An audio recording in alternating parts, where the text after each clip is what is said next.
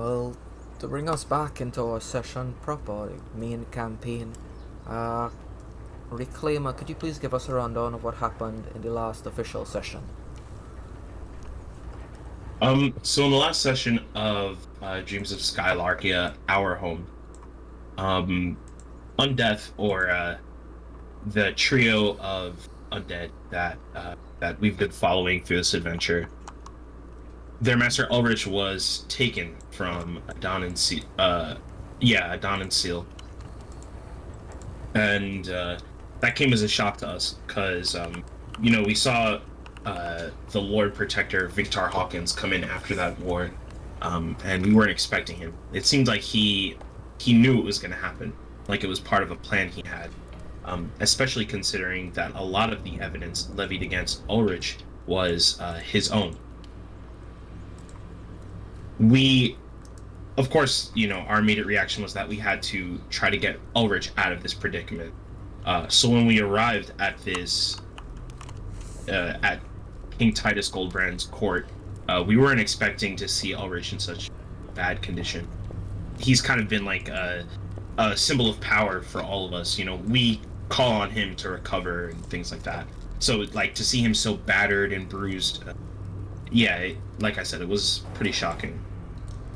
Oni kind of stepped in and, much to all of our surprise, was super proficient in his defense of Ulrich.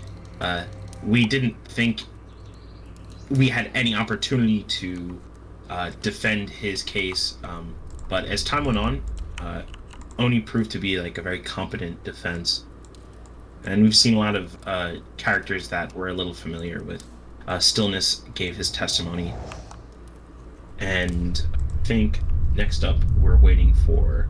Oh, we saw Sail Gijil give his testimony. The trio of frogs, Cherubrook, Bluegill, and I forget the third one.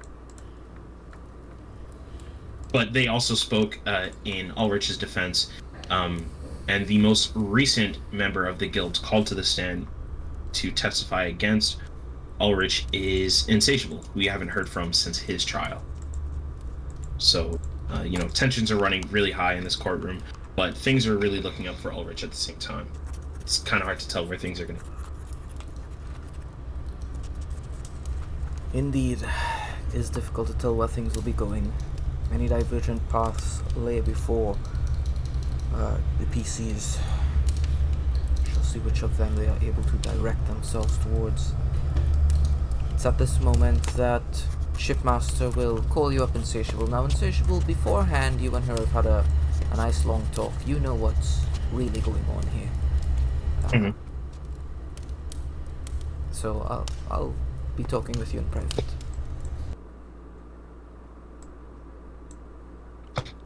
Alright, so you know that this is just a big charade.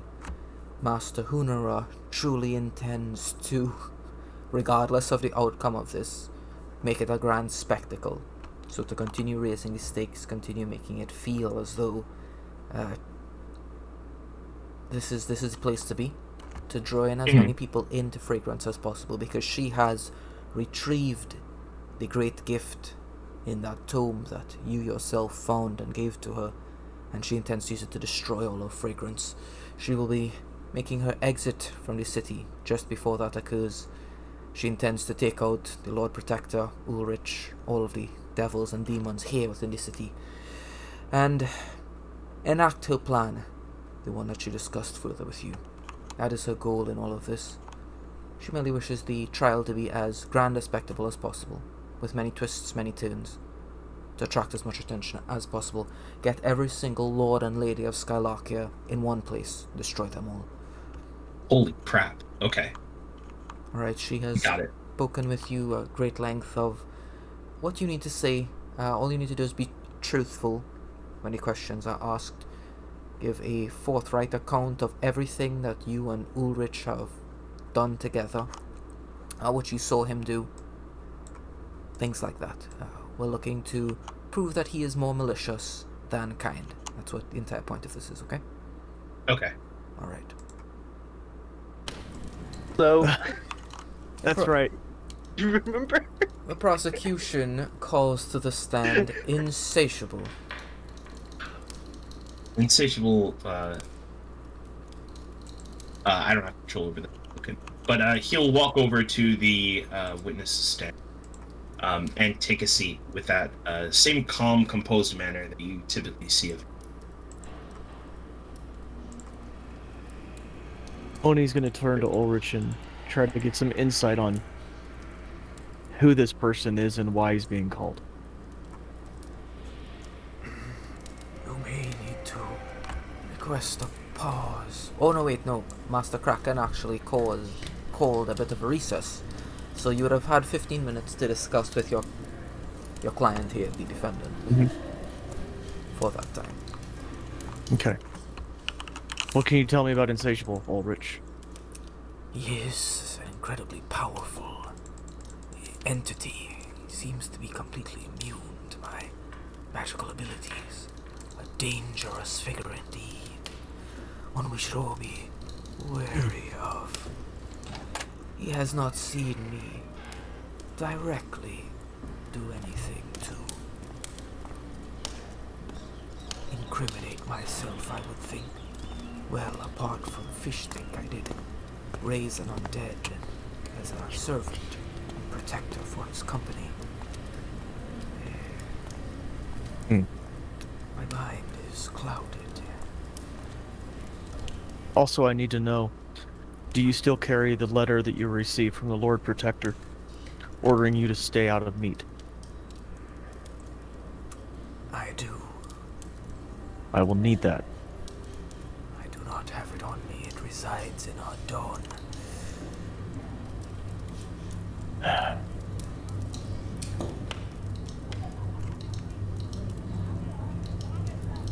What time of day is it? It's about 11 in the morning.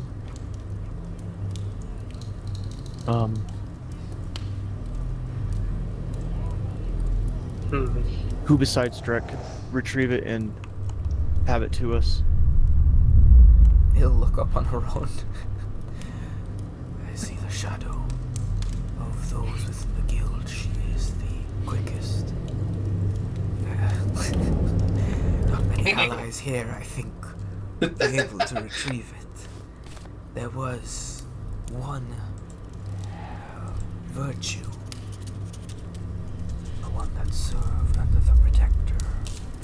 You recognize the one that had the spear wound in his chest? Yes. That was a very quick one.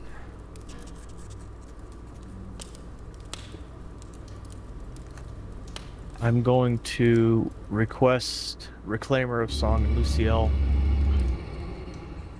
to our side while we're on this break. I mean, you could go to speak with them. It's a break. Yeah. Yeah, no, I'm still hiding. Yeah, okay. Then Oni comes up to you. Hey, sit up. Seriously. What? Don't get too much attention. Oni, I'm so confused. What was that? What did you? There are two things that I don't have time to explain. But the scribe's knowledges are vastly superior in law and legal justifications related to all manner of, well, everything. The guy wrote down everything and read everything. It's amazing. I need one of you to either locate... Just listen. We're going to get Ulrich out of this. I need two things. One of you needs to talk to the Shadow, or the... West, what did you... What was the angel guy that came? What was he? He wasn't a protector. He was a virtue. A virtue. There's a virtue that bears the scar of a spear wound, who traveled into Adon and Seal. Either one of those needs to retrieve the letter that the Lord Protector sent Ulrich, ordering him to stay out of meat. We need that. Why would he just leave it there? Okay. One of you might need to go. Ulrich said it's in Adon and Seal. There's only one person in Adon Seal that would be able to get it for you. You have to get there and back, like, super fast. The second thing I need is from the Arcanum. I need the law books that wrote and outlawed their basis for outlawing necromancy. West, just as a point, the scribe was alive before they outlawed necromancy, correct? Yeah, he witnessed that portion of history. He did witness it. Okay. So then if he witnessed it, he's going to have this knowledge pretty much verbatim. What was the exact justification of the Empire outlawing necromancy? Well, there were two reasons. First being, in order to sustain necromancy, it required taking a soul back from the afterlife, which would, weaken the forces of Islam. And the second being that every single person who progressed in the art of necromancy, they would inevitably find a luster for lichdom. For it is the final stage of the necromancer to transcend life, to deny it, not only be a master, a puppeteer of it, but to become one with it. In lichdom, it does require the consumption of souls to survive. Those innocent souls that would go on to become standards and virtues for the Skylarkian Empire in the afterlife. Okay. Sorry, I'm thinking just...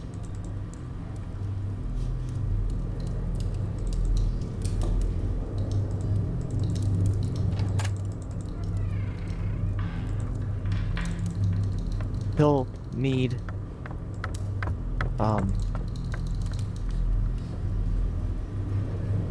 He'll need something from the Arcanum that shows, like, case studies or studies of their justification for citing this as a law, because I think what Oni would probably try to prove is that they only did this so that there was no other choice. The souls had to pass on to Vizsla. It was basically they eliminated a hole in the funnel, and focused so that all souls would focus into Vizsla instead of possibly being siphoned off, things like that. So there's got to be something in the Arcanum that might prove that. Which of you two would like to try to find that?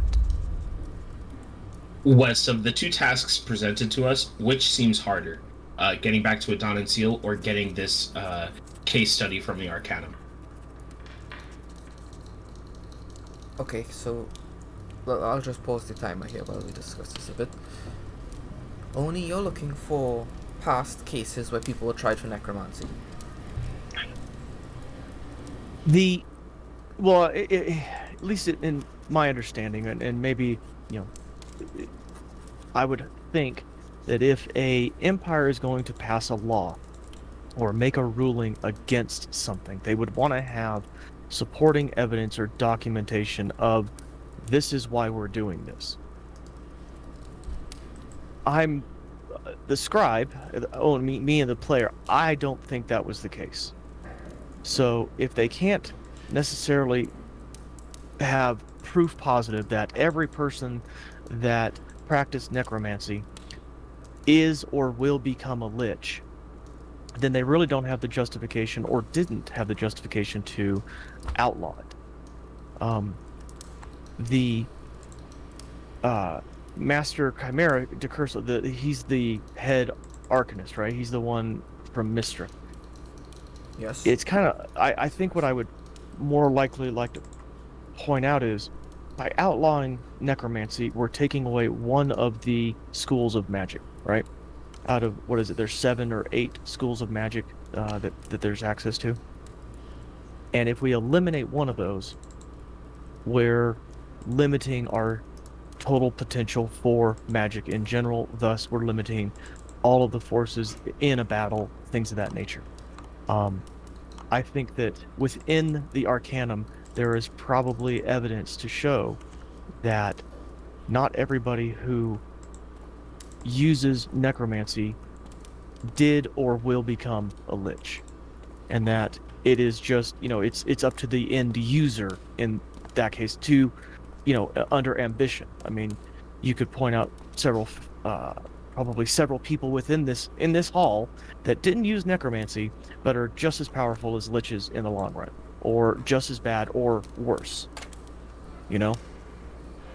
So something, I would need something in their own words, in their own laws, to basically prove that whole point right there. Alright, so you're sending him to find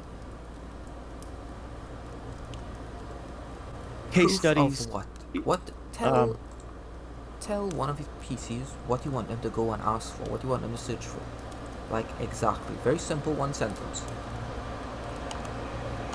Proof that necromancers don't all become liches. Okay. Or those that practice necromancy as a school of magic don't all become liches. Okay, sure. Of those two, you think that one is more difficult, Reclaimer?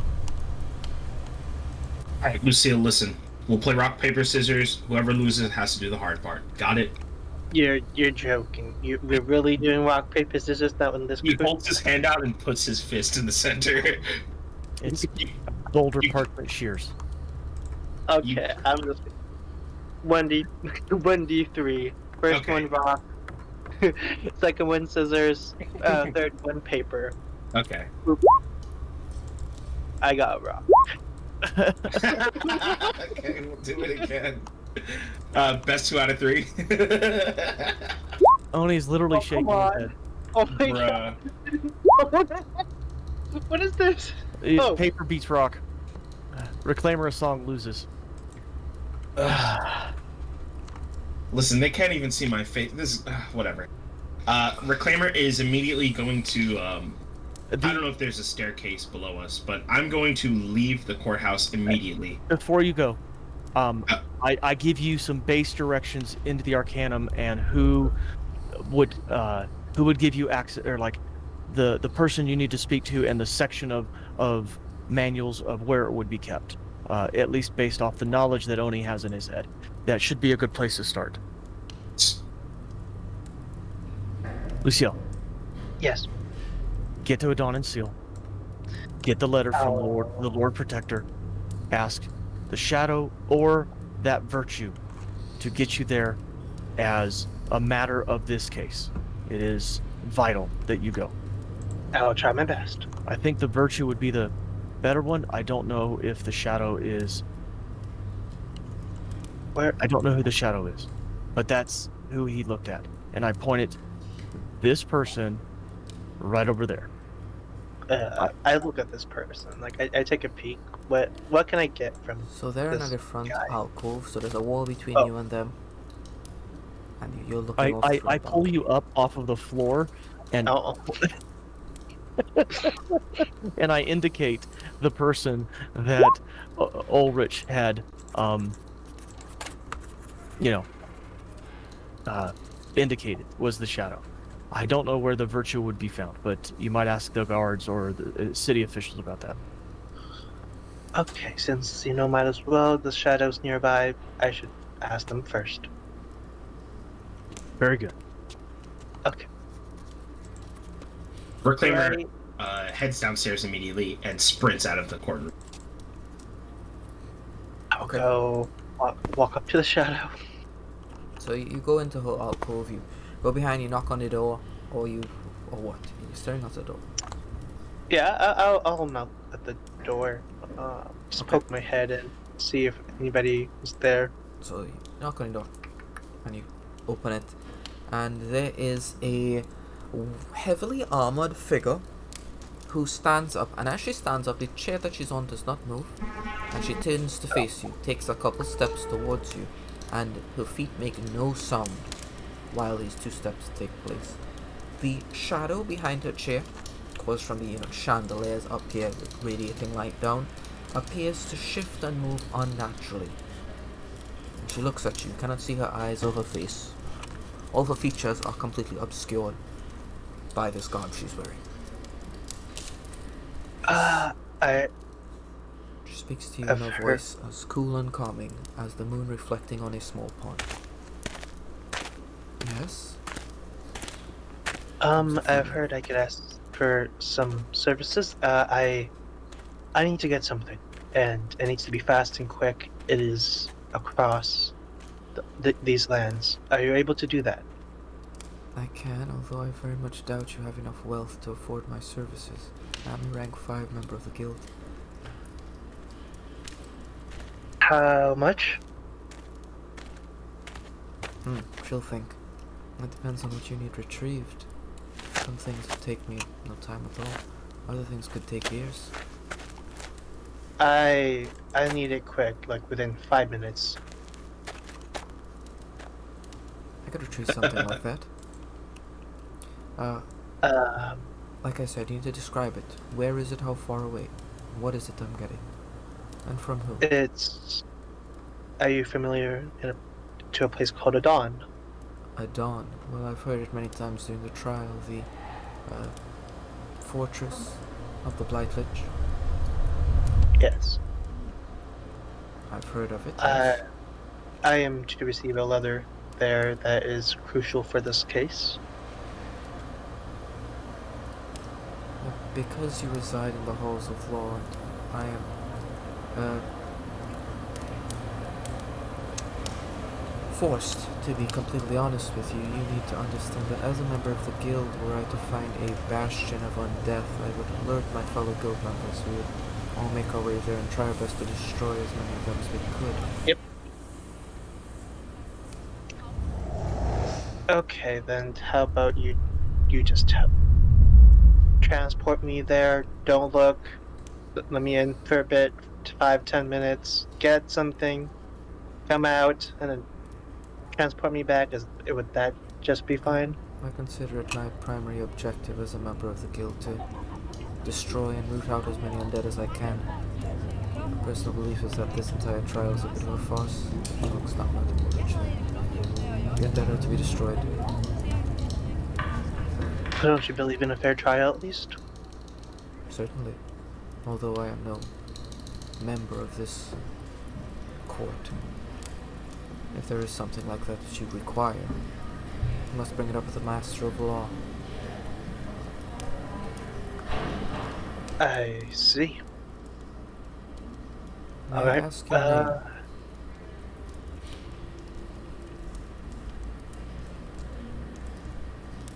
name?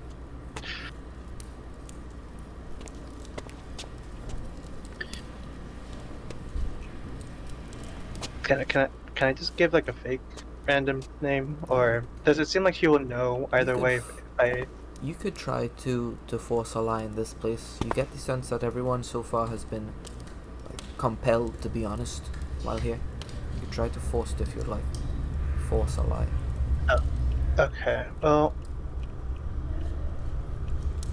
it's Lucille. Okay. Alright. Well, I'll be checking in if I do need something else. Thank you for your time and help. Give her a nod. Then just walk off. And then I will walk back to, just scurry myself back to Oni. Like, where's that? Where is he at right now? Okay. Hi.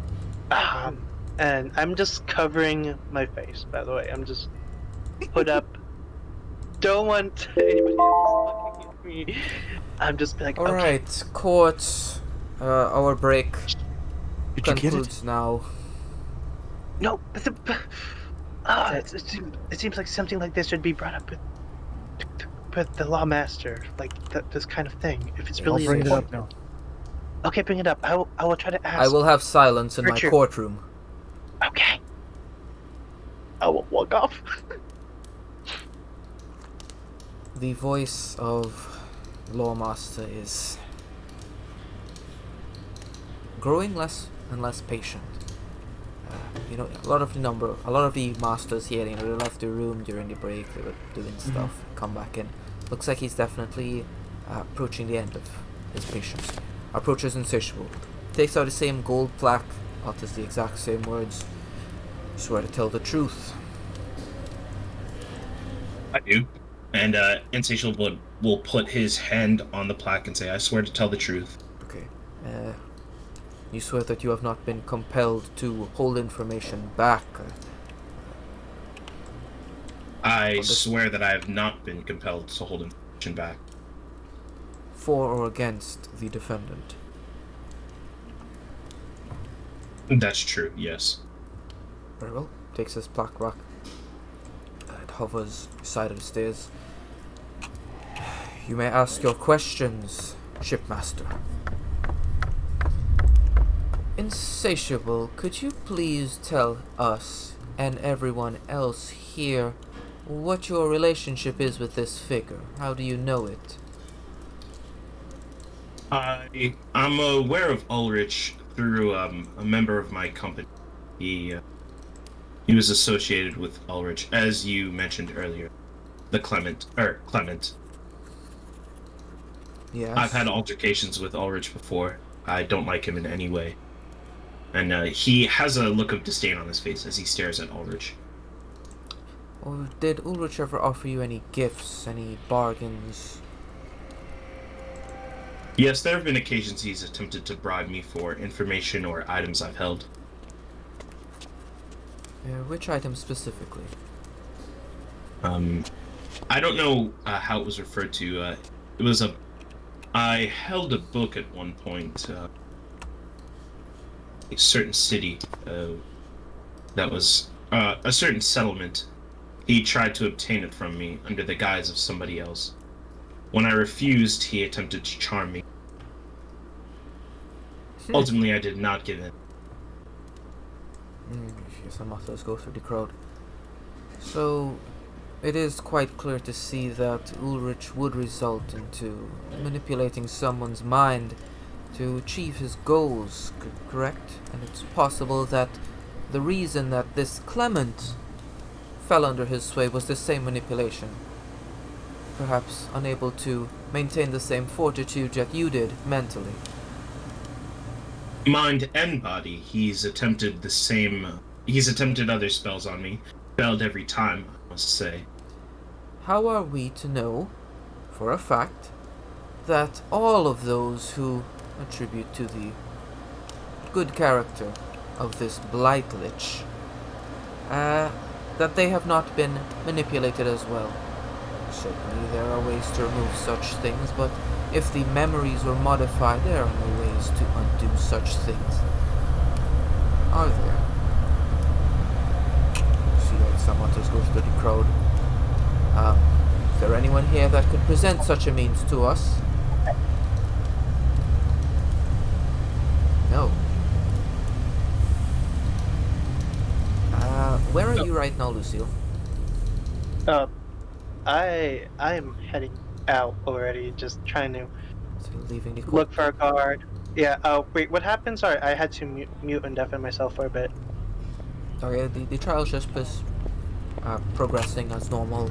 Insatiable is giving some testimony as to his interaction with Ulrich, and conclusions are being suggested based on that information. You know, he was heading out as soon as that the recess was about to be over. Yeah. Alright, so you wouldn't be here then. Alright. Master Hunora will say, please continue, Insatiable. Go into a bit more detail as to the interactions that this figure had with your company. Once my company discovered a marker in a town that was offshore, somewhere in the sea, Ulrich was there. He seemed to be following our company for quite some time. I forget the word for it. He sunk our ship while it was in a storm. And while we were at the marker, he did nothing to help us.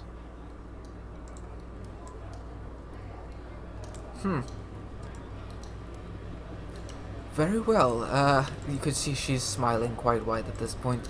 And the final bit of information, Insatiable, there was a figure. Who would you say the most notorious person to interact or deal with this Ulrizch would be? Have you ever encountered people that also had a disdain for him or an allegiance for him? To him.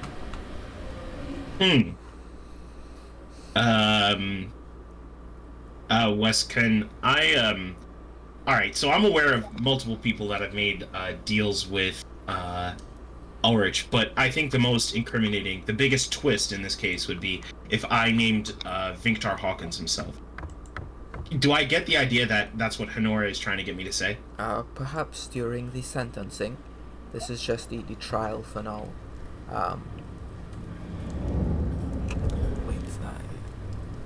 Right, yeah. So she's let you know that right now you don't really need to give like they were doing stuff. As long as you could pin people together, because your word is the absolute truth right now, as we've discussed, you'd be able to just create ideas in people's head.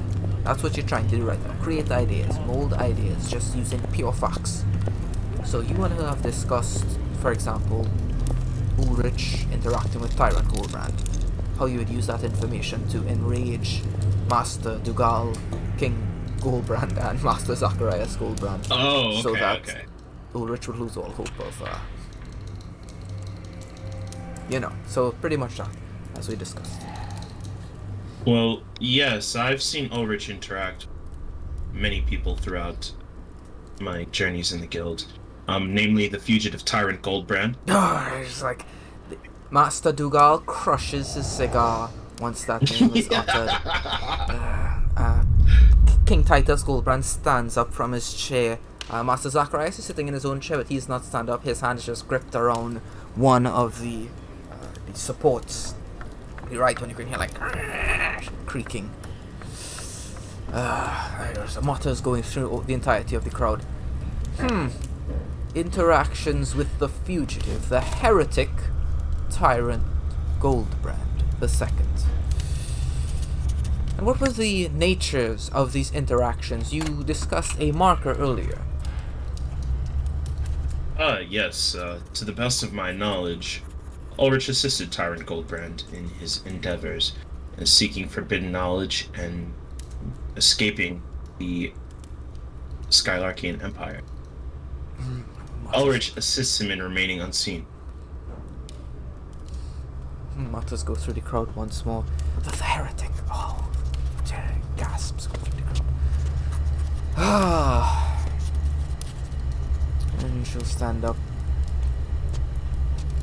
And finally, the interaction, and her eyes are focused, closed down a bit, that you yourself have witnessed while entrapped in a dawn.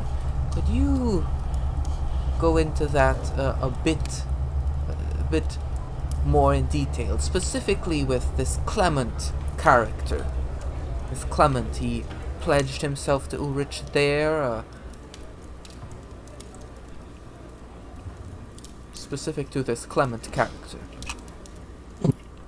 Insatiable takes a deep breath as he recants a memory that he wishes he didn't.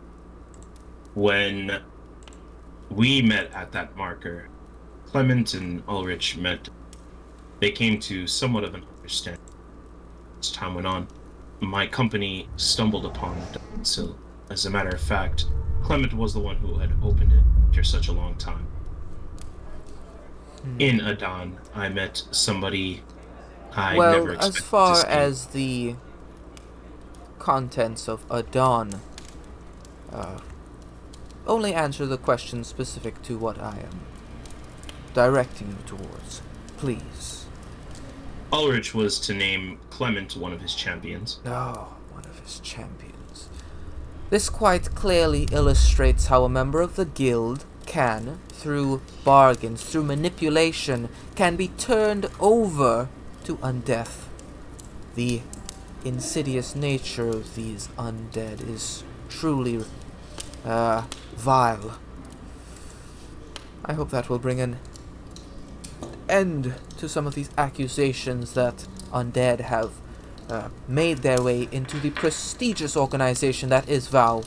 The Guild of Vow keeps us all safe. We respect them a great deal. Let us not have these heinous accusations sully the air around there. Okay, so it's at this point that you would recall a conversation you had with her. Were there any things that you wanted to bring up that you think would aid in Venera's cause?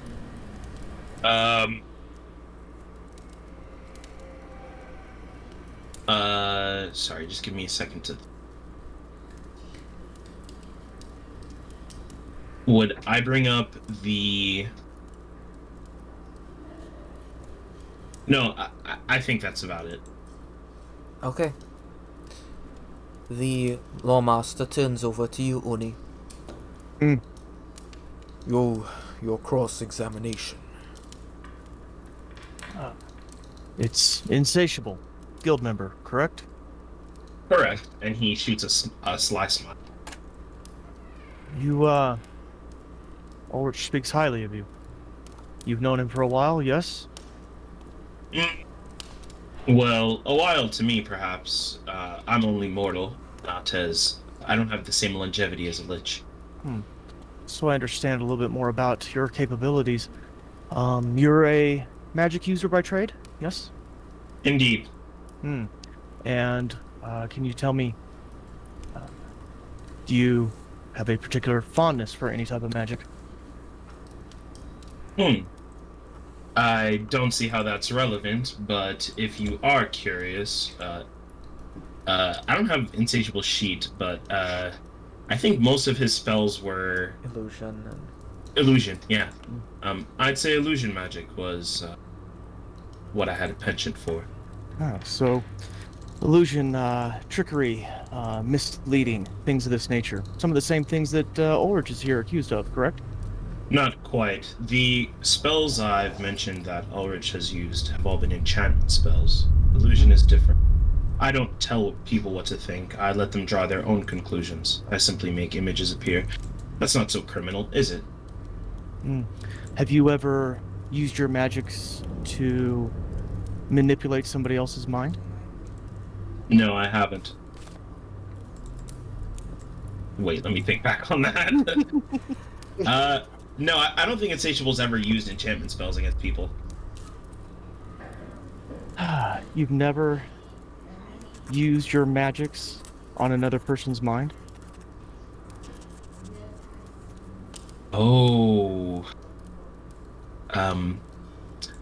Admittedly, I'm very fond of the Detect Thoughts spell, although the dangers of that spell are apparent.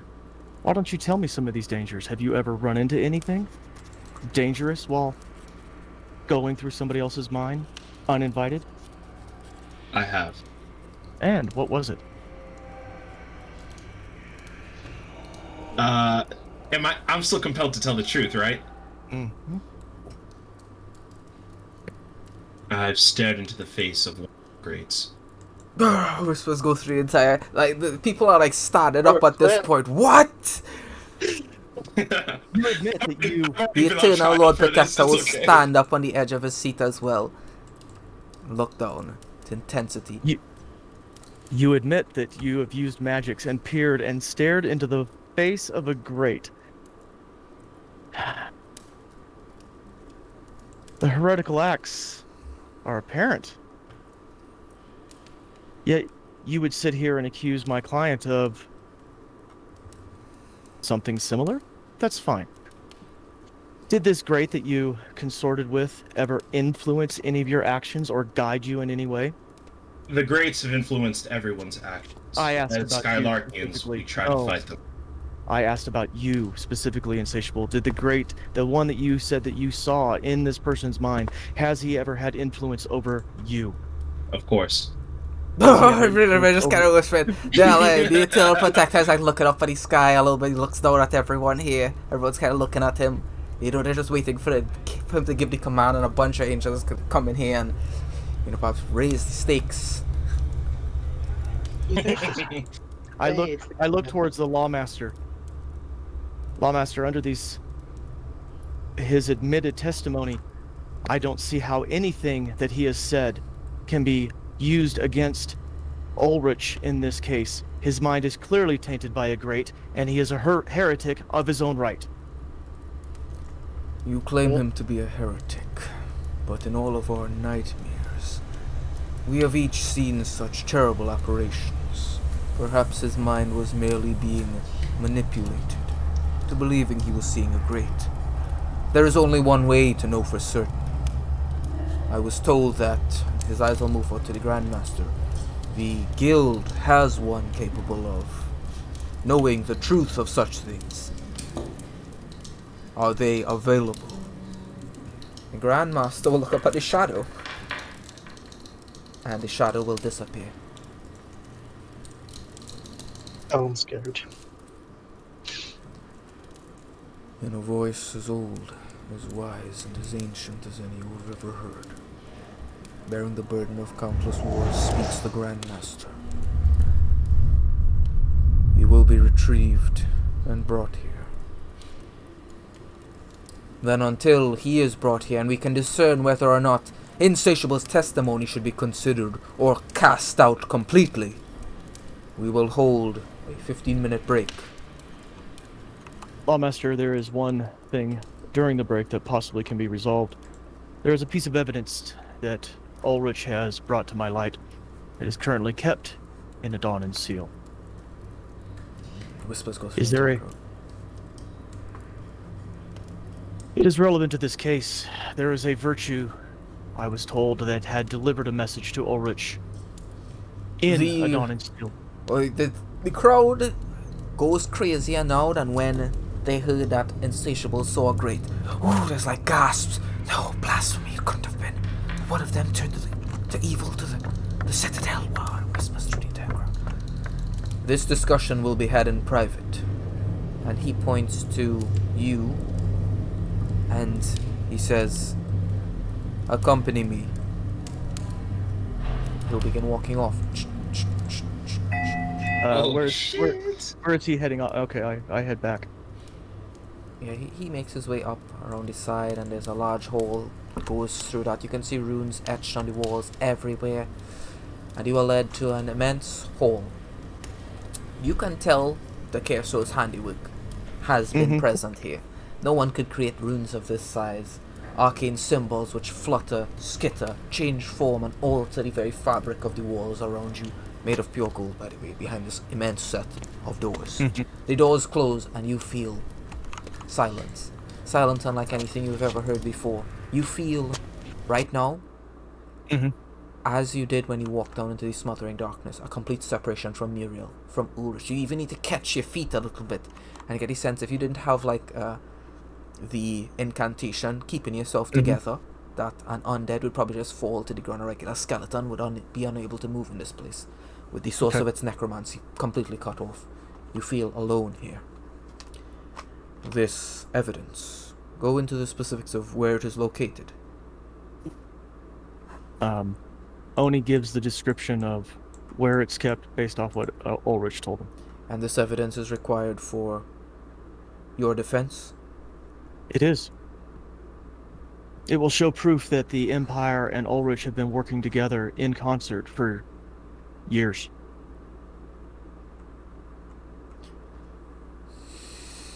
He places his hand on his chin.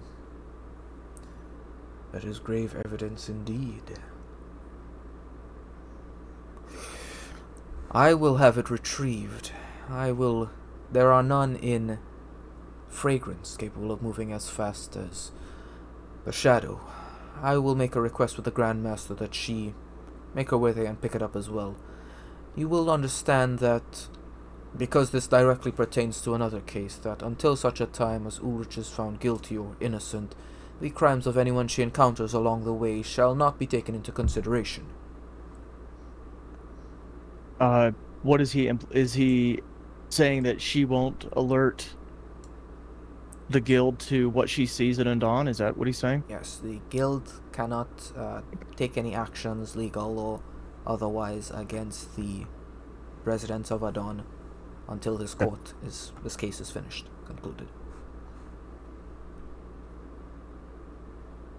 If the shadow is the fastest,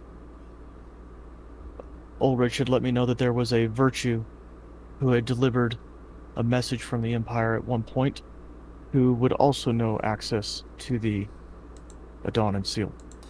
A member of the Angels, capable of moving as fast as a shadow? And he will actually... I believe he said he bore a scar on his chest as if stabbed from a spear?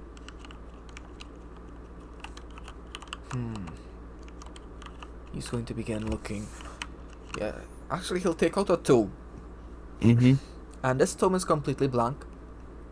He's turning page after page of it, and you don't really understand what he's looking for. He's just turning page after page of it. He grabs a particular section of one of the pages. Let's move down it. I know this angel you speak of, Arcasant, a member of the angels, the company of those most holy warriors that act directly under the Eternal. He is said to be the quickest among them.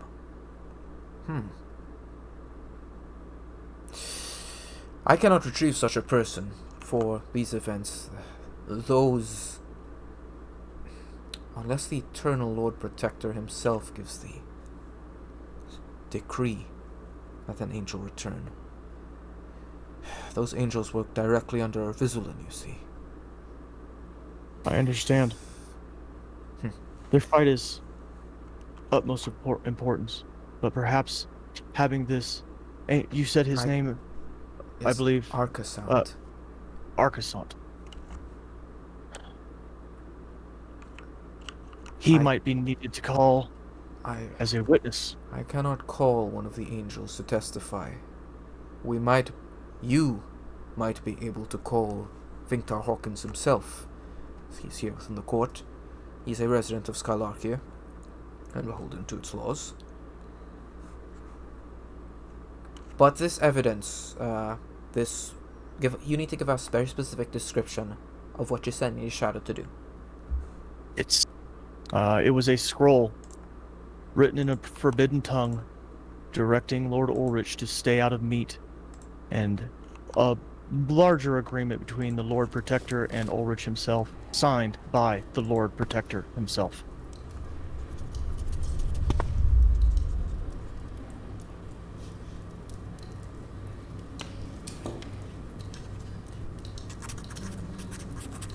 I'll be extending the break. I need to have a discussion before I allow something like this to continue. Let us leave.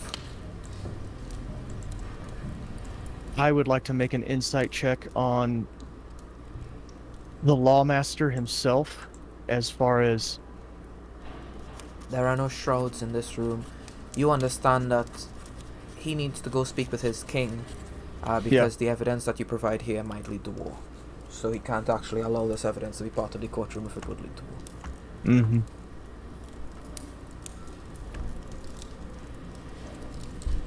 Okay, so he makes his way up to the king. None of them, they don't speak, just kneels before him, stands up. And he says, the break will be extended an extra 45 minutes.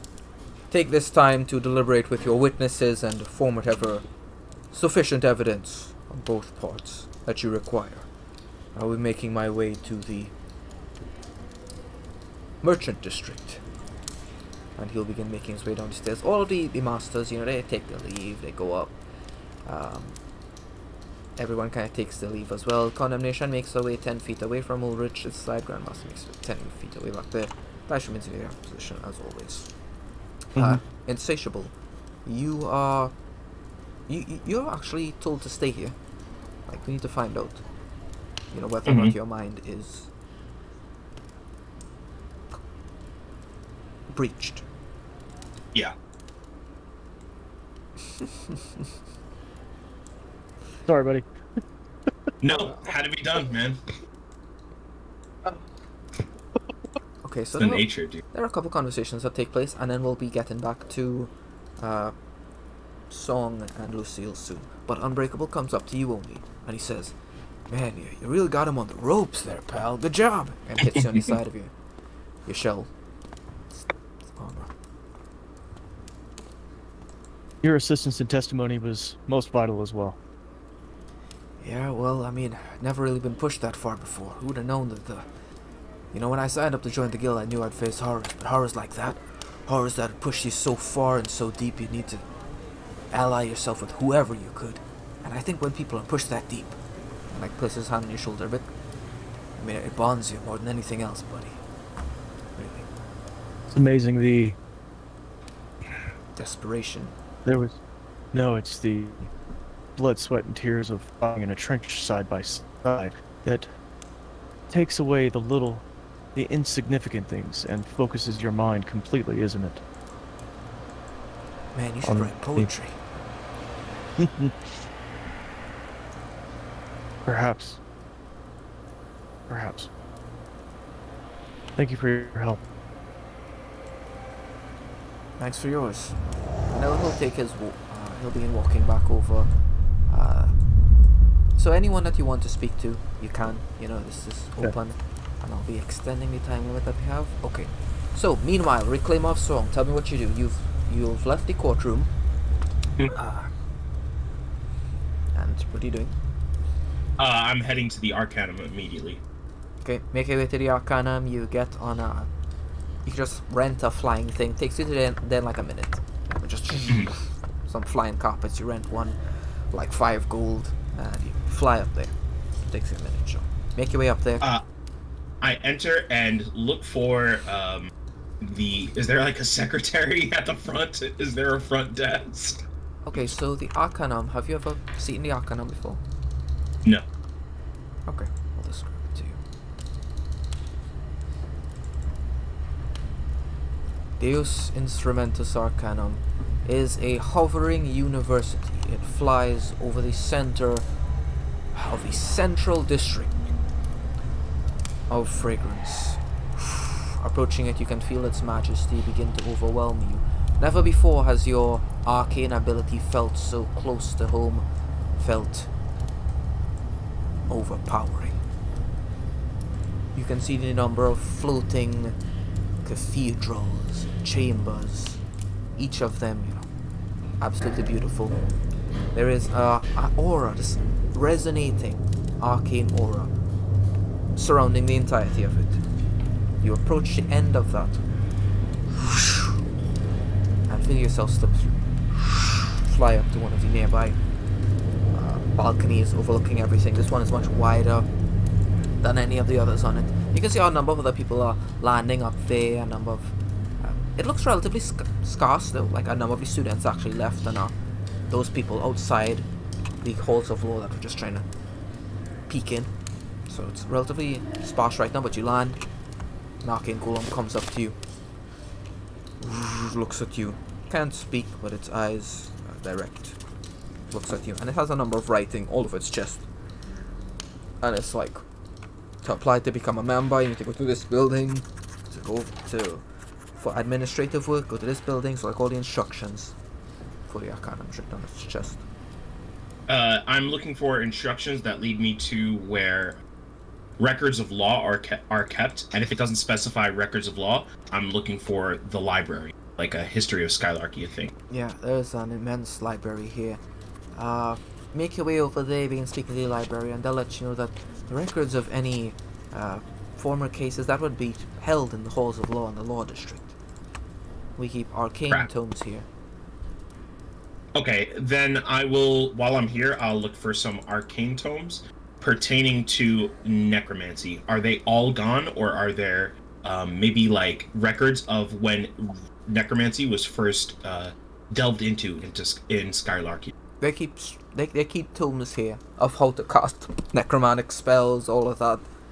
It's here. It's illegal to actually study them, but yeah, they're on the shelves still. I mean, they keep them here. Okay, that's all I need to know that they are on the shelves. I think that'll be proof enough. Yeah. And then I'll head to the law district after. So when I say study, I mean like practice it. For educational purposes, they keep them there. You could look at it, come to understand it a bit. Well, the Empire itself, they don't really look too positively on people aspiring to use this. Master Dekirsu is the master of magic. Mm-hmm. We would have records of everything here. Every spell that exists, it was perfected here by someone at some point. Perfected in quotation marks. Yeah, well, I mean, obviously, Reclaimer knows that's not true, but because now he knows the song, but he's going to, he's just gonna head to the Law District.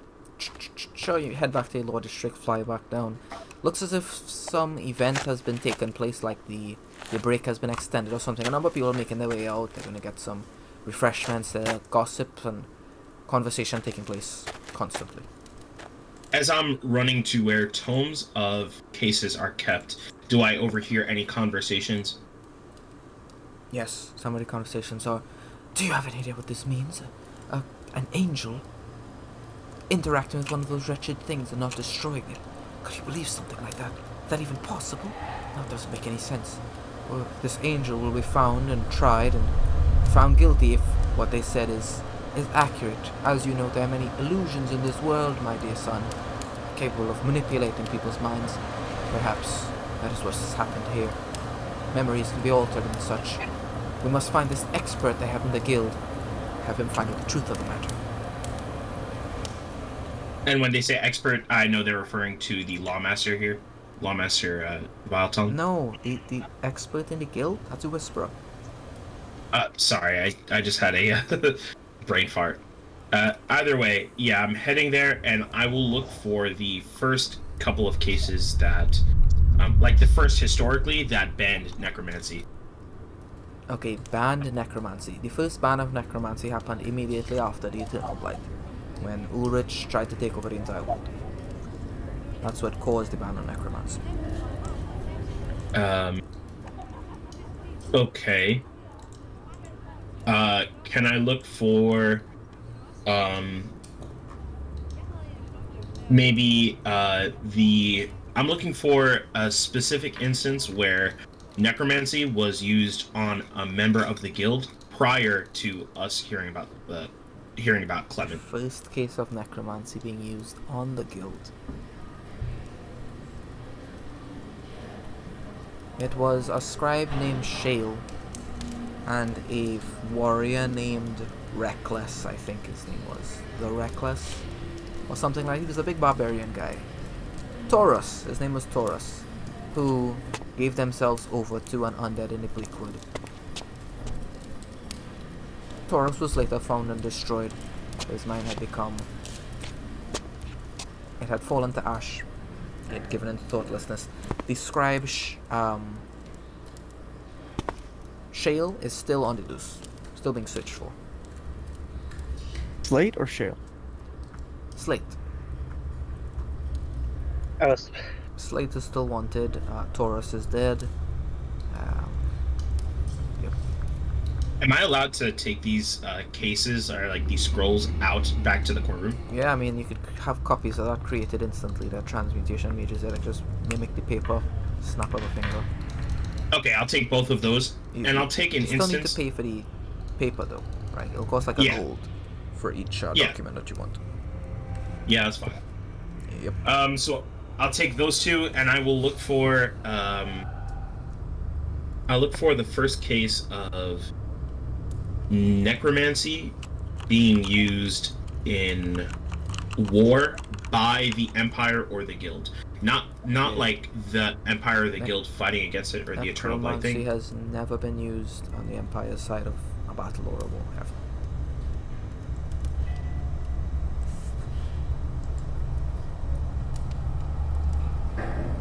I think that's their claim.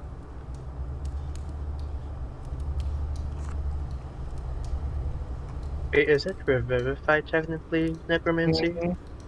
It's considered a necromancy spell, yes.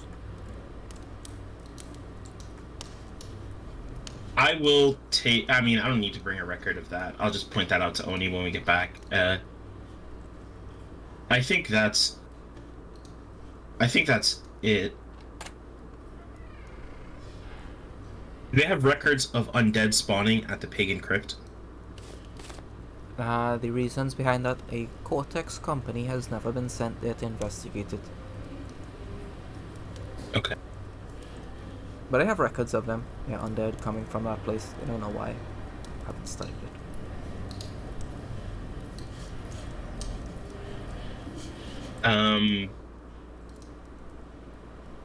Do they have records of... Actually, that's all I'll take. I'll take the two that I've specified earlier. And I'll go to the counter, or I'll go to a nearby librarian. I'll hand them 2 gold to make a copy of these 2 court cases. They're like the transcripts. Okay. So you just make a little record in chat of the court cases that you have. There are a number of scrolls you would have happened upon. There are a few scrolls there that tell of all of these mages who they have found practicing necromancy. I mean, all of them had the goal to eventually become Ulrizch, certainly. And all of them had a disregard for life. Okay. There have been a number of them. Many of them. Hundreds. Following the wake of the Liches of Istadal. I will take these 2 scrolls back to Oni immediately. I'll hop back on my carpet and I'll head back to the courtroom. Alright, Lucille. Yes. What's the plan? What are you doing? You see, I was going to try to find Virtue. Just ask any guards and stuff, but it seems like that's already been taken care of. Okay. So you make your way back? Yeah. If there was a break, can I just listen in to... I just want to see if I can listen into other people's conversations. Sure, make me a perception check, and then make me a performance check.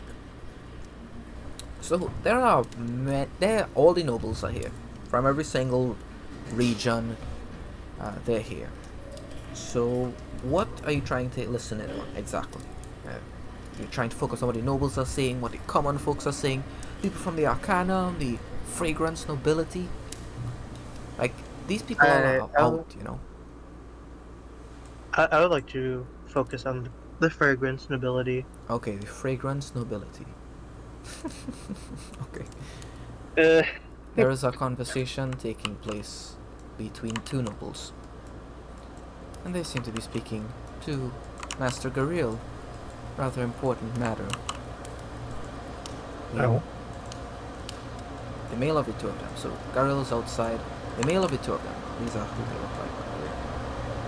It's Amelia Vilton and Corinne Hotskill. They keep talking about, could you actually believe that's the truth? That that's actually what happened? That an angel could do something like that? And Master Garil will say, well, I don't know about that for sure, but I am quite certain that regardless of what happens, this has been the greatest trial in all of Fragrance's history since the Tabaxi were driven out all those years ago. Yes, I very much think it will be quite extraordinary. For a brief moment there, I thought Ulrizch would walk free. Oh, don't worry of such things, my dear. I'm certain that the court will see reason. I mean, certainly with his link between himself and Tyrant, I very much doubt Dougal, King Titus, or Master Zacharias will have any interest in acquitting him of any of those charges. Which means his only chances are of getting Master Xerxes' vote, Master Sterling's vote, your vote, Master Garil, and Shipmaster Hunera's vote.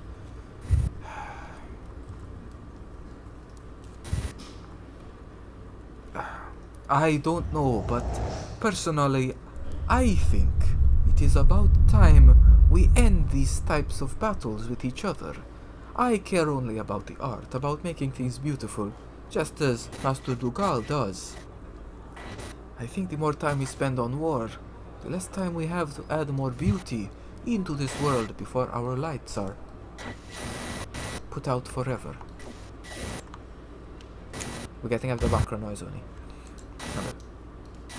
Sorry about that. Okay, so that's the results of the conversation that you hear, Lucille.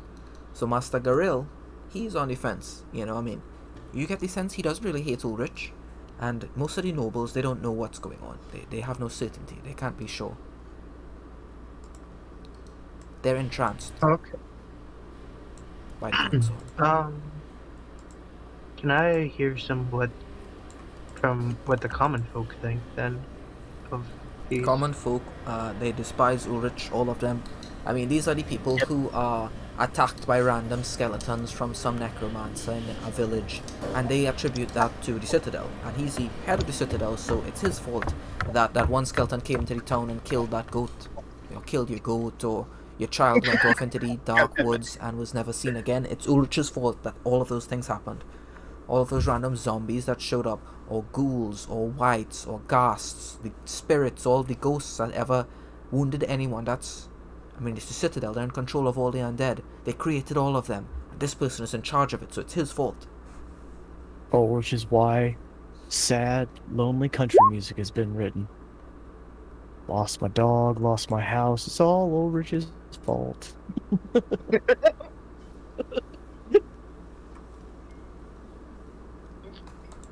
Okay, so that's that done. So we are at the half point in the break. Yeah, so you get the general sense that the common folk, they really don't like Ulrich. They hate Ulrich. No, really don't like is not. They despise Ulrich. Okay, I'll go to Oni and give him the gist of what I've heard so far then, and tell him the specific people he needs to basically just satisfy in order to win this court. Okay. It was Zacharias, Corin, and then Hinora and two other people. No, they aren't masters. You just need to look at the masters to see who have a vote in this trial. Oh, the masters. Okay, so that's 1, 2, 3, 4, 5. We need 3. So King Titus and Fortune. Oh, it's 7 of them, but the law master must remain impartial, so he does not vote. However, he can. So we need at least 3. He's the one that directs all of the evidence and everything. The king also gets a vote, so it's 7 votes total. Oh, 7? Okay. Yep, all of the masters. So we need at least 4. So 4 people. Convince those 4 people. And by make me a history check, please. Okay. Oh right, the very important part of all the scrolls that you find, Reclaimer. The way that you appeal, well, while you're studying here, law and stuff, the way that you appeal to a court like this is understanding what the jury, which are these 7 people, value, and understanding what contributions your defendant has done to uphold the things that they value, and that's how you gain their votes. Most of the time, these trials have nothing to do with the actual trial. They're like latching things of, yes, my client couldn't have been the one that started that bar fight. I mean, Master Garil, you know him to be an honorable man. He contributed so much money to your gallery last year. How many pieces of art were brought into this world because of him? Surely a man like that is unworthy of being persecuted in such a manner. So those are the types of things that you actually appeal to get through in a fragrance courtroom. Yeah. I see. Mm-hmm. Okay, so yeah, one of the people that you should try to appeal to is Garil. Definitely Garil. Okay. Would I know anything like how to appeal, and possibly Cersei's? Would I know how to appeal with Sterling? Sterling? What? Who's Sterling? Yeah. Oh, you mean Raven? Raven. Oh, okay, Master Raven. Your ex-girlfriend might know. LOL. What's up, appeal to him? Do I have a sense that she already knows I'm here? No. Okay. You probably shouldn't tell her. I look at Sterling for a sec, and then look away, and then look back at her. Like, yeah, okay, yeah, no, these people definitely. No one else. Okay, actually, just give me a general history check, please. Let's see if you've read some history books, you know about the noble houses and how things operate. So the group reunites, and okay, yes, you do know what he enjoys, what he values. He values healthy relationships between people, that the trade routes may remain secured so that people get what they want. The spice needs to keep flowing, as they say. So everything that brings the greatest joy to the most nobles needs to keep being. It needs to keep moving. You can't have it stop. You can't have the sweets that were coming out of meat stop. You get the sense that he's actually quite glad that Ulrizch finally ended that frickin' war, because every single second that war was going on was less profits for him. Who is this? Sterling. So that's. I would So think you would at least have Lucille Do you knows spot this. hotspot over Sterling? I'm sorry. Lucille, I'm telling you, Lucille, what Lucille knows, because Okay. he's studied a few of the history books. I mean, he spent a lot of time here in Fragrance, so he understands how the noble houses work. So, Trademaster Sterling, you get the sense because he's so interested in profits that he's actually quite glad that that war is finally over. It means more profits, he's going to get more sweets out of it, he could begin rebuilding. He doesn't even care that their leader, like, tried to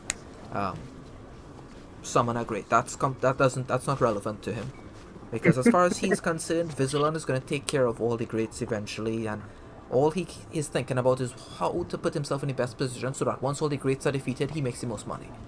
So that's his frame of mind at any given time. Absolute confidence in royalty. Absolute. Okay, that's two people. Okay. Now, Xerxes Goldbrand.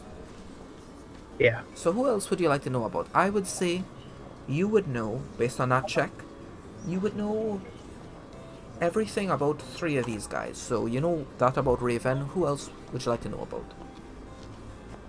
about? Let's see, Zacharias, maybe? Zacharias. Master Zacharias is he's a difficult person to come to terms with, to understand. He's the master of the slave trade within Fragrance. He seems to have an incredible proponent for it. I mean, it's a difficult thing. He is a powerful person, a hateful person, a spiteful person. But man, does he... Roll me a d20, please.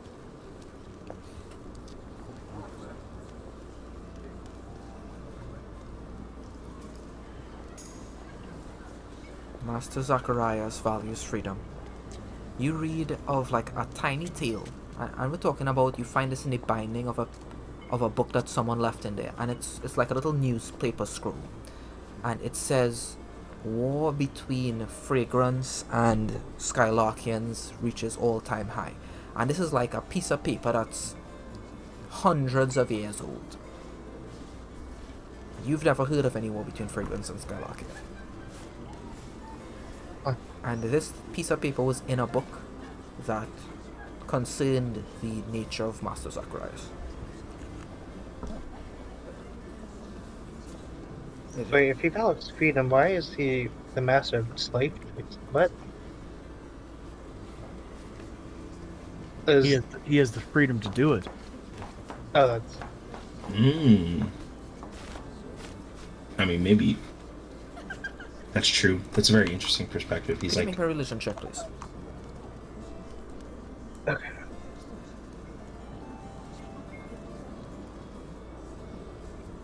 Abstract philosophy. You begin to put these things together, and there's a simple question you ask yourself in your mind.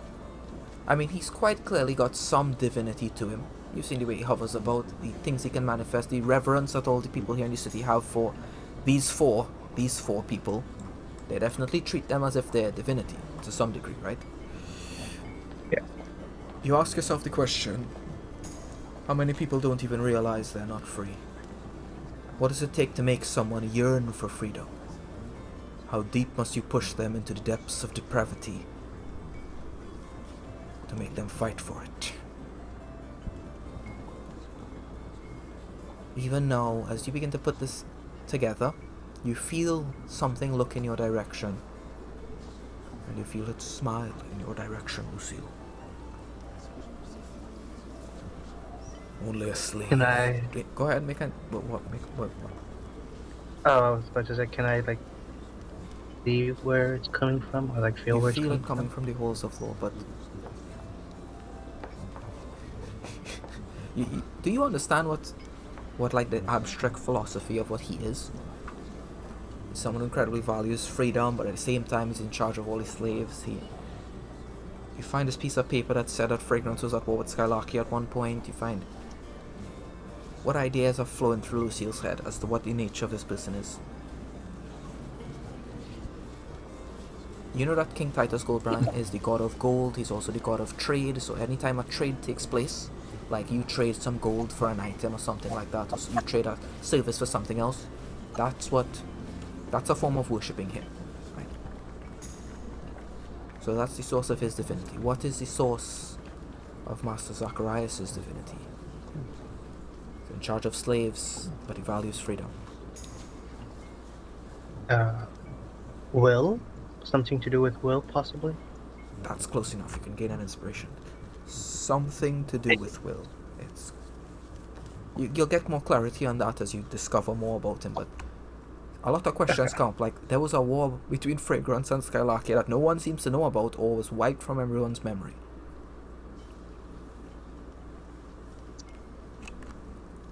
Okay, so you come back. That's the second of the two. So definitely freedom, definitely pushing someone to the absolute limits to bring something out of them would be the nature of Master Zacharias. Who's your third pick, Lucille?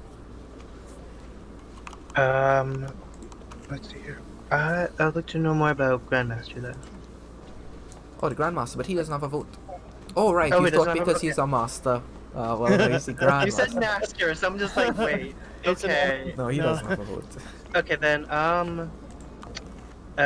Cimerus. Oh, Master Chimeris. Oh, actually, Chimeris. yeah, it's 8. Now that I look at it. Yeah, it's... Is the Lawmaster the tiebreaker? Oh, well, the Lawmaster doesn't get a vote. He directs the entirety of it, so he needs to remain impartial. He Wait, can't pick okay, a wait. side. 1, 2, 3, 4, 5, 6. Yeah, it's 1, 2, 7, 8, 3, okay. 4, 5, 6, 7, and the king gets a vote. Where's Chimeris? I'm sorry. Chimeris at the center. Oh, of course. Yeah. Alright, let me get this here. So you want to know Chimeris. Chimeris the Yeah. Kerso. All of the books speak about him as someone who ascended. So he was a mortal before.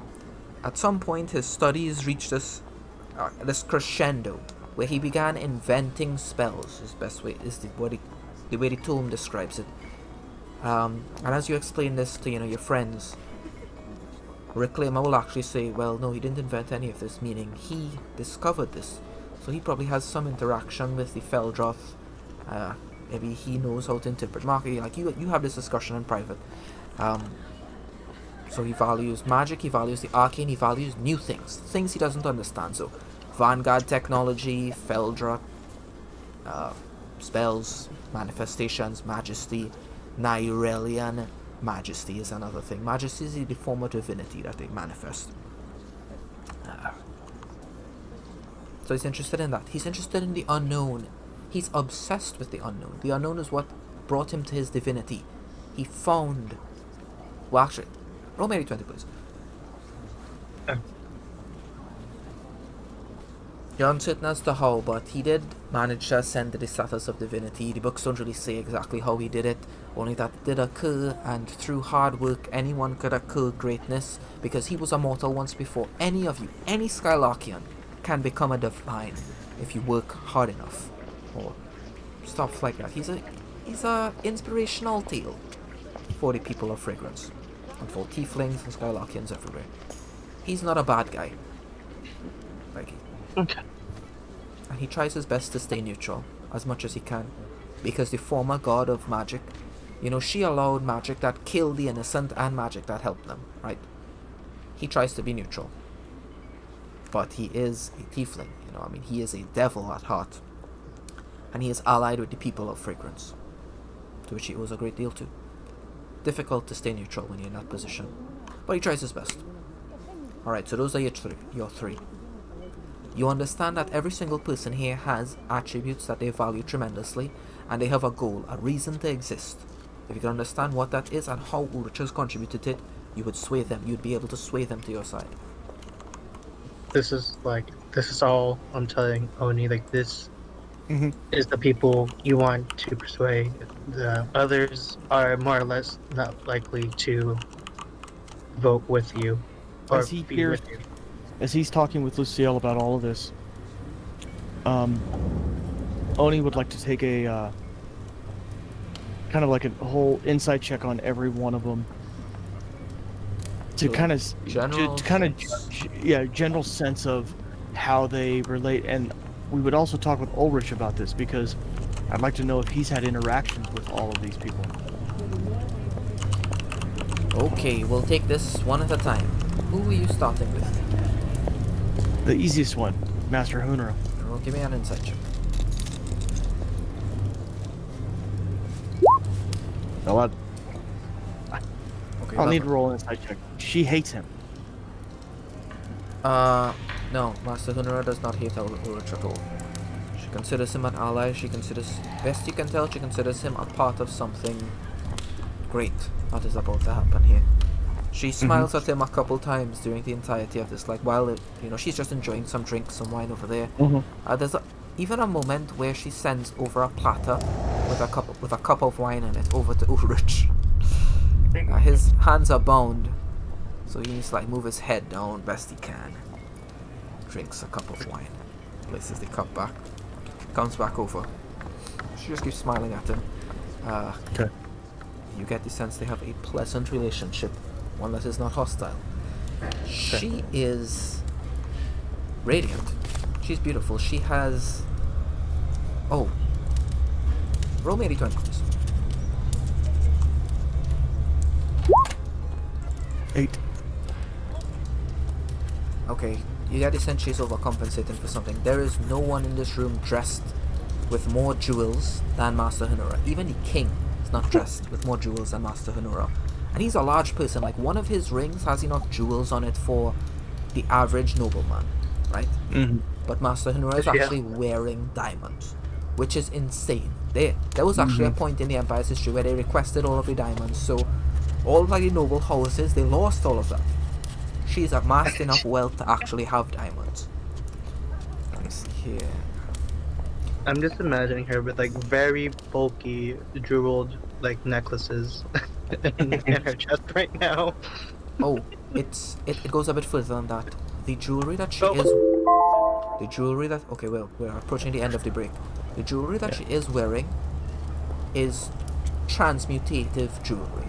So it looks like it's turning into different sets of jewelry constantly. So friggin' cool. Holy shit. Okay. So, elegance and refinement exudes Master Hunera. Wearing only the finest of diamonds on her regalia, she is both a woman of high quality and even higher taste. Her gaze shifts over to each of you with a whimsical expression of amusement, as you each get a sense she's always on the verge of bursting out into laughter, as the smirk on her face alludes to. Although, yes. Okay. She wants quality. All right. Maybe her as well. Yeah, maybe. War Master Xerxes. War Master Xerxes is looking straight at you. He got the message from Ambrosia. Okay. And... Wait, make another insight check, so you'll be making one for each of them. Oh my god, Yeah, it's the same roll! That's crazy. This guy, he seems... Man, he's difficult to read. Again, big old smile. Whereas Master Hunera has that smirk, he's just big old smiley, sharp black teeth you can see in his mouth. He's always looking back at his dad and just like snickering to himself like, when he figures it out, oh man. Just so I'm clear, this is the guy that Tyrant said he just loves to play games against his father, right? Yes, he loves to play games. I mean, he's the War Master, but he's also the Master of Games. The War Quarter isn't... They're not at war. Fragrance is not at war with anything, so all they do is fight in the war pits. That's all he does. He hosts games, tournaments. Think of it, the Olympics like twice a day. You know, people go there and bet and lose their house, their family gets enslaved, crazy shit. And peasants go there and come out kings. Right? So the gambling, the betting, the The random person, the random person who just stacks hay. He goes there, picks up a sword, and becomes a champion of the arena. He gets his sword added to the walls there to live on in fragrance forever. Okay, that's 7. The only one we haven't done is Dougal. Okay, you can make me an insight check. All right. 14. You don't understand anything, but he's looking at Reclaimer for some reason. Oh no, he saw me. West, Never cast a spell. Just never cast a spell right now. West, could I perhaps gain some insight as to what Forge Master Donovan Dougal is thinking? No, there is no insight you could gain from that. You could get into the song, but you would breach yourself immediately, and he would. No, I just want to see the look on his face. Like, he's staring at me pretty intently. I want to just, I just want to gauge what he's thinking. Make me an insight check.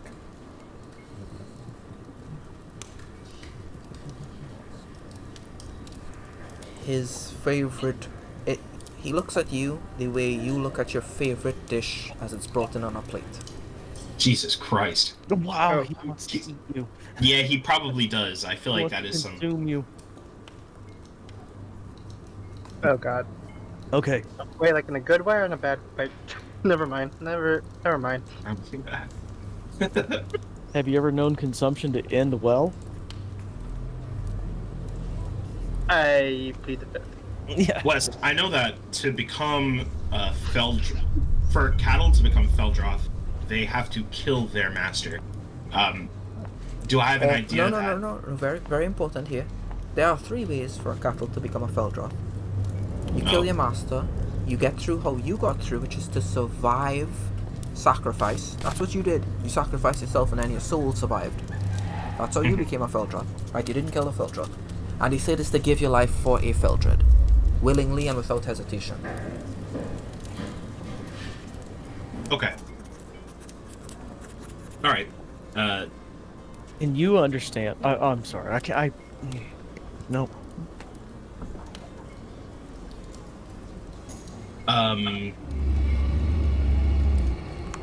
Oni, Reclaimer will walk up to Oni. I don't like his look. Then I don't don't look. like the look either. Why is he looking at you like that? Just don't look. Maybe he likes the mask. And I look away like, clearly I intended more by that statement. Listen, Hughes, Reclaimer. Yeah. I'm just gonna call you. We Saul. haven't had a chance to digest the ramifications of what transpired on the ship ride over here.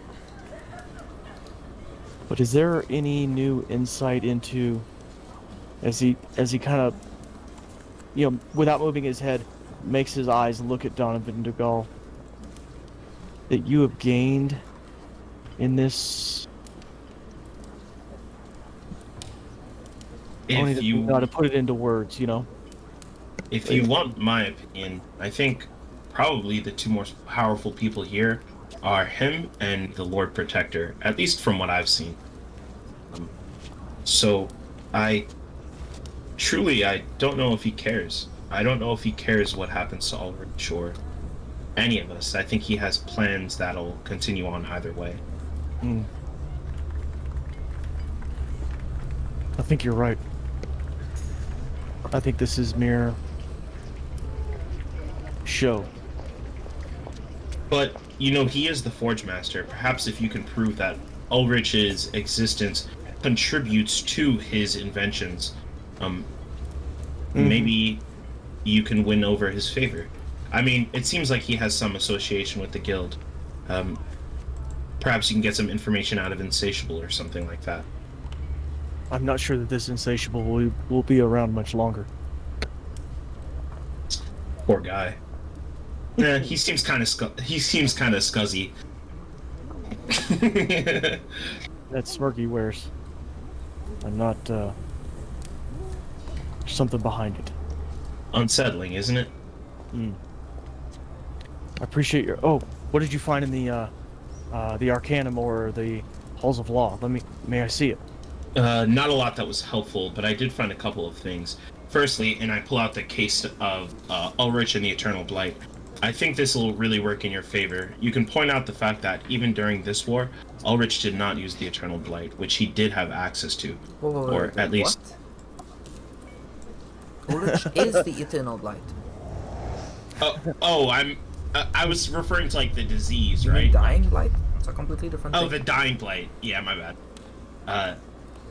So you could point out that Ulrich did not use the Dying Blight war on meat, showing that he has some restraint. He's not entirely evil. I think that'd work in his favor, at least for, to appeal to most of the jury's emotions. Yeah. And then I bring up the case of Taurus and Slate and how Undeath was used on a member of the guild. Or Necromancy was used on a member of the guild. Wes, looking at this, is there anything helpful in that second case with Taurus and Slate? I mean, this, to me, it looks kind of damning, but is there something me as a player is not seeing? But The perhaps... scribe might, as you begin looking over with his seasoned eyes, make me an Arcana history check. History check. And there was one thing that was a bit different. There was one thing. Could you make me a general insight check, please, Reclaimer? Yeah. Okay. I got a crit success on the history check for that. You know that the tales that Slate told before he was excommunicated were that they were trapped by a bunch of these weird undead under a necromancer called Naris, and this Naris had created all these undead because it broke into the tomb of this Ulrich and stole his phylactery, and that because it had his phylactery it could control him completely. And then these undead came and they started attacking him with Naris at the head, and the group was taking so much, they wanted to bring a death pretty much. And then Ulrich came up behind the necromancer and he started trying to fire at the PCs, but he started hitting a bunch of the random undead by mistake. I just kept doing this over and over until all that was left was Nariz, and then the PCs killed Nariz. And that they found out after that Ulrich was helping them. Only with the eye of the scribe, you realize this entire thing was staged. Ulrich probably he wasn't in any danger. That scribe, that Nariz, probably didn't have his frickin' phylactery. So that entire thing was staged. You get the sense. But you don't need to say that. You understand that if you look at just the testimony that the scribe Slate gave, Ulrich actually came to the rescue. Although you understand the truth of it, that he staged the entire thing. He set it up, but in the eyes of the guild and the testimony given by Slate, he was actually helpful in that situation. Okay. And what about... Okay. Wait. Anything on the law of the Dying Blight one? Okay, Dying Blight was the worst thing to have happened to Skylarkia by a mile. It was a disease that could never be cured as far as anyone could tell. So once you got it, you were going to die. The only way they found was that paladins apparently could not be affected by it. They had some fortune, and they attributed this to the grace of Visulan. So they came to the conclusion that those that believed in Visulan would be free of the effects of the Dying Blight. Not all of them were. That's just an ability the paladins have. They have that immunity to poison and disease thing. Now, being a paladin and growing up as a paladin outside of Skylarkia, do I know that not to be true? Does Oni know that this doesn't come from Vizsla? It comes from their faith or their oaths, per se. Before you died, Vizsla was the source of your light. You now understand there are alternative sources of that light.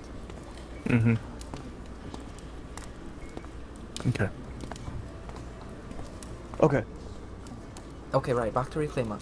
Reclaimer, your assumption that Master Dugal and think that Hawkins are probably the two strongest, the mightiest warriors in this room are.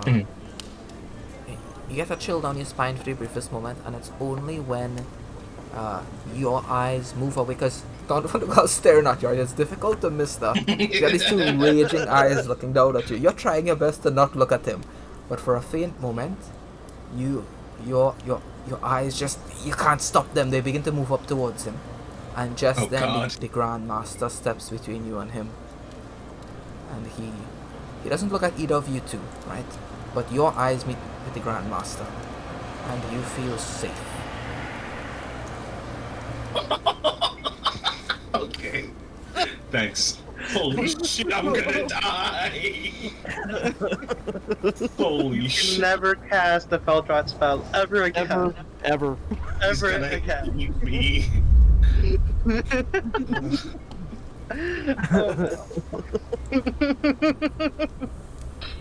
It's either that or you found your new you found your new husband. He's right here. Oh my god. You never know.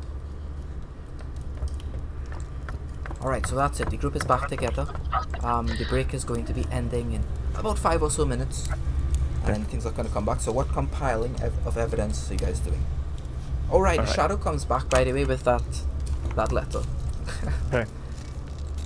No, wait. Ask her. Give me a second No. here. Holy crap, Lucille, you saw the visionary. So there is a brief moment where you see Mateo, like just in your mind. And you also see this massive demoness woman. Okay. And you see them talking. It's like you're looking through a mirror at them. Wait, who? Sorry, you cut off. A me massive little bit. demoness woman and Master Vilton. So Kraken. Wait, didn't I just see the what? Yeah, I just saw them, right? Yeah, you feel like in your mind you see both of them and they're having a conversation. It's like you're staring at them through a mirror. Can I listen in more? By any chance? Or is it the Make same me a sanity conversation? check. Yes, make me a sanity Oh. check. Yes, you can do something like this.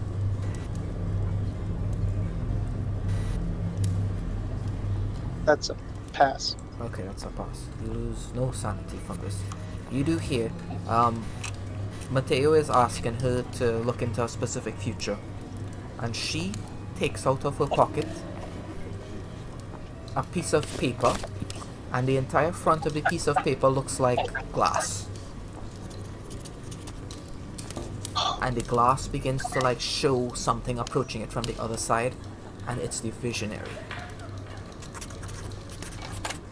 The visionary, the page of the Necronomicon on the visionary, on this plane of glass. And she is using that to look into all of these different futures. How is that? Didn't we turn that one in? Yep. How did it? Well, I mean, like, as a player, I remember it being brought up that Zergetta was not from this reality, right? So, like, yeah, we did turn that one in, but it could be that page of the She's not from this plane. She's not from this plane. Oh, Another page. It's a different page.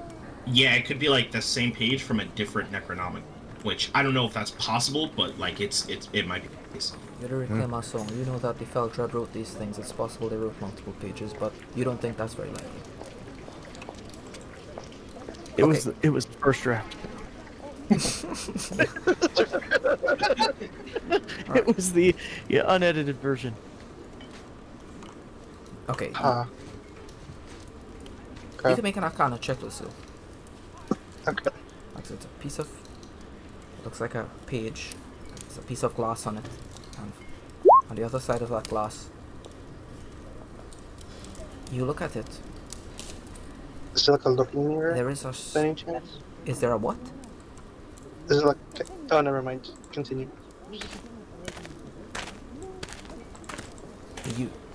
This is gonna be way too tricky to explain. You don't think it's the visionary itself.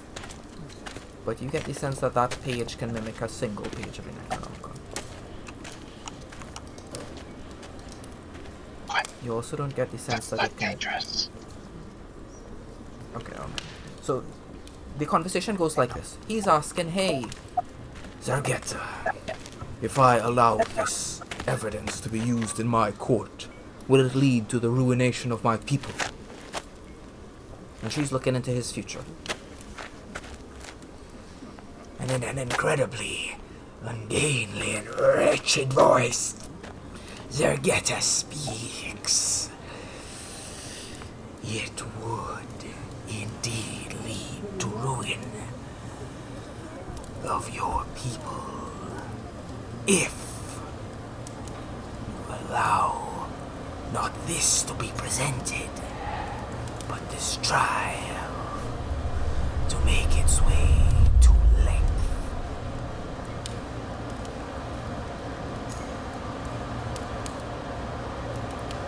He asks a few more questions, but you no longer feel yourself present there.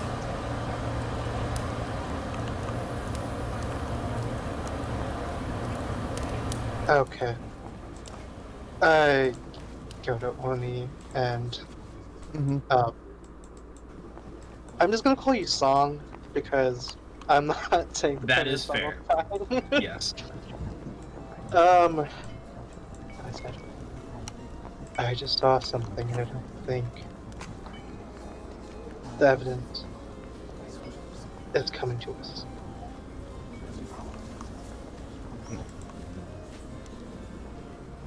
They may have it, but I don't think it's going to be presented. Or I don't know per se if Mateo. I just saw Mateo, and who else was it? Distinguishable? Another distinguishable person? Right, so it's a giant demoness. Like I said, she's holding that mirror-like piece of paper. Oh. Okay. Yes. It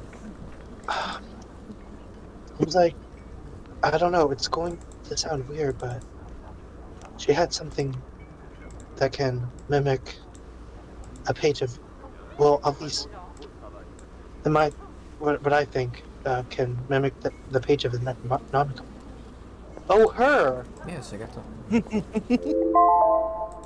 I hate You're her. like, oh, I know her. Wait, no, I don't like her. I remember now. Yeah, she is very scary. Alright, it's at this point that the break comes to its end. Directly before that, the shadow comes back. She's holding a scroll. Mm-hmm. She gives it to you, Oni. From the I hold on Lawmaster. to it. From the Lawmaster. Thank you for your assistance. Wait, She'll take a leave. Oni, you should read it first. I can confirm with Ulrizch that the scroll that was given was the one delivered by the angel from the Eternal. Okay, so tell me what you do, please. Just ask, like, Ulrizch, is this the same scroll that the Lord Protector had delivered by that virtue, ordering you to stay out of meat? it is. Yes, but it did not tell me to stay out of meat. It told me that now is not the right time. Can you be more specific? I cannot read this scroll. I can. Or, yeah. It's written in Abyssal. You can read that? Ruins of the Eye Keeper. It allows me to read all languages. Luciel, read this for me. Okay. I'll read it to him in common. Is it written in Abyssal? Was it Celestial? I thought you said it was written in Abyssal. I apologize. If I'm mistaken, that's me as a player. Maybe I made a mistake as a DM, who knows, but it's Celestial. Okay. Not Abyssal. Oh, it's written in Celestial. Hang on a second, though. I'm still able See, to the read thing that. is, I read Celestial, so I would have been able to read, because I remember we were all there when this was I mean, being read. the group And- understood like the group, someone peeked at it, right? So Yeah, someone Oni. saw. Oni saw it. That's why Oni knows about it. And you said I saw a few words, so maybe that's why it was. I saw the celestial. So let me reread the whole thing then. I apologize, Lucio. Thank you. Okay, It's- this thing says, now is not the right time. Contain your fury. Wait for the right moment, and we will strike. Once the something exactly. Give me a second.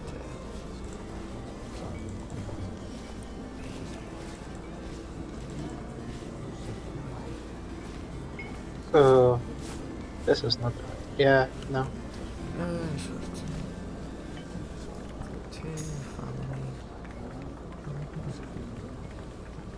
Right, once the family of the broken dream is in place, that is when we shall strike. Now is not the time. You will place us both in a dangerous position. Wait, bide your time, keep gaining your resources, and then we shall strike together. Okay. This is a good letter. I like this letter.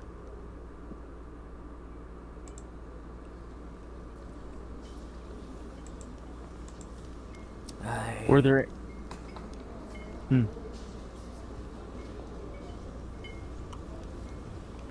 His eyes move over to Master Honora.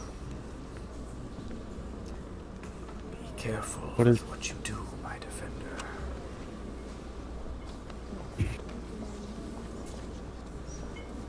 Master Ulrizch, this letter proves that the Empire has worked with you. How can they stand to accuse you if they were willing accomplices? This here is proof enough to get the entire trial against you thrown out. Zaz will move up to Vinktar. Just looking down, just normally. Just peering down. Have you guys gotten Vinktar's description for one? I think Lucille is the only one who has it. Oni and I both have. Knives, daggers, swords, pins and needles. None of these pierce nearly as harshly as the gaze of this man. His stature would suggest he is eternally at ease, but his visage, it is always intense, always on guard. You can tell just by looking at him, some unseen enemy looming on his horizon, that there is some unseen enemy looming on his horizon, drawing ever closer. Any present room he resides within is almost stifled by this unseen pressure, and you can feel it now. It troubles you that something could worry a man of such notable reputation in such a fashion.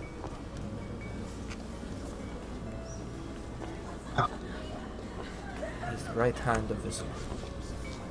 Leads the armies, is in control of the borders of the Empire. And he is looking down at all of you. How long has he given the orders, Master? What orders? Oni literally looks at the scroll that is in his hand.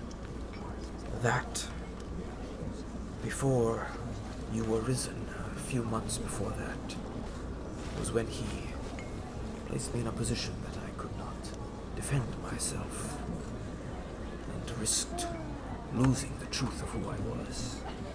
He and I were friends, although not in this form, for a long time.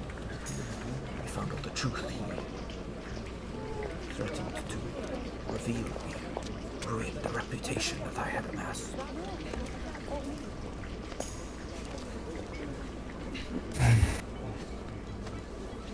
But your relationship goes back a long ways, yes?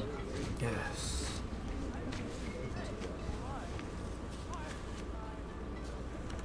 Is there anything you can tell me about him that is going to lead these masters to side with you? To throw some doubt on the charges laid against you by him? Were I as keen as normal, I would. All I know is that if I were to shatter our relationship, it would wound me greatly.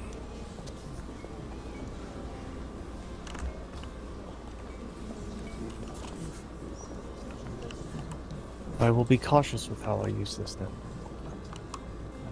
I would suggest that, and if there is information that you have about Shipmaster Unara, I would advise you keep that to yourself.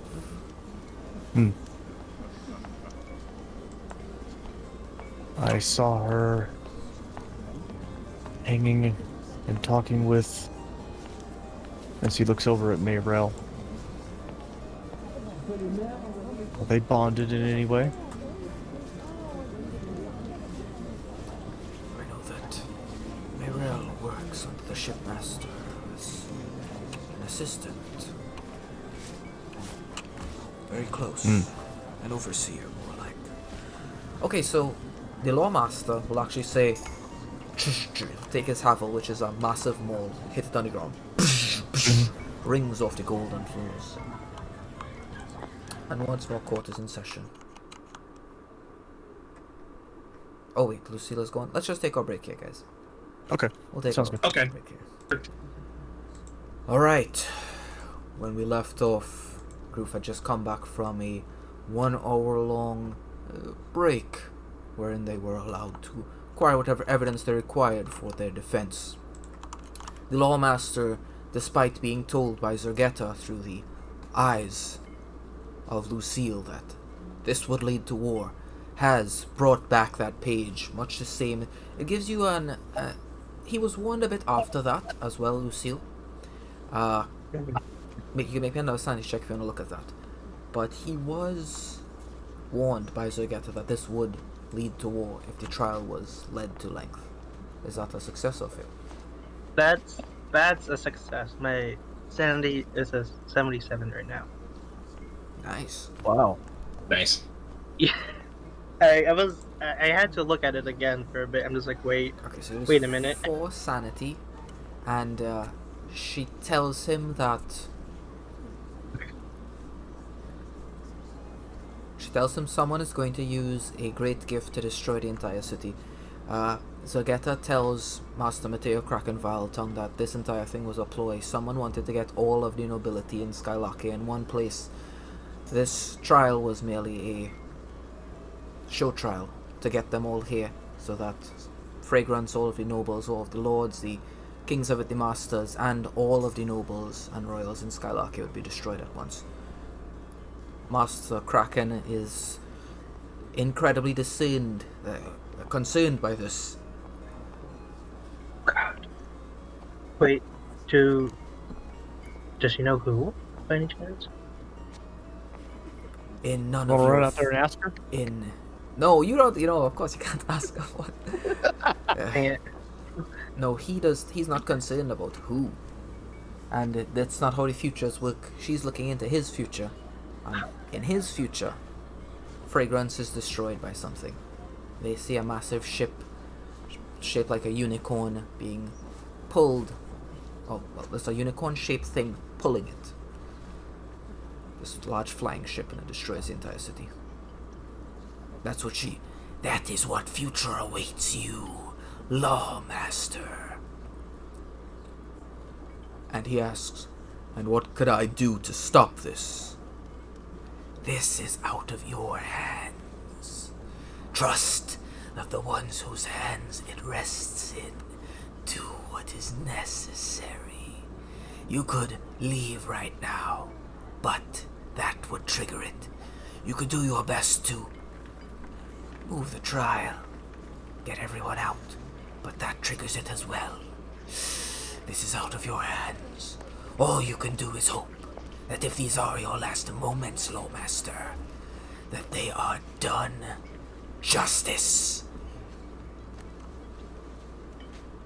He nods to her. He tosses her a bag. You hear something like coal on the inside of it. You don't know what it is. Her payment, whatever it might be. He takes his leave, and that is the end of that. Your little glimpse into what's going on. Into a timeline that you exist in. Piece of it fragment of it.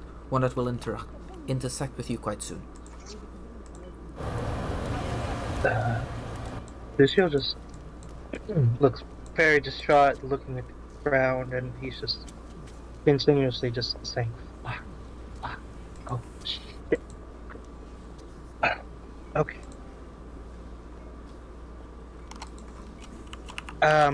Guys. Yeah. There is a good reason why we didn't use the actual piece of paper. Just trust me on that. Is if you guys if is that right?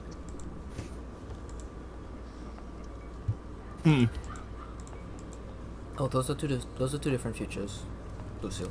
Two different futures. She read his future when he asked about whether or not this paper will lead to war, and it says it would lead to war if the trial were carried to length, but she said the trial is not going to be carried to length. And then he asked about that, and she said, yes, something's going to destroy the entire city. If the trial doesn't go on, okay. Okay. Alright, so, by it not going on, like, everybody just leave, or does it mean, like, the end of, like, the actual trial, like, Ulrizch going free, or Ulrizch still Listen, found she let guilty? him know that the fate of whether or not fragrance will be destroyed is not in his hands, so it's not part of his future. He dies in the explosion. Okay.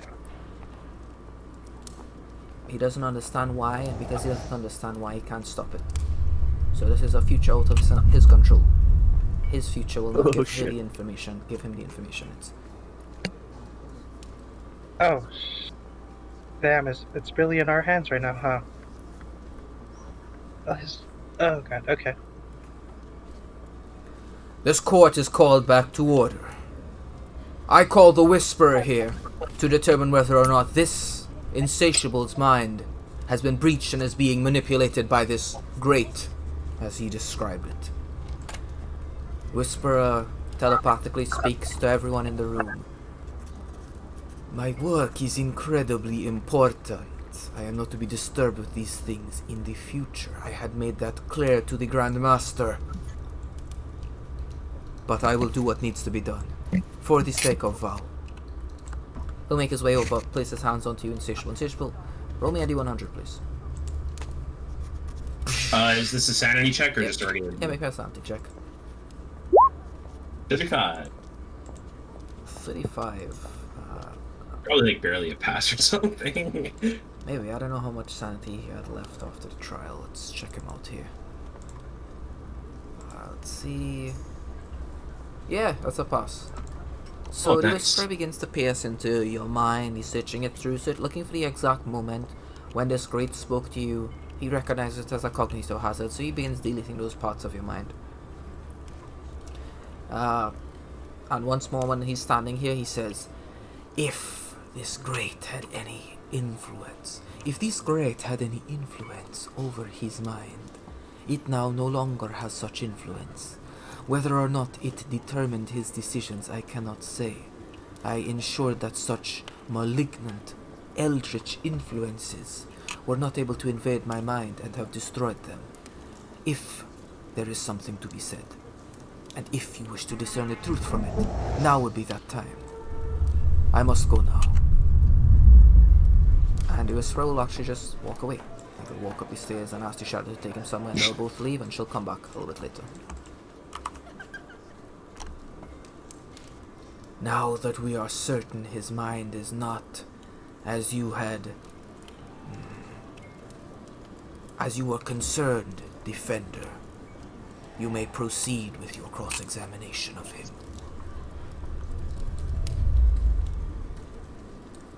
Point of fact that the Whisperer just purged his mind of something influencing it. The court may never know whether the Insatiable's actions were those of his or this great old one. Well, then let's just do the exact same questions a second time, says the Shipmaster.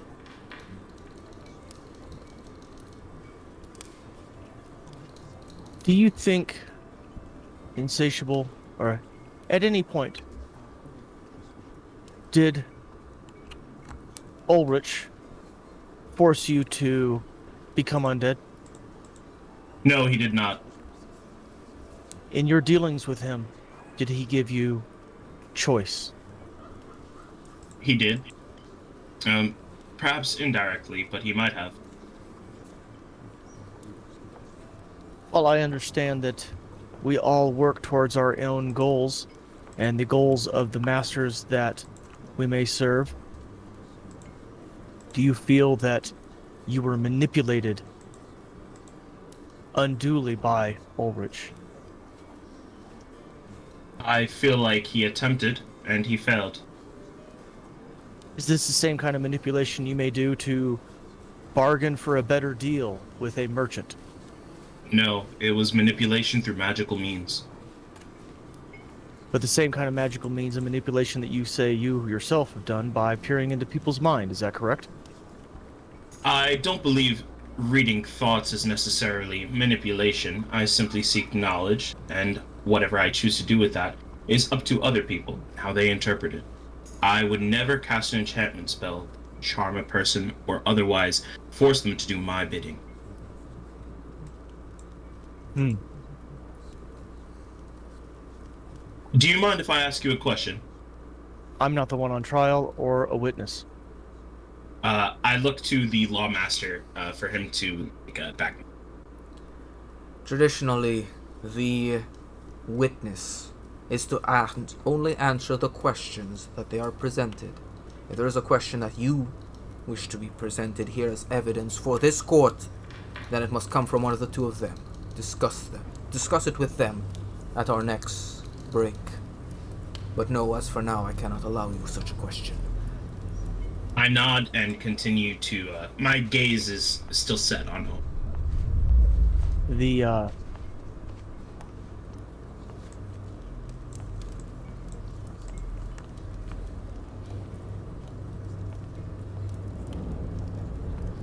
Sorry, I'm kind of at a loss. For just a second. It's okay, I mean, if you have no more questions for him, you can send him off. You have a bunch of other witnesses, other evidence to bring. Thank you for your time, Insatiable. I'm sure that the fact that the Whisperer has purged your mind of the influence of the Great will do you well in the future, as well as the rest of Skylarkia, knowing that its influence through you will not be seen. We're all influenced by the greats. It's how we fight against it that matters. It would do you well to remember that. And Insatiable leaves the stand. Okay, yes, you are excused. You make your way back. Master Hunter will come up to you. What question would you like me to ask or raise within the court? It's nothing, Master. I was simply going to make a point about how we all need to fight against the greats, and how seeing one is an inevitability. But it's no matter.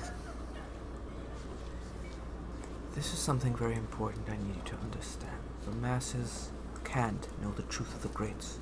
Half of them would go crazy and the other half would kill themselves. Those that remain would be under their influence. Simply knowledge about the greats attracts more of them here, those Star Eaters. You need to be careful with such information. As far as the masses are concerned, Isolin protects this place quite well from these Star Eaters. They have not spoken of these greats, and the court text makes sure that such information is kept nice and neatly tucked away. I apologize, Master. I didn't mean for the things I said to cause any problems. It's perfectly fine. I will come to understand things in time as to how absent the masses need be. Their minds are not as fortified as ours. This type of knowledge will influence them, will assault the walls of their mind. Not everyone is as incredible as you or I. She places a hand on your shoulder. Insatiable nods and rests at ease next to Master's side. Okay. Lawmaster will look over at you, Oni.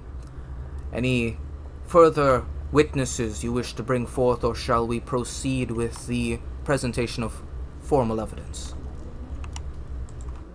I believe that the presentation of formal evidence is in order at this point, Your Honor. Ulrich will actually kneel down a bit. Hmm. What about Marigold and Jason?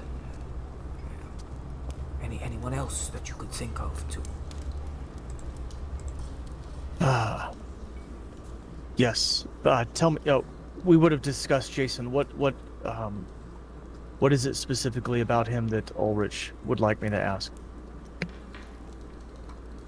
Okay, like I said, he's been feeble-minded. He's really, really not intelligent right now. He can barely remember a lot of things. All he knows is that when a call was made out, Ulrich is going to be on trial. They came and they offered to be witnesses to his character, so he doesn't know. Then I apologize. This is me as a player forgetting that these guys haven't testified or anything like that. We would call the Protector Marigold to the stand. Sure. Well, comes up, same thing, gold plaque, promises. She also adds, by Vizulun I shall not tell a lie. She takes a seat. Looks on over at you. Can you tell us anything about your relationship with this entity, Ulrich?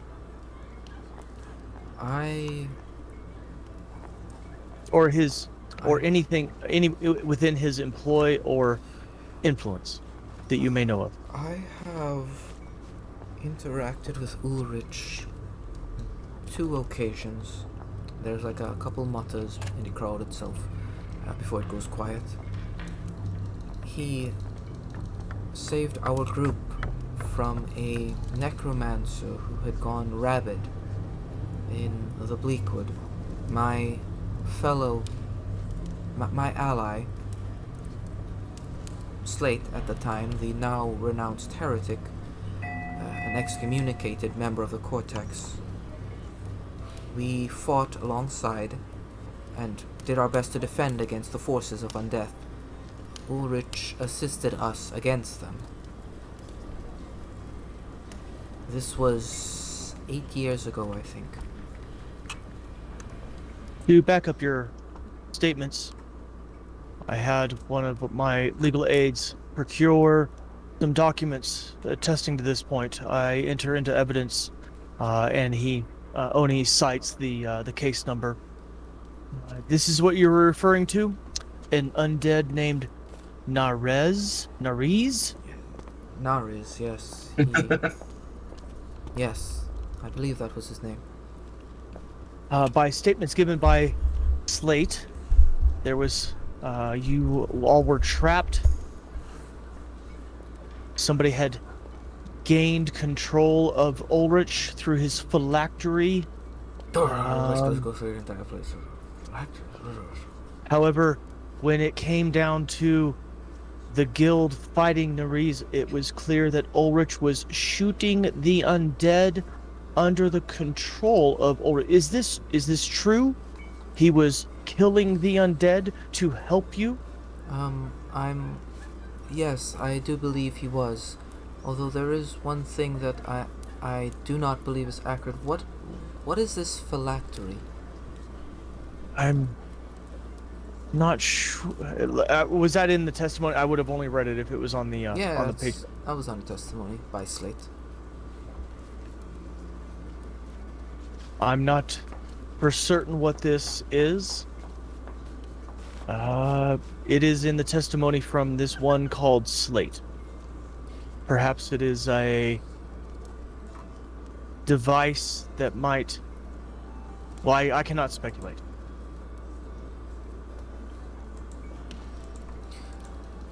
Whatever it was, this Nariz used it to control the Blightlich. Is that the case? I think that there was definitely... I remember that when we defeated Nariz, that the Blightlich took something from his body. I don't know what it was. We just assumed that it was some sort of necklace or something that could control someone. Or something like that. If Slate said it was this phylactery, he must have had an understanding of it more than what I do. I did not study such things. He was a member of the Cortex. Their knowledge of history and their ability to understand what they see and put things together were a vast distance from my own. Understood. Cortex members do have access to all spells, regardless of the School of Magic. And perhaps what you're referring to is his study of this necromantic magic, even though it is outlawed. Maybe his studies led him to a conclusion. Objection. This is mere speculation at this point, and I would like to further object to this information being contribute to this court's decision. This Slate is a heretic, a wanted heretic by the Guild of Vow, by the Cortex.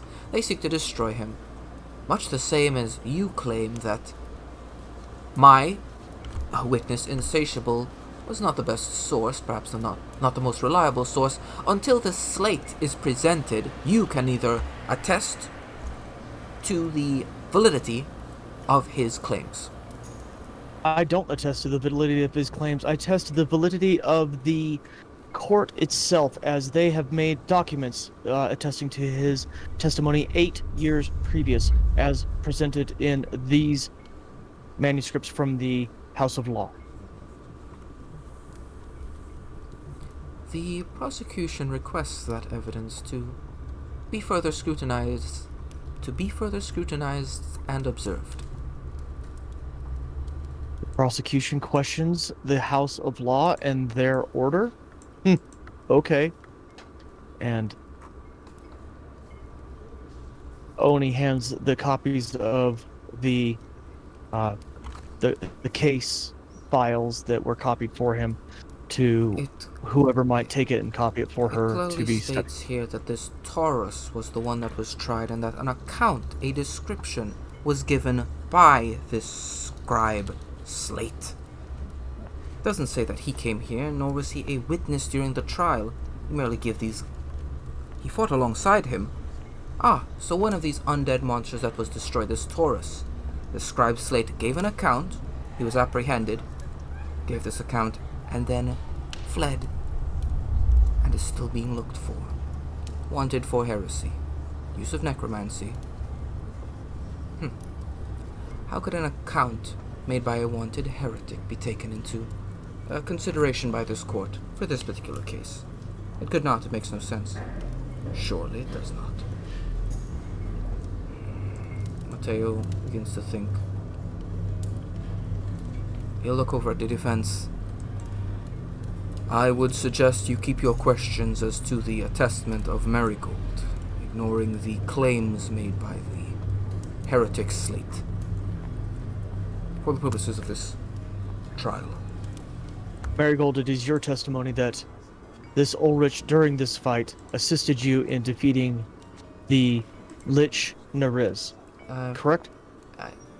Some type of undead, necromancer figure, some sort of caster. We're taught that liches are large undead creatures. As you said, it would lich Oni. Your passive is alright. Master Nora is not difficult to miss. The smoke does go down a bit, as you say that. As you say lich. It's definitely an undead, and he did assist us. I think we would have died without him. I feel that way. I thank you for your testimony. No further questions.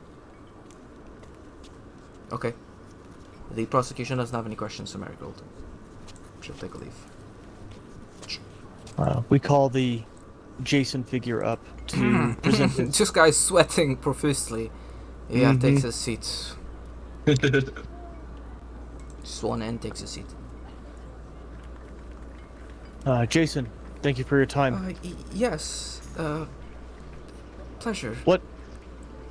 What evidence do you have to present in this trial for the defense of this Ulrizch? Well, and he'll sigh a bit. I know of a particular unique case where the Blight Lich assisted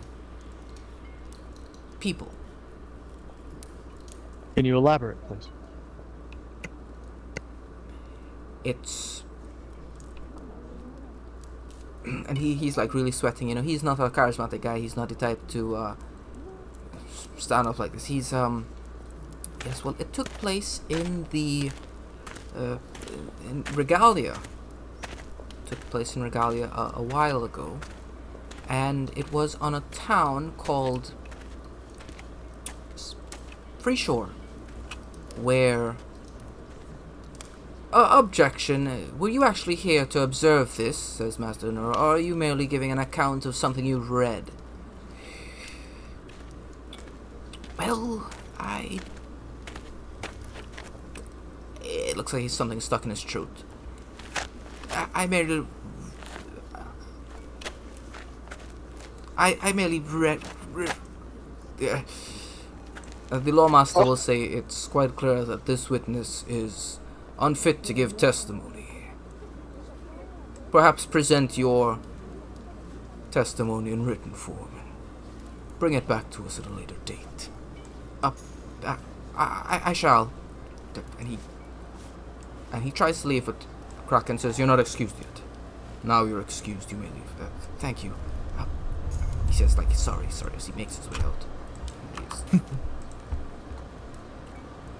That's so bad. Yeah, dude, he just got checked by the Lawmaster. he just got like down. Oh. Do you have any further witnesses? Is there anybody that we haven't called? I mean, it's up to you guys. What do you guys think? Who you think you should call? You don't need to call anyone else if you don't want to. I talk with Ulrizch real fast about these other... stillness. I don't know about him. Kind of sus. Stares at you. Why would Shale be here? No, Shale he was here to attest to something else. He's not there on that side, literally. Okay. They're just kind of in the room, pretty much. Gotcha. All right. Who else? I mean, does it have to be direct accounts of Master Ulrich, or can it be like of his, his lackeys, Lucille, like us? you have the cheat codes, Lucille. You understand what these masters can be, what appeals to them, how you could compel them to see that Ulrich acted on their best interest, and that he would probably continue acting in their best. You have the cheat codes. We call the stillness. Might as well. Alright, sure. Stillness, you're up. You've only been out of the sword for a couple of months. When you were brought out, Peaceful was not there. Actually, he would have said to you, I am going to be leaving for a long time, my pupil. I need you. Wait, doesn't he know that that's not him, though? Or does he not know? You don't know that. I mean, this stillness doesn't know that. So that's all he was saying. I must leave, my pupil. Continue studying the will of the cosmos while I am gone. I will. Yeah. Okay. The stillness, thank you for your time. Yeah. Is there anything else you would like to ask? I haven't asked any questions yet. Well, you did last session. Yeah, he already testified. This is his second time. Oh, did he really? Okay. Yeah. I apologize. This is me as a player forgetting that he was already up here. Was there anything else you would like to add to this court's proceedings in defense of Ulrich? Wait, if stillness already came up, you can't bring him up a second time. Yeah. Okay, I don't know. I'm sorry. I completely forgot that he was. That's fine. That's fine. I mean, we'll just remove all the people from the left that have already gone instead of just leaving them out there. All right, fantastic. Okay. So now the prosecution's witnesses. Prosecution calls to the stand the Reluctant. Reluctant comes out. So, for this part, Lucille or other person, which one of you want to be the main defendant for this scene? Defender. I'll be the reluctant. No, you're not being the reluctant. That's the witness. You're being the defense. the defense. Yeah, I'll do it. All right, sure. I'll be your assistant. Thanks, Lucille. So both of you Is that head okay? up. Like, I would just like, if I want to ask something, I'll just give him a paper that like says, just ask this question. Hello, reluctant. As we've discussed earlier, your testimony will be very useful. All you need to do is answer the questions as we have discussed earlier. Could you please tell me tell me a bit about you, just so that we understand what type of testimony you'd be able to give, or the perspective that you would be looking at this from. Tell us about you, reluctant, please. Do you have any family, reluctant? None that are living, except for my father. And of those who are passed away, such a terrible thing, your aunt, your brother. Both deceased. My brother was killed in a ship attack. I look over at Ulrizch. The Cortex claimed that when you had originally joined the guild, that your mind was infected with many cognito hazards. Some of that information was purged, but some pieces of them have been coming back, haven't they? Without knowing exactly what was purged, it's hard to tell exactly what was coming back. However, I still claim that I have full faculties of my mind. And as far as Ulrich goes, could you please tell me what the first interaction you had with the Blightlich was?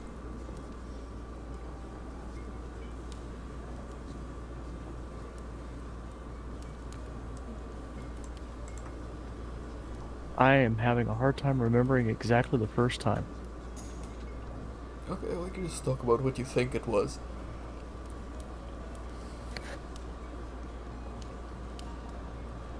It was before the fight between him and the hunter,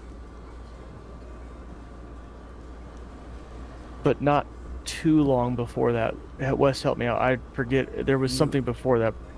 You actually met him in the floating inn that went into the void. Slate was there, and Bright Eyes died, and he didn't know what to do, and he was left in smothering darkness, so he called Ulrich, and Ulrich came and helped. And then took you out of there, straight to the Bleakwood. That's right. No, I remember. Yep. The guild company that I was assisting was trapped in a floating inn, lost in a vast darkness that I can only describe as that. They discovered some smothering darkness, and one of our members died. It was at that point that Ulrich actually returned that person to a semblance of life to aid us in that endeavor. Did you know of any previous interactions behind this deceased person and the Blightlich? I don't think that they had any relationship before that. Alright, what about later on? What about your brother? Up until the attack on, I want to say Dunwich, but it's the,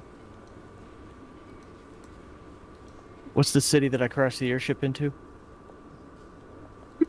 Oh, that was Dunwich. Wait. Yeah, I think so. up until the attack over Dunwich, in which the guild company that I was assisting helped save thousands of lives, I thought that my brother was completely lost to me.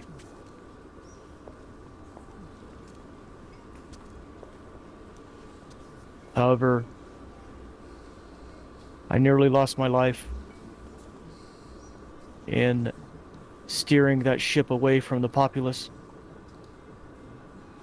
And in an unconscious state, barely awake, I think I saw my brother carrying me out of that wreckage. Could you please describe this brother? And what form did he take? Large, gray skin, hulking. Undead?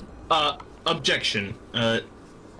He says he thinks that he saw his brother. Excuse me, do you know for a fact, or are you just assuming? Speculation. As I said, I think I saw him. So, your testimony from this point on is speculative. I don't know how much we can consider this evidence. Then I will say that something resembling my brother pulled me from the wreckage.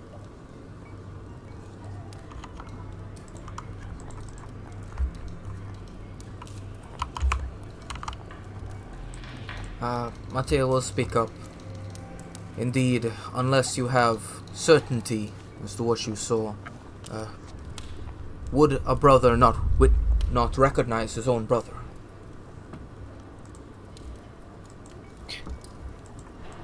If you cannot, that is fine. Just the last time that I saw my brother alive was on the deck of a ship before it was being attacked. very well. The masters will take this into consideration once deliberating. He'll take a little note down.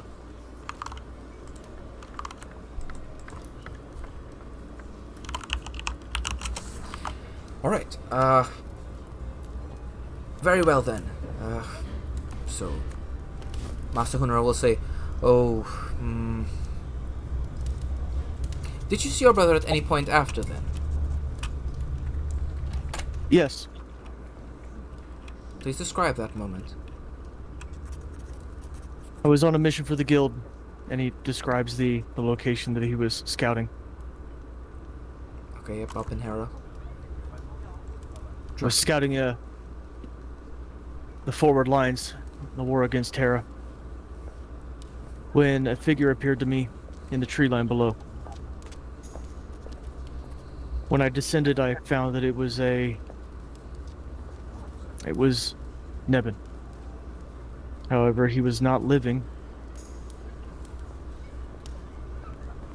We spoke.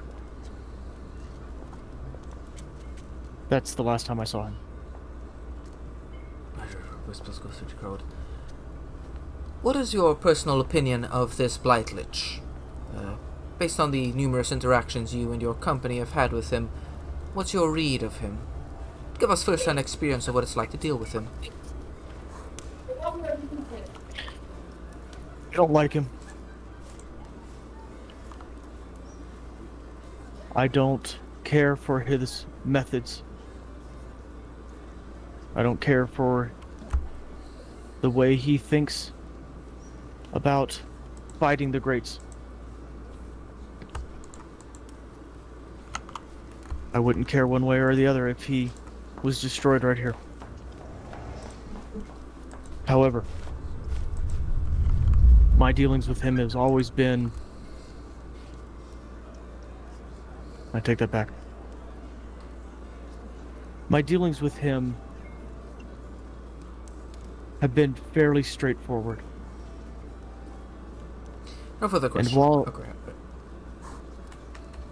as Merrick kind of turns, I have not finished answering my question. Yeah, I mean, go ahead. Yeah, completely. He attempted to influence me to gain my trust and become his champion. And when I turned him down, he let me go. He gave me free choice over the matter. So for that, I cannot fault this man. He allowed me to go my own way. The testimony of the hero of a hero of Vow, brilliantly and valiantly continues to protect all of Skylarkia and has saved countless lives. And no further questions. Lord Valtongue's on to you too. Now you might want to step up a bit, Lucille. You can come up on the side of him if you want. Oh. Am I still allowed to have a hood on, or? Yeah, you can do what you want. Your witness defense.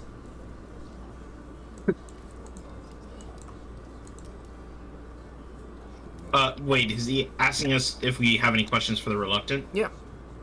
I thought the Reluctant didn't testify until now, did he? No.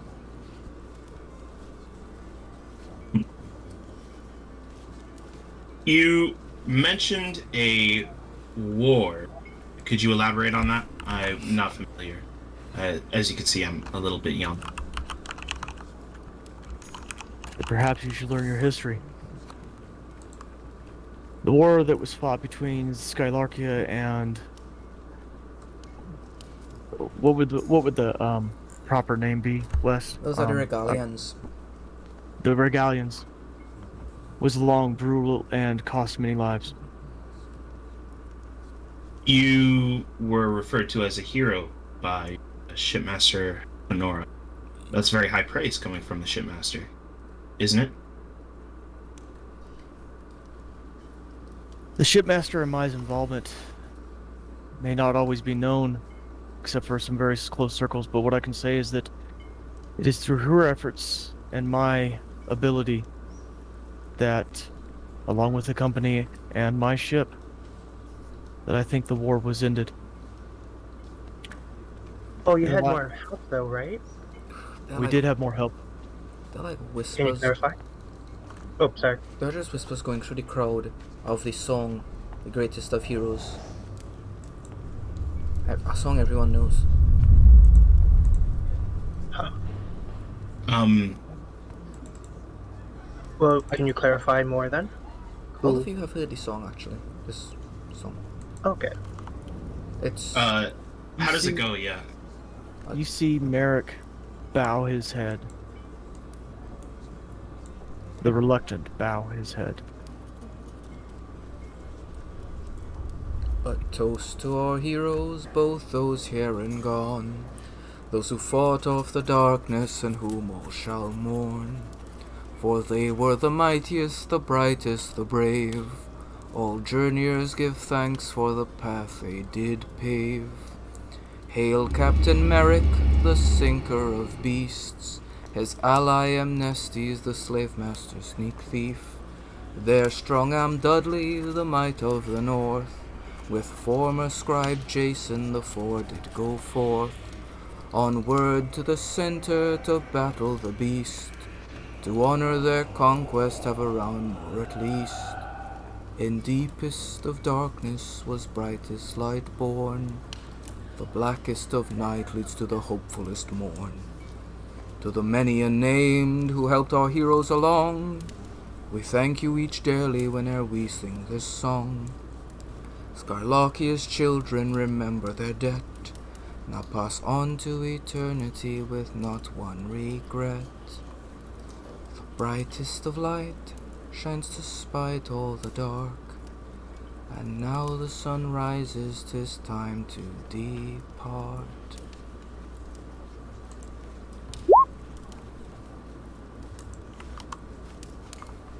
Well, in that song, it mentions the heroes that have helped you and your company. And as much as I'd like to thank you, could you name some of them? Specifically, could you name if Ulrizch was among them? Master Ulrich was among them, along with the hunter, Tira, Jason, Dudley, Tor. And and Merrick names every single person that was on that last battle. People are calling out for the veil of law to be expunged from this trial. It is clear that he is not doing his job.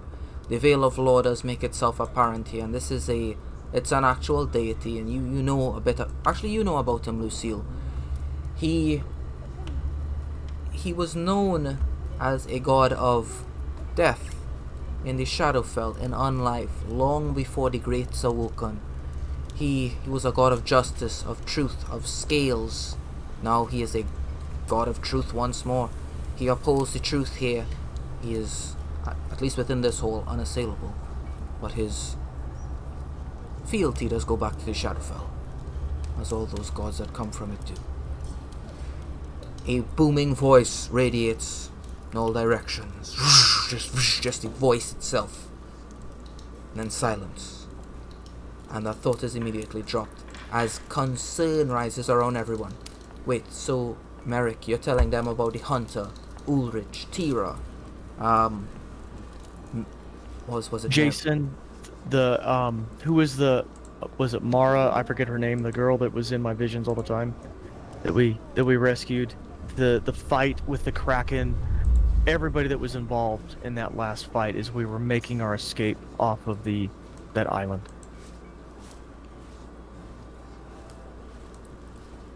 Huh.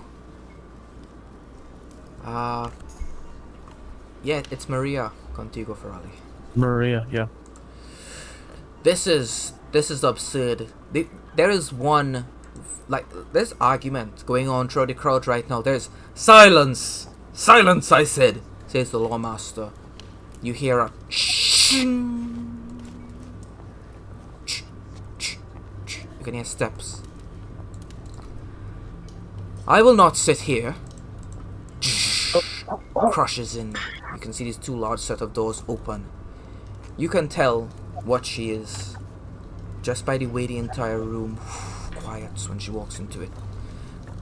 She is a Skylarkian executioner, the one that will swing the blade should Ulrizch be found guilty. You all recognize her from all the stories you've been told, daughter of the hunter, the huntress who holds the vigil in Castle Carnelian in Darkpath, who's been called here to serve as Skylarkian Imperial Executioner for the trial of Ulrizch. I will not stand here and listen as my father's legacy is besmirched. She takes out the blade and points at Ulrizch. And back at you, the reluctant. Clearly, whoever that was, it could not have possibly been my father. Are you sure about that? Were you there? She will sheathe her blade. I was not. But Were you with your father that time? I was not. So you have no account for when or where your father was, but these guys apparently do. Or he just points at reluctant. Hot-headed. What makes you say that? Oh, sorry. No, proceed with your defense. What makes you say that? Why would you think that he wouldn't be there? She'll look over at the Grand Master. Only the Grand Master could let you know exactly where he was at that time. Grand Master will say, "You will not intrude on the Lawmaster's court again. If this court, the defense, or the prosecution wishes to call us as witnesses, we will answer then. Until such a time as you are ready to execute your order. Huntress, do not do the guild any more injustices by intruding here uninvited.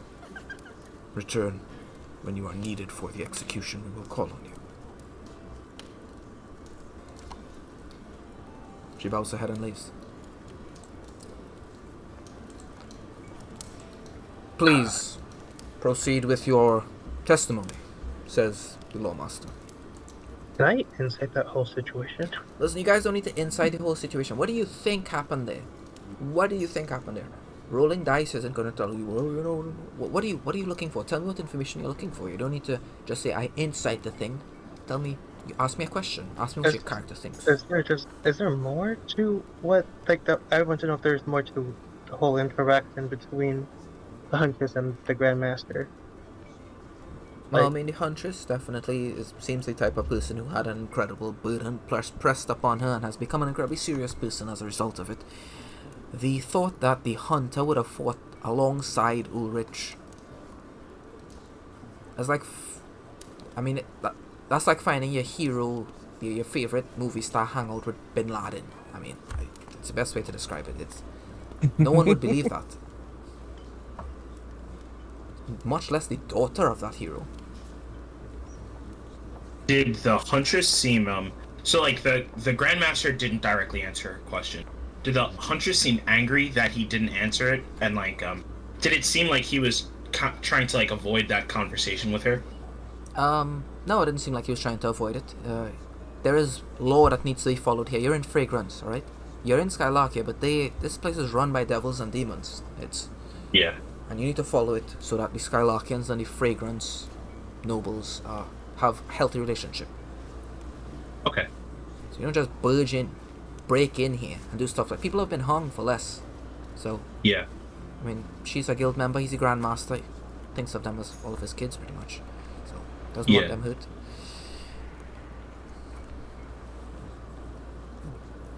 Oni, stop it! You are Merrick now. Leave them. Let them figure it out. They would have got there. It was getting there. We were getting there. In what way exactly could you testify to Ulrizch helping you? And how essential was he to the success of you and your company?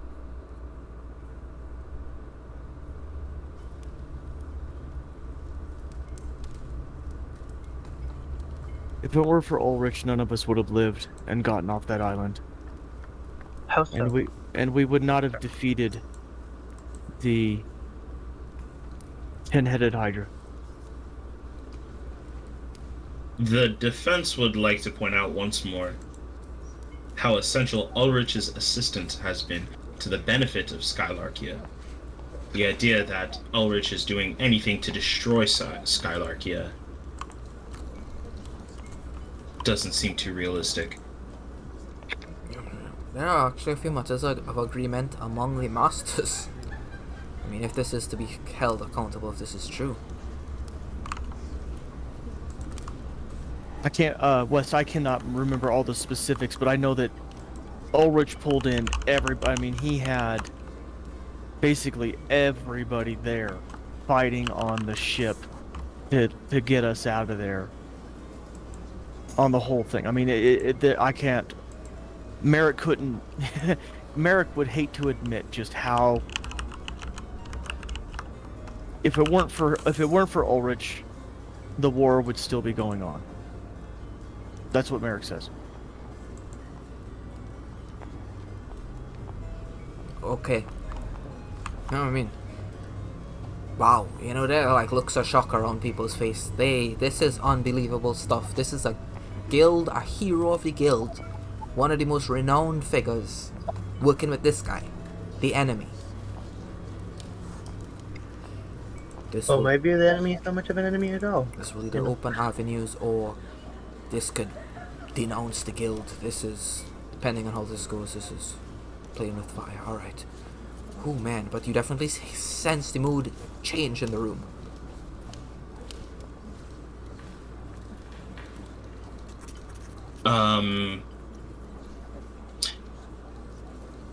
While Ulrich is under oath, I'd like to ask him about those same events. While the reluctant, well, you need to call your defender, the defendant, up as a witness. I'd like to call Ulrich as a witness. Okay, so you're finished with reluctant? Yes. Okay. No further questions from the prosecution. You may leave, reluctant. Merrick turns and bows his head, looks at Ulrich, looks at Hunera, gives a kind of a nod, and then walks off. Alright, you should be able to move it. That's okay. I can't. Oh, there we go. Okay.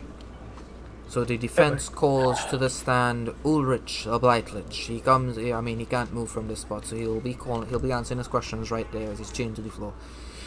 All right. Proceed. Oni's like face palming right now.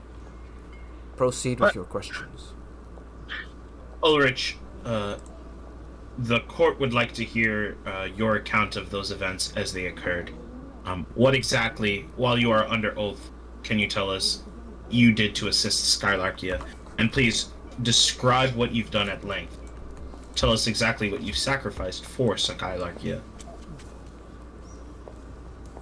I could barely remember what my name was this morning. My head is empty. The defense asks the court for a little bit of lenience so that the defendant can recall the memories clearly and concisely. The court will deny this. He is too dangerous to be allowed his full faculties. Any evidence to prove or deny his guilt will come from places beyond his mind. Then perhaps the court can allow a little leniency in the questioning and answers that may come forth from this testimony.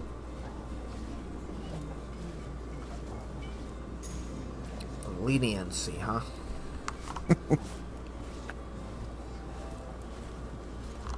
Oh. In light of recent evidence, we will allow this leniency. Oni looks at Song and gives him the go ahead. Like, try. I might step in and help you answer or ask some questions, but go ahead.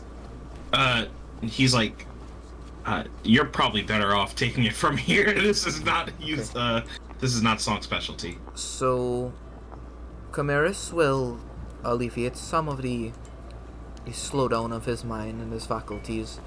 For this procedure, the condemnation, the Grandmaster, and Dice will approach to striking distance. They'll place their blades around his neck. All three of them. Okay. Okay. Holy Oh, that's close to me. The defense thanks the court for their leniency. Make it quick. Ulrizch, is it true? Oh, what Lucille. this? When you Yeah. get in that range of a condemnation, your skin begins to burn. Just back up. When you get close to Hunara, you like it. I can't be close to anybody these days, apparently. Alright, proceed with questions. The testimony that was just given by the Reluctant and your interactions with the end of the war against is what he said true? Was your involvement? I recall fighting a great beast aside someone who had brought me close to death again. Well, on life. Wait, that's just life. D on life. That's probably just life too, actually. Yes. High right now? Is that basically what's happening? Are you referring to the Reluctant or another guild member? It was Perhaps. him, although he went by a different name that I no longer recall. The scribes at the Cortex know how to conceal such things quite well. Yes, the Reluctant as you know him now. He also mentioned that the Hunter was present at this battle, and that you fought side by side, or at least together in an effort to end this war. Is that also true? I had no idea he was there, and I did not know they were going to do this. One of my champions called me to aid them. I only found out when I arrived they were in the midst of battling the 10-headed Hydra, and that the Hunter had fallen. And people like her just stop speaking for a bit. Well, not fallen, not died. He was incapacitated for a moment.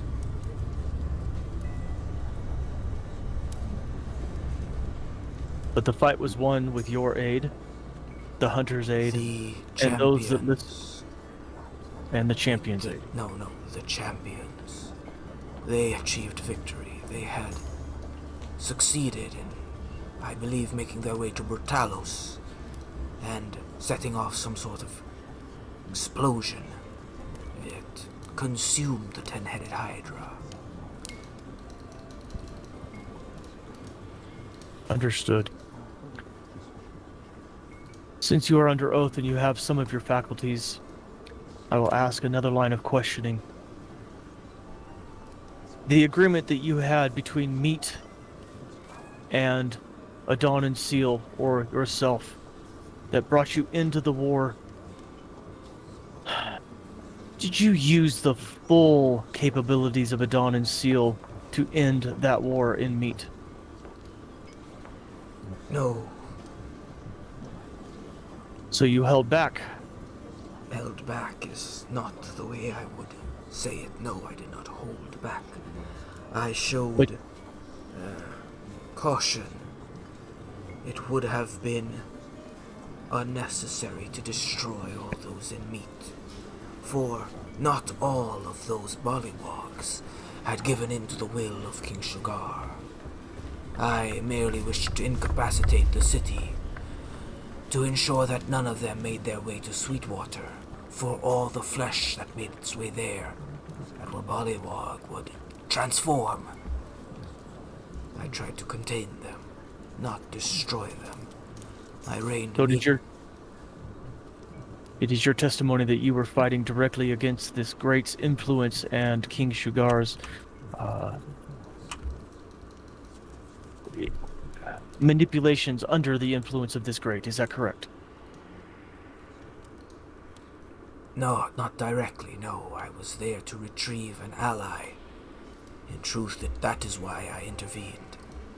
The interactions with King Sugar were a result of my seeking this ally. Can you tell me why, if you were seeking an ally that was within this area, why did you not move in sooner? What was holding you back? A friend advised me that going in there before the adorned time would have led to complications. Friend, you say? And I looked at Oni. That's the what, like basically telling him this is the one thing we can't really talk about. Lucille, these are two different things. I am telling you. In one Yeah. future, King, listen. He asked Sagetta, if I bring this information to be used in the court, will this lead to war? And she said it would if the trial made it all the way to the end. But then he asked, okay, what about the trial? And she said the trial is not going to make it to the end because the city is going to be destroyed. Okay. Okay, This do what you want. this friend that you mentioned must have held some very high places to ask you not to interfere. Can you name this friend for us?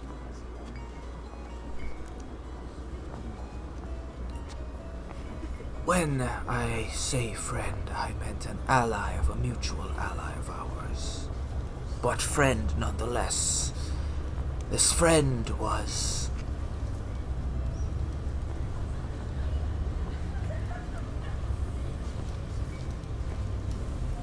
I would prefer... And Lawmaster will say, you must answer the question that your own defense has posed to you, defendant. And you must do so honestly. The veil of law compels you.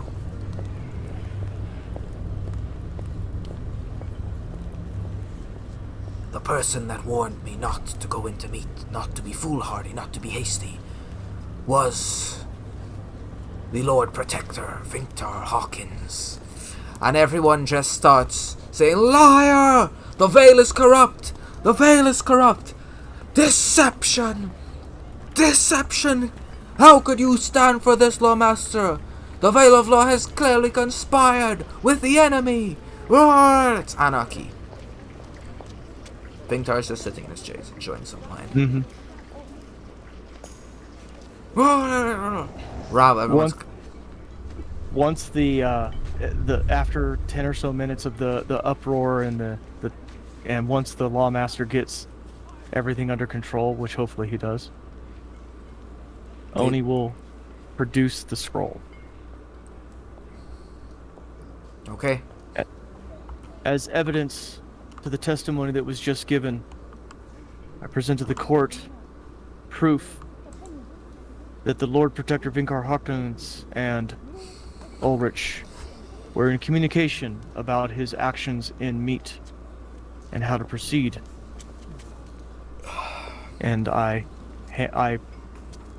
hand that to the whoever would take it to. The Lawmaster himself would inspect it, and you need to bring it directly to him. The Lawmaster, by the way, as you're walking up, he looks sad. Now, you can certainly tell by the way he dresses, the way he carries himself, the way he always has this giant mace with him, and the scars about his body. He was a general, he was a fighter on the battlefield for a long time. Someone like that who becomes a judge or rises to the station of office as one such as he, you need to be tough. You're going to be seeing a lot of hardship in your time. You're going to be faced with toil and torment. And he does not look happy. He looks sad. So he takes it and he reads it. Master Chimerus, would you inspect this, please, to ensure that by no means of magic has it been altered? He'll look at it, pick it up. You'll see his eyes begin to flare.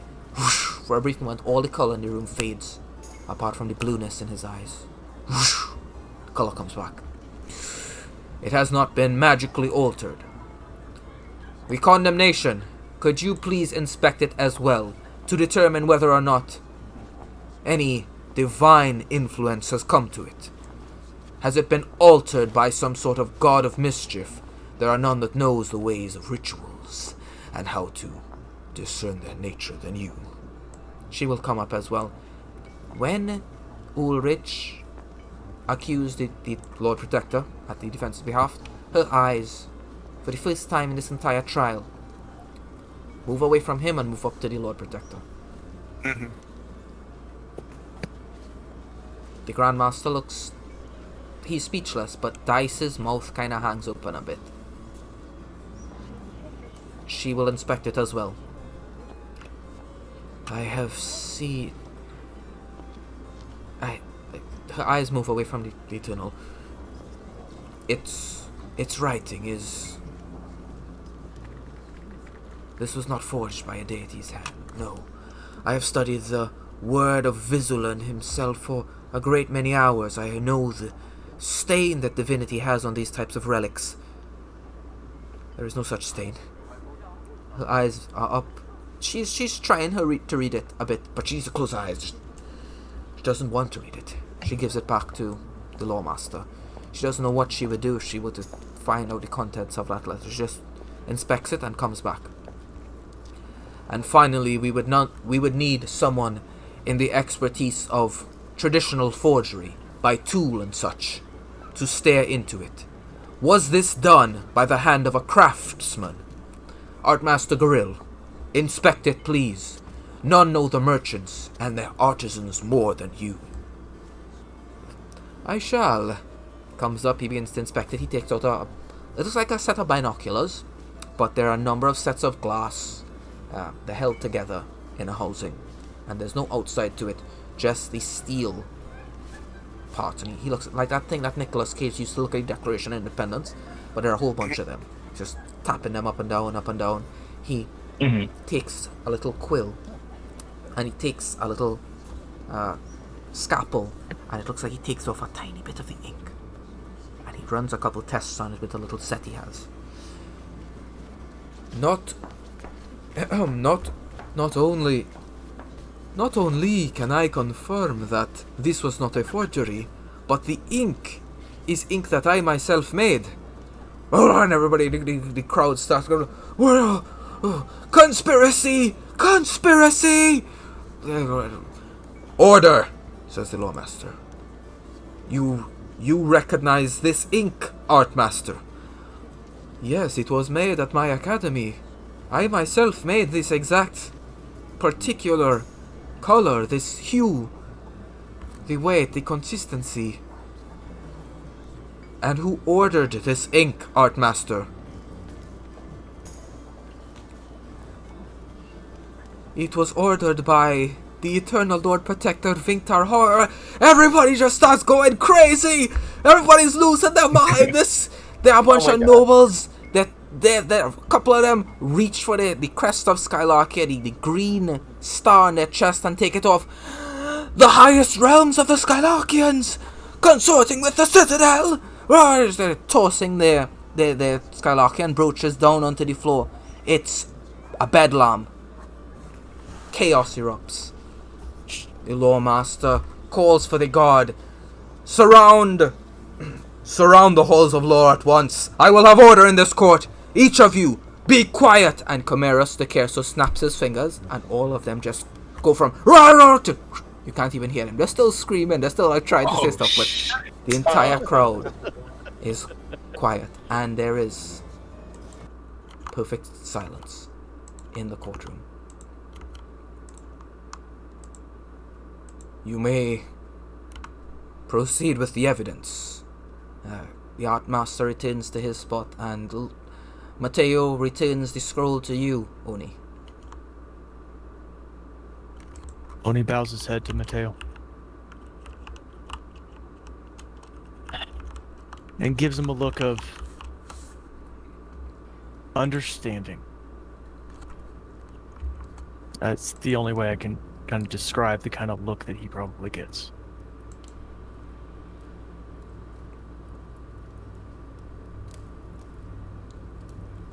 Ulrizch, would you say that is your goal to ensure that Skylarkia survives against the Greats? I would say every single person here has that goal. Correct. And Oni kind of addresses the masters and everybody as he says, we all have that goal. While the path we take or currently see may be different from what Ulrizch has planned, the goal is one and the same. Ulrizch, would you say that together we will succeed? Where in this cosmic battle against the Greats? Objection, this is pure speculation. No one knows what would lead to such success. I'm asking for an opinion. We care very little for opinion in this courtroom. If he has evidence to bring forward for the court's discretion, that can be held. Opinions is not something we value, although they can be, and his eyes will move over to the prosecution.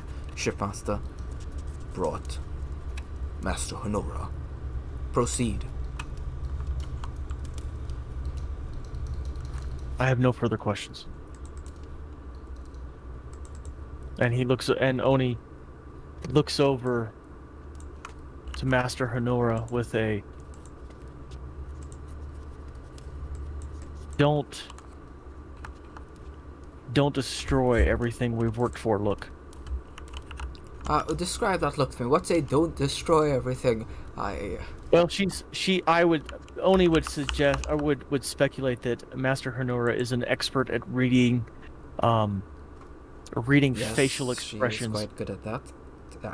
So it's a very deadpan look of, don't mess this up for everybody. Like,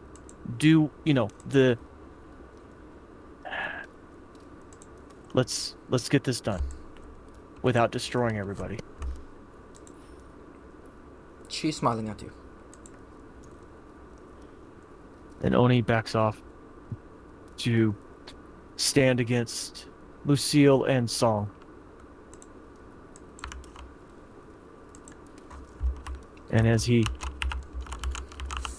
looks at the mask of Song, did I miss anything? I think you nailed it. Nice job, man. And I'll give him like a fist bump on the shoulder. Okay. Can I have like 2 minutes? I'll be right back. Sure. 2 minutes. Reclaimer will take over as the defense. Okay.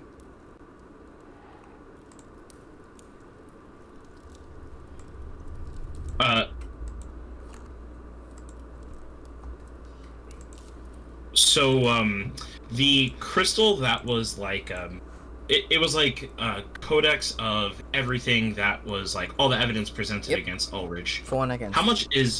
How much is left remaining? After all that we've spoken. Okay. After all the conversation. Let me see here.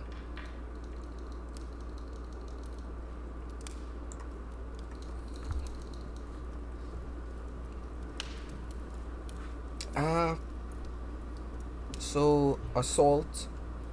There are things that you can't really disprove. Like there are a bunch of witness accounts from the Eternal Protector himself about what happened during the Eternal Blight. The death of that general, the death of his saint, the assault, disturbing the peace, mass murder. These are undisputable claims. Sorry, didn't mean to laugh at that. That is it's funny to think that, like, you know, we've gotten so far in this trial, and then you look at the crimes still levied against him, and they're like absolutely heinous. Like he's still gonna be hung, or not hung, but killed. No, that's you underestimate the power of influence, my friend. Yeah, we got the cheat code to how to sway this guys. I think we got at least 4 of them. I'm not even sure what else to say as the defense. Reclaimer will wait for the prosecution to present more evidence, or to question more of what they'd like to like. Yeah, I'll just wait for the prosecution. Okay. Actually, real fast, West. The secondary evidence that was pulled in from the House of Law or whatever it was called, about the dying blight, that case that Song was there something specific that and I apologize because we've had a longer session, and I'm kind of losing my brain a little bit. Mm-hmm. Was there something specific in that case that could be presented in that is going to help Ulrizch, or am I missing something on that? Which case? The main. He's the main reason they outlawed necromancy. Yeah. So, is there anything in there to bring that up as to why they should let him go? Why they should not convict him of necromancy and all the stuff? I mean, he's a lich. It requires necromancy to become a lich. So as far as the charge of necromancy, unless you can prove he's not a lich, that he's not undead, you can't really get rid of that charge.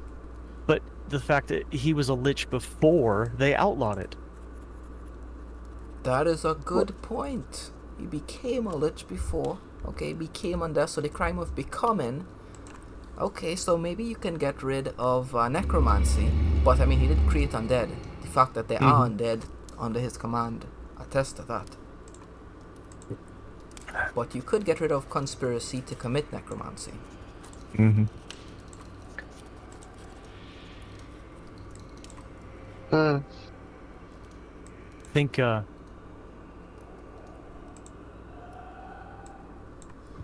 well, my question would be, like between the 3 of us, the defense would like to request that they like a moment to reconsider our plan. Like, okay, yeah. So you guys can deliberate. I'll be back in a minute. I don't see how there's any possible way we could get him, because there are crimes that, with all the evidence we've presented to put him. No, there are definitely crimes. No, you're right. It's undeniable that he was responsible for countless deaths, right? I mean, that's why they outlawed necromancy. We're not arguing that. The thing that Luciel brought up about some of the people, and I took the notes on all of the masters. We just need to convince them that having need to convince a majority of them that having Ulrizch around is beneficial to them. And I think I could probably do that in some sort of closing argument. Okay. I think we can... I think we should. Okay, in order to gain Master Zacharias, I think we should bring up some accounts from his own undead, maybe. Just because like he said, like Wes said, he is the god of like something related to will, and he values freedom. And Ulrich, in his own way, given the us and the rest of the undead freedom to live how we want after we become undead. He doesn't necessarily like directly like quote unquote control us necessarily. Okay. I think his like philosophy of freedom is like very I don't want to say convoluted, but it's not as like straightforward as like, oh well, like he should have the freedom to be undead. Like it's not that simple, you know. Let me go back with some questions for Ulrich about the why. Also, Yeah. just right before you do, which of the masters do you think we've convinced already? Right, like I think War Master Xerxes Goldbrand, like I think he's on our side either way. Yeah. So we've got his vote. Hinora, I think Hinora.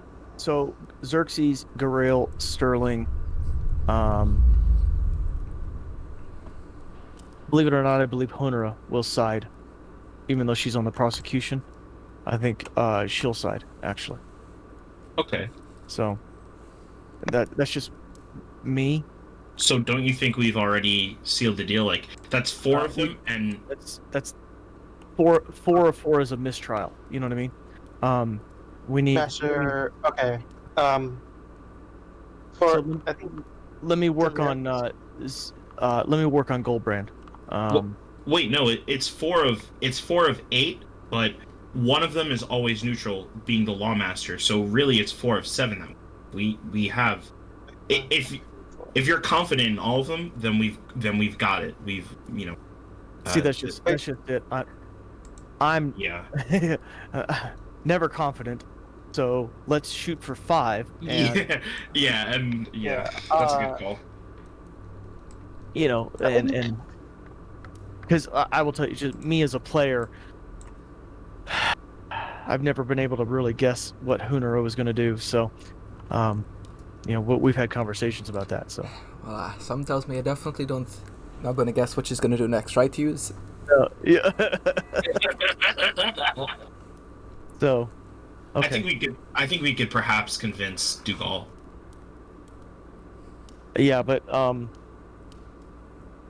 okay. So let me focus on that, and which I think from Oni's point of view, it's the gaining knowledge and things of this nature. So let me see if I can focus on that, and then the freedom aspect. I think I've got a line of questioning that might open up that for Zacharias Goldbrand. So maybe some kind of knowledge that Ulrich could provide Themiris to get him in our side, because he, said, like he likes knowledge and stuff like that, knowing about the unknown, and we're kind of basically the unknown right now among this trial. West, when you had when Luciel had mentioned the knowledge about the Nyrelian, Oni immediately thought of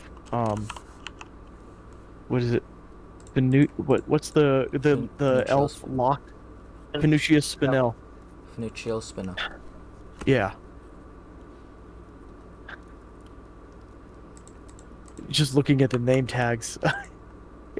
This is player knowledge, but is she in any way related to frickin' Radiant Spinel at all? Radiant Spinel? No, but you swear you've seen the name DoS somewhere. Wait. A couple times. But not exactly sure. Let me okay, I think I have a few lines of questioning that might help focus in some of the masters on this whole thing. So let's see what we can do. All right, back into it.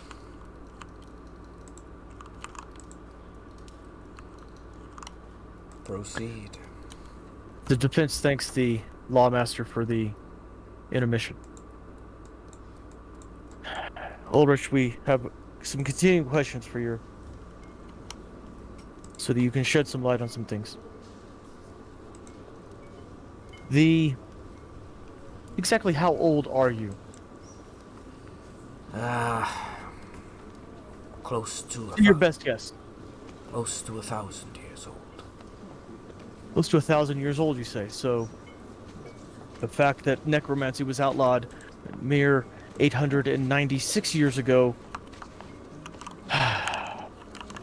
well, that doesn't necessarily account for you already. Were you undead previous to this? No.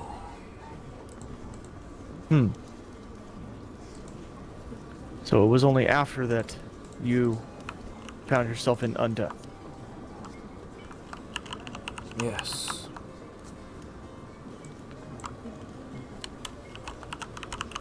And the fact that that necromancy had been outlawed by the Skylarkian Empire didn't stop some other undead entity from raising you. Is that what your testimony is? Please repeat the question in a simpler fashion. So, regardless of the fact that necromancy was outlawed, you still found undeath. Is that true? Well, I became undead before it was illegal. Yes.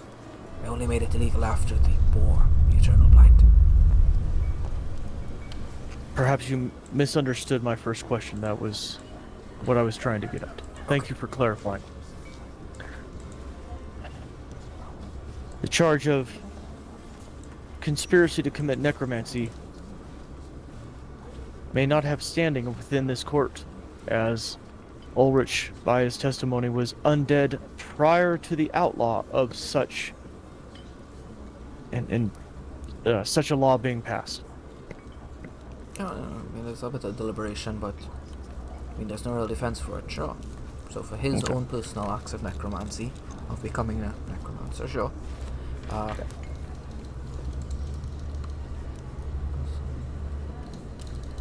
The ability to raise undead, is that possessed by every undead, to your knowledge? No. So it's only the most powerful of undead that can do this. Yes.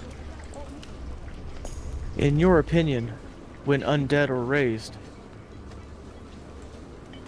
would you grant them free will, or would you enslave them and have them do your bidding? At first, please specify a time period for this. Be a bit more specific.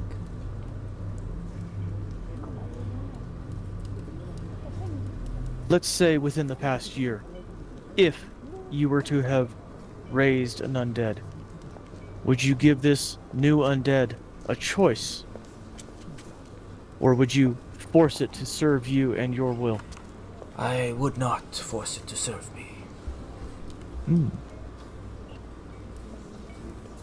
So it is your testimony that this newly risen undead would have freedom to go about their new lives.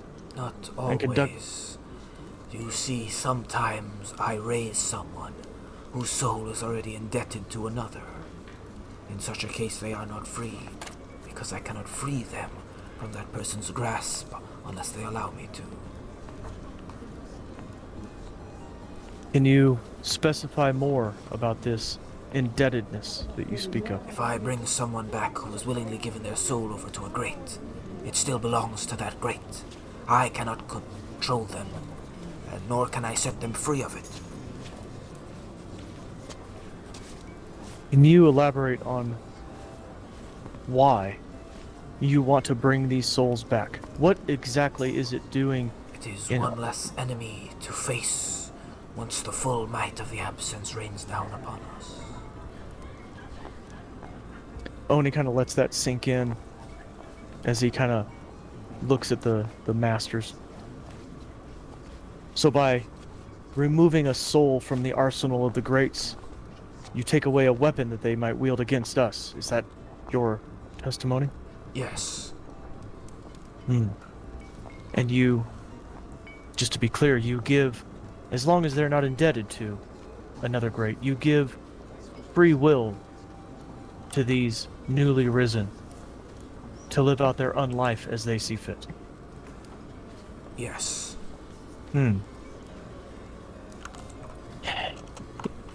Another line of questioning, if you would indulge. I have no choice. You are my defense. Is there any within your employ that predate our civilization? Perhaps have knowledge of past civilizations that could be useful in our fight against the greats? Yes, I have many allies. Any from the Vanguard era? No. The Feldra era? Yes.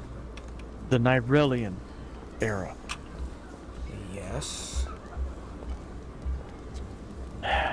And without your ability to have their souls contained in this undead form, would that knowledge be lost to all eternity and thus make us weaker against the greats? I believe so. And Oni kind of looks at Dougal and Chimeras as he kind of like does this line of questioning. They are stalwart. They, despite all of the grave accusations, these the rising truth of what happened with the Eternal, they haven't changed their facial expressions. The only time you saw either of the three of these figures, Zacharias, Titus, and Donovan, their faces only changed expression twice. When Tyrant was brought up, and then when Reclaimer walked in, Master Dougal looked at him. Nothing else changed with these three. Okay. Are you currently hiding Tyrant Goldbrand so that he will not be found by the Skylarkian Empire? No.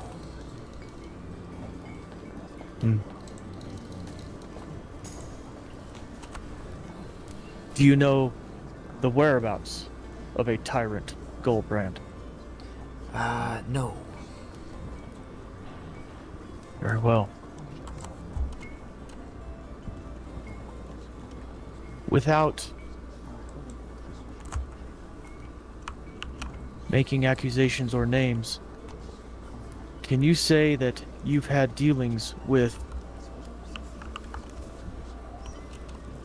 the Empire and powerful people within to better Skylarkia and worked with them to better Skylarkia in its defense against the war with the Greats? Please repeat your question in a simpler way. Have you worked with others? Have you worked with others besides the Lord Protector? Yes. To battle against the Greats? Yes. Oni looks at Song and Luciel. You think I missed anything? Nothing I would have caught. Okay. The prosecution. It's prosecution. Guys done? Yeah. I believe so. Okay. The prosecution does not have any questions for the witness. The defense thanks Master Chimeras for his leniency in allowing us to question the defendant. Okay, he once more reasserts his grip around Ulrich's mind. You can see Ulrich's eyes kind of fade as the intelligence seeps from it. Mm-hmm. You're in my way. Hey. The Grandmaster wants to stop. Reclaimer apologizes. I'm so sorry. Takes a step. You feel really safe as he comes near to you, by the way. You just really want him between you and Dougal. That's really In fact, West. you were really close to Ulrizch and the Grandmaster when he was standing there. Yeah. But I actually wanted to ask, I've noticed this red aura around me. Do I know what that does? That's your regalia. Oh. Okay. I'll ask more about that later. It's not pertinent now. Okay. Alright, so, does the defense rest? I mean, or what? You guys have any further evidence? Any witnesses you want to call? Or are you guys good with it? I think Oni is trying to go through the scribe's memories of any sort of legal thing, Okay. and his knowledge of stuff. The scribe knows which things you guys haven't crossed off the list. It's very difficult to get rid of magical assault and physical assault. I mean, he went to war. He fought people. He went to war. It's war. I mean, assault is just a part of it. Magical arson. He burned a ton of stuff down. You're aware that the penalty for both of those is just a fine. Disturbing the peace is also a fine. Possession of heretical relics was a fine. But the relics that he had weren't of abyssal, infernal, or celestial nature. So it's just a fine. Usually, if it's like you find a Feldroth relic, Ulrich himself, he made all of the items that he has. All of the relics, he made them himself. So he doesn't have any Feldroth items or any Nyrelian items. And he doesn't carry any pages of the Necronomicon on him. He just has the Amplified Corruption. That's his weapon. You know, he doesn't have a blade, doesn't have a sword or big arm or anything. That's his weapon. It's just so he doesn't have any of those, so it's a fine. Advanced fraud, he admitted to that. I mean, he did change that and to blow up the Eternal Summer Home. So I mean, there's that one. What's the punishment for that? That is a fine. Okay. Mass murder is. Let me see here. The punishment for mass murder is extinguishment, which means the huntress will destroy your soul. Wait, what? Wait, you said what? death. He was like, no, death plus. Death plus, death and. When did you do this, by the way? He did this when he was the Eternal Blight. Yeah. Right. Yeah, we can't get him on. Murder of a saint. What about the most serious one of all, tax evasion? Is that just a fine? Tax evasion is a fine as well. No, it's actually death. Extinguishment plus. How dare you? They actually resurrect you to do it again. Yeah.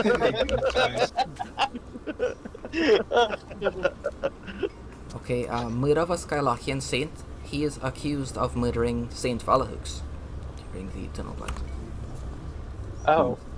You guys know that. And it's only occurring to you now. You never asked what a saint was. Like, who becomes a saint? How do you become a saint? No one really... You guys never asked that. Yeah. Oh, shit. Do we know what happened to her? Yeah, she was defending the city of Genus. She was killed. That's the accusation. See, there's a lot of these things that we're not going to get Ulrich, like if it's on paper, like, yeah, he did it. I mean, there's no, our whole thing is like you said, we have to appeal to the nature of the masters.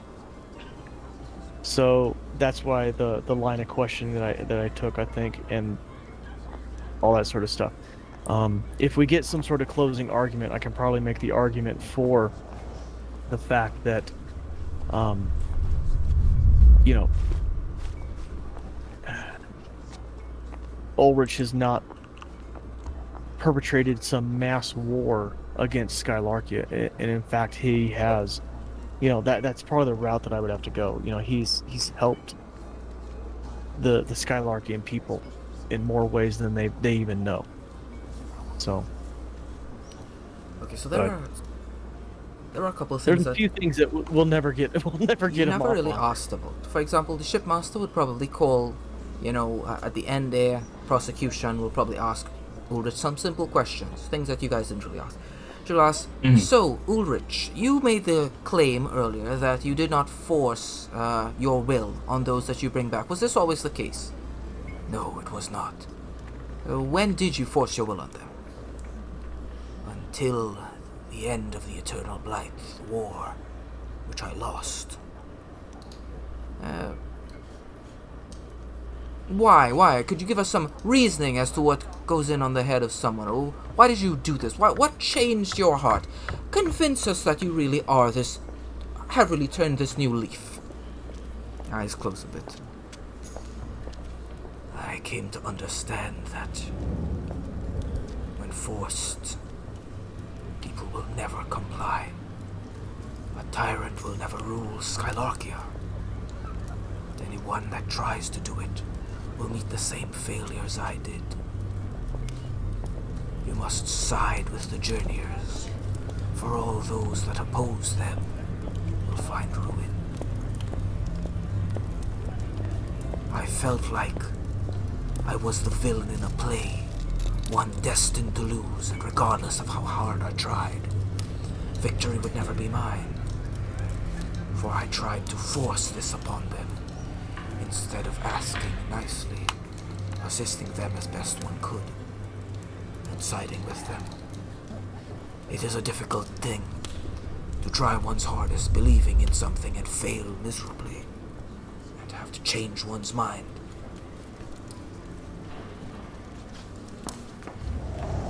See some people still questioning it, whether or not he's actually changed. He did do horrible things. The defense hasn't provided evidence, not that there can be a lot of evidence provided to certain things. So, again, the scribe lets you know that murder of a saint of Skylarkia, is another important one. That's extinguishment. Murder of a Skylarkia in general is just death. And necromancy is death. So he's looking at 2 death penalties and 2 extinguished penalties. The murders of the general and the 2 death penalties, were they committed? The name of the general is General George Rindomar. And the date, how long has that guy been around? Because if he's undead, I'd like to meet him and have him testify. Okay. Ulrich will actually say, I know George Rindomar. He serves as a blighted guardian of the walls. Oh. Wait, is that the one I named? Wait, hold on. No. Is Big Frank? No, it's George. No, you named this guy George. Yeah, I was about to wait, this is the one I named. Wait. Oh no. Wait. The scribe will let you know if you could get this General George Rindomar to testify that this death, he forgives that death. I mean, his entire family's not around. It's not like if anyone's pressing charges here, but the charge is still placed at his feet. He was the charge. Okay. Is George? Was he the one that survived? He's one of the blighted guardians of the walls that survived us. Let's make that happen. No, you need to present this to the Lawmaster. Okay, so that's George. What's the other charge of murder? Guilty of necromancy, evident by nature of undeath. Okay, so how do we get him off on that one? Bring him back to life. Perhaps. Evidence of necromancy by nature. By nature of undeath, yeah. By nature of undeath. However, I feel like if you bring George, we're already presenting evidence for that. No. Take it one at a time. This is a long list. Take it one at a time, guys. Don't focus on something I like think this. we can get him off on the George one since George is now a guardian of Adon and Seal. So we'll cover that in a sec. The nature of undeath. Ulrich should be grandfathered in since he was undead prior to the outlaw of necromancy. Right, Such as that's for him. What about the undead he has created? You would need every single undead to testify that they preferred to have been brought back. That they do not consider this to be bad. You need all of them. This would be a world-defining moment if this occurred. then Oh god. at the line of questioning of George, we will ask that question. Do you prefer undeath as you have it now, or living in the abyss being enslaved by the greats? Well, I mean, even if he does say yes to that, it's only George, right? Like, you would need the subjective, yes, I prefer this from everyone, and Does it's it just have not to be possible. everyone, or can it be like a group of individuals within Ulrizch? Because that's gonna be a lot of people. Mm-hmm. Um, we'll cross that bridge in here in a second. So, and then the third one was the murder of a saint, Saint Valorux, right? Valahux, yes. Valorux, excuse me. I would like to ask any accounts of that. Who made that? Who taken that account? Like who's seen it? The Lord Protector saw that first time. Okay. If we call Saint Valorux to the stand, We don't know where she is. Yeah, we don't know. yeah, we do. She's right outside the freaking walls, dude. No, she's not the Enchantress. Also, you guys, you saw her in the Oh. Enchantress in the crowd here. You guys never asked that question to anyone.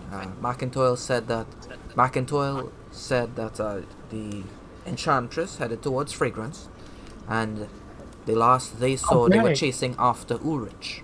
The Enchantress and Saint were both chasing after Ulrich. That's the last they were seen. I mean, you guys never really followed up on any of the two champions that were here in the city as to if they Well, saw them or anything like that. In our defense, we really didn't have a chance to because as soon as we got off the freaking ship, we got shoved into the trial. So, and it's been a whirlwind ever since. So, we never really had a chance to try to follow up on that. However, two of the three of us haven't always been on the floor of the trial courtroom. Is there a chance that Song may have looked into that? I mean, honestly, no, I doubt it. He was in like two different districts, and he was moving at like breakneck speeds. He wouldn't. I mean, maybe he like saw one of them if they were in the law district or the Arcanum, but unless they were there, he wouldn't have seen. I mean, I was just listening around conversations. Would I have time to do that? When I was going out trying to. I mean, you guys did have an hour to yourselves, so yeah, you could have. Well, what are you looking for? You're looking into the Enchantress and the Saint. Yeah, I'm gonna try to commune with Saint Valhax. Okay. To see if where she's you at. communicate with McIntoyle because he took up the communication with you guys, and he will say, "No, I do not sense either of them. But didn't you? You saw her in the crowd, didn't you, the Enchantress? Wait, what? Sorry, you cut out. The Enchantress. Didn't you see her in the crowd here somewhere? For a faint moment." Did I? Wait. Did we? I look around again, and I'm gonna. Can I spot her? Like, if she is like in a more human, Yeah, small you can human look around form? the room and you see all of these nobles, so many members of the guild. You see Yeah, there's like all. anybody I don't recognize. Yeah, you see all of the members of that one guild company that stayed back to fight the Abyssal Warrior, except for Mind Mirage and the Holy Blessing. They are missing. You do see Enchantress Sonyara. She's dressed differently. She's much more beautiful. Dressed this way, and she's small. She's human-sized. She's sitting in the back of the crowd. She's staring over at Master Gall. Right.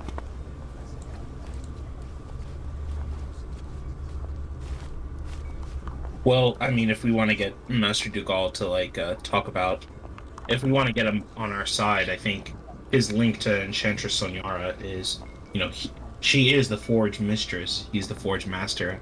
I'm sure there's something there. I'm more concerned about this Saint Val. We need to ask this one about where her location is, because her testimony in favor of Ulrizch can drop the most damning of the charges.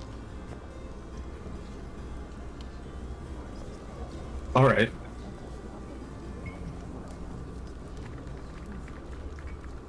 Guys, make a move. What's the plan?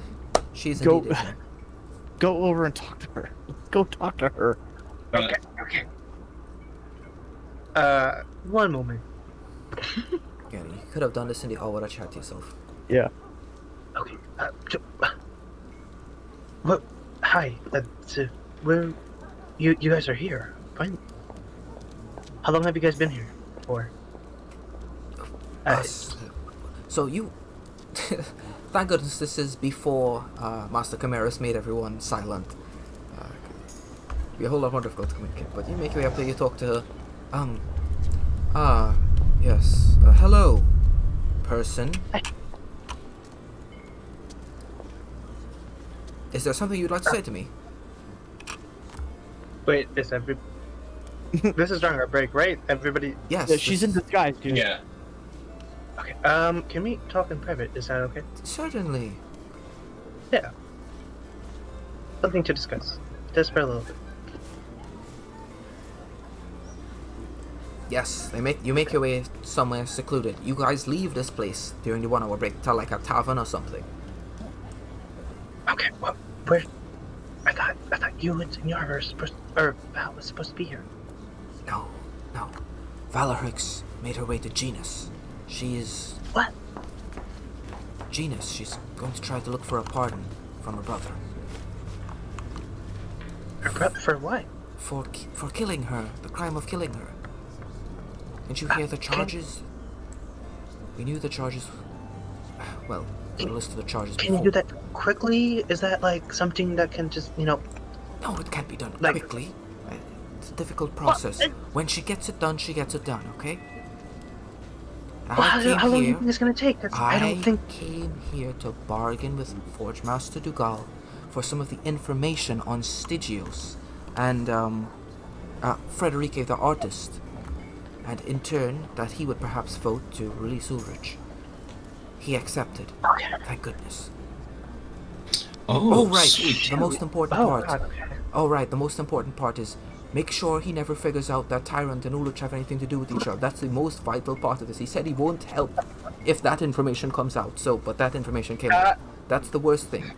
You should probably talk with me about that beforehand. I expected you guys to talk to me immediately. Like, I ask McIntoyle or look around or something. I mean. Oh, we were caught up in the moment. Oops.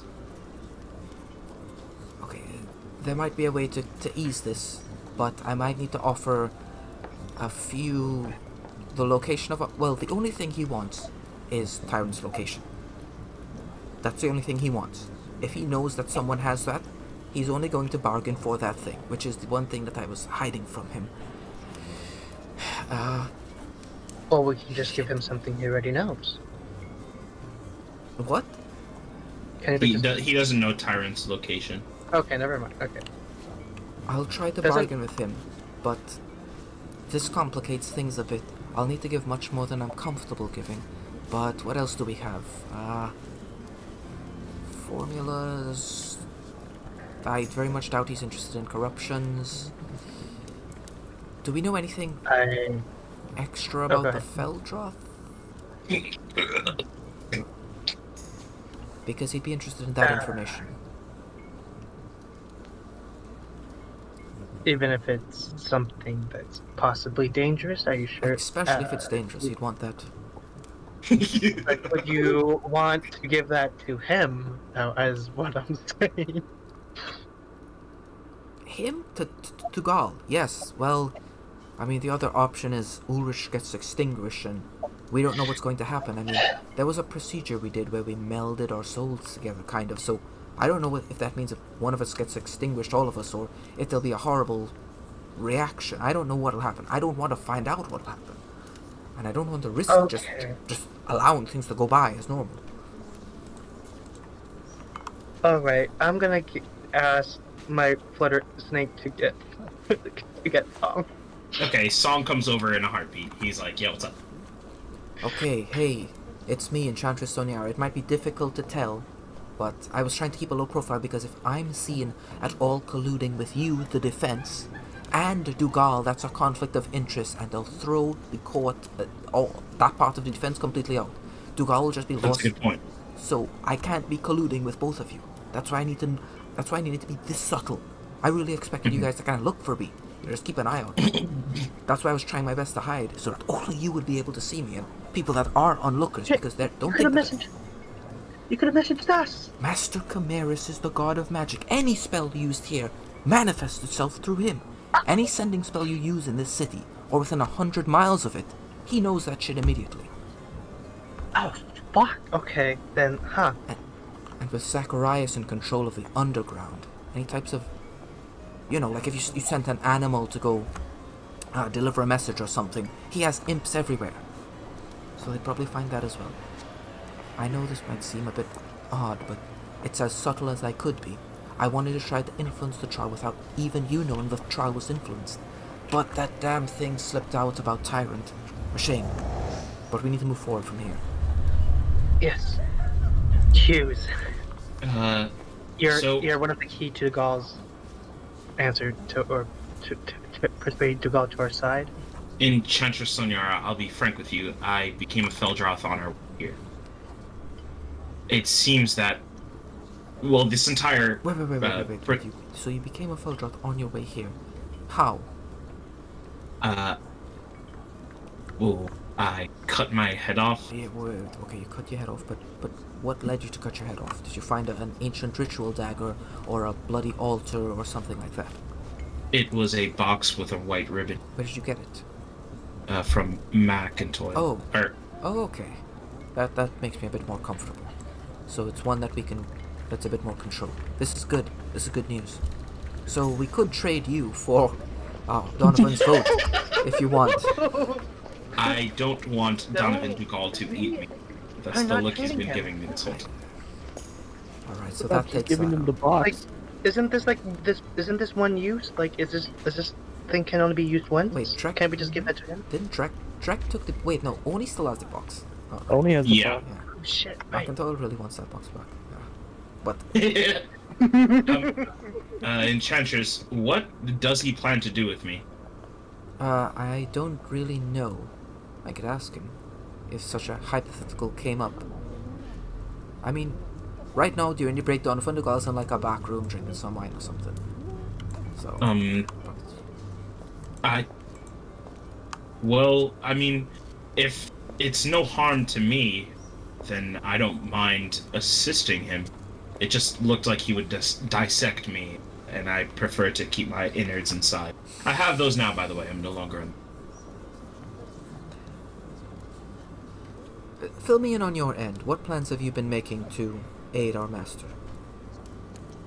Well, we've You could just say taken we up fill in the in. defense. That's Yeah, we tell her the whole plan with Xerxes, Okay, so- Tyrant, the whole. Wait, so Tyrant is contributing to this. Why don't we just Yes. tell Dougal that we've set something up so that Tyrant will show himself somewhere, and then Tyrant actually shows himself there, so we've kept our end of the bargain.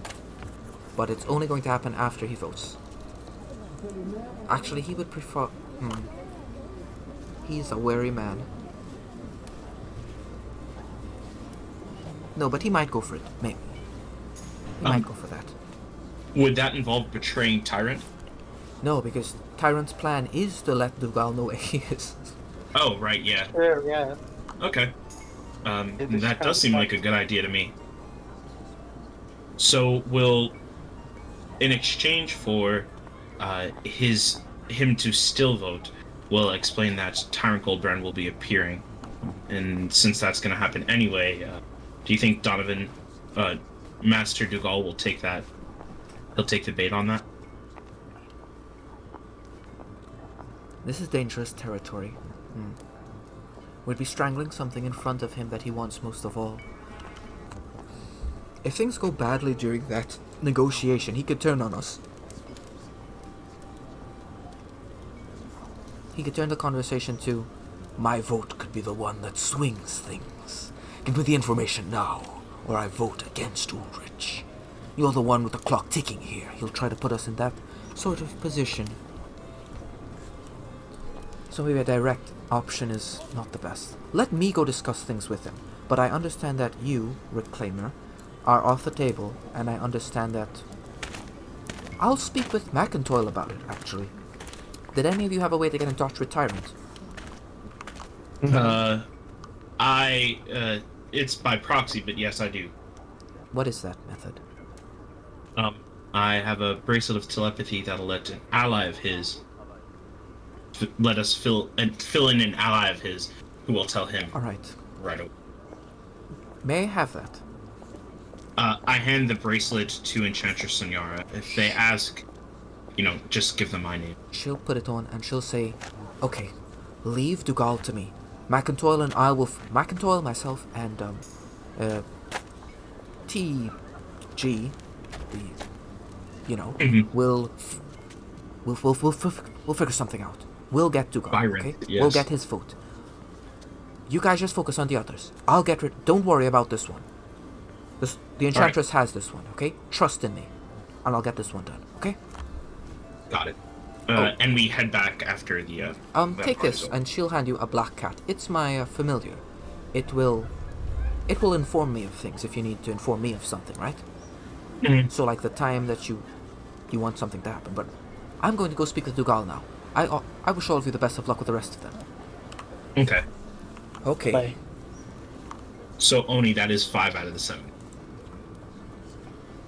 Possibly 5 out of 7. Yeah, that's a theoretical 5 out of 7 shooting. Okay.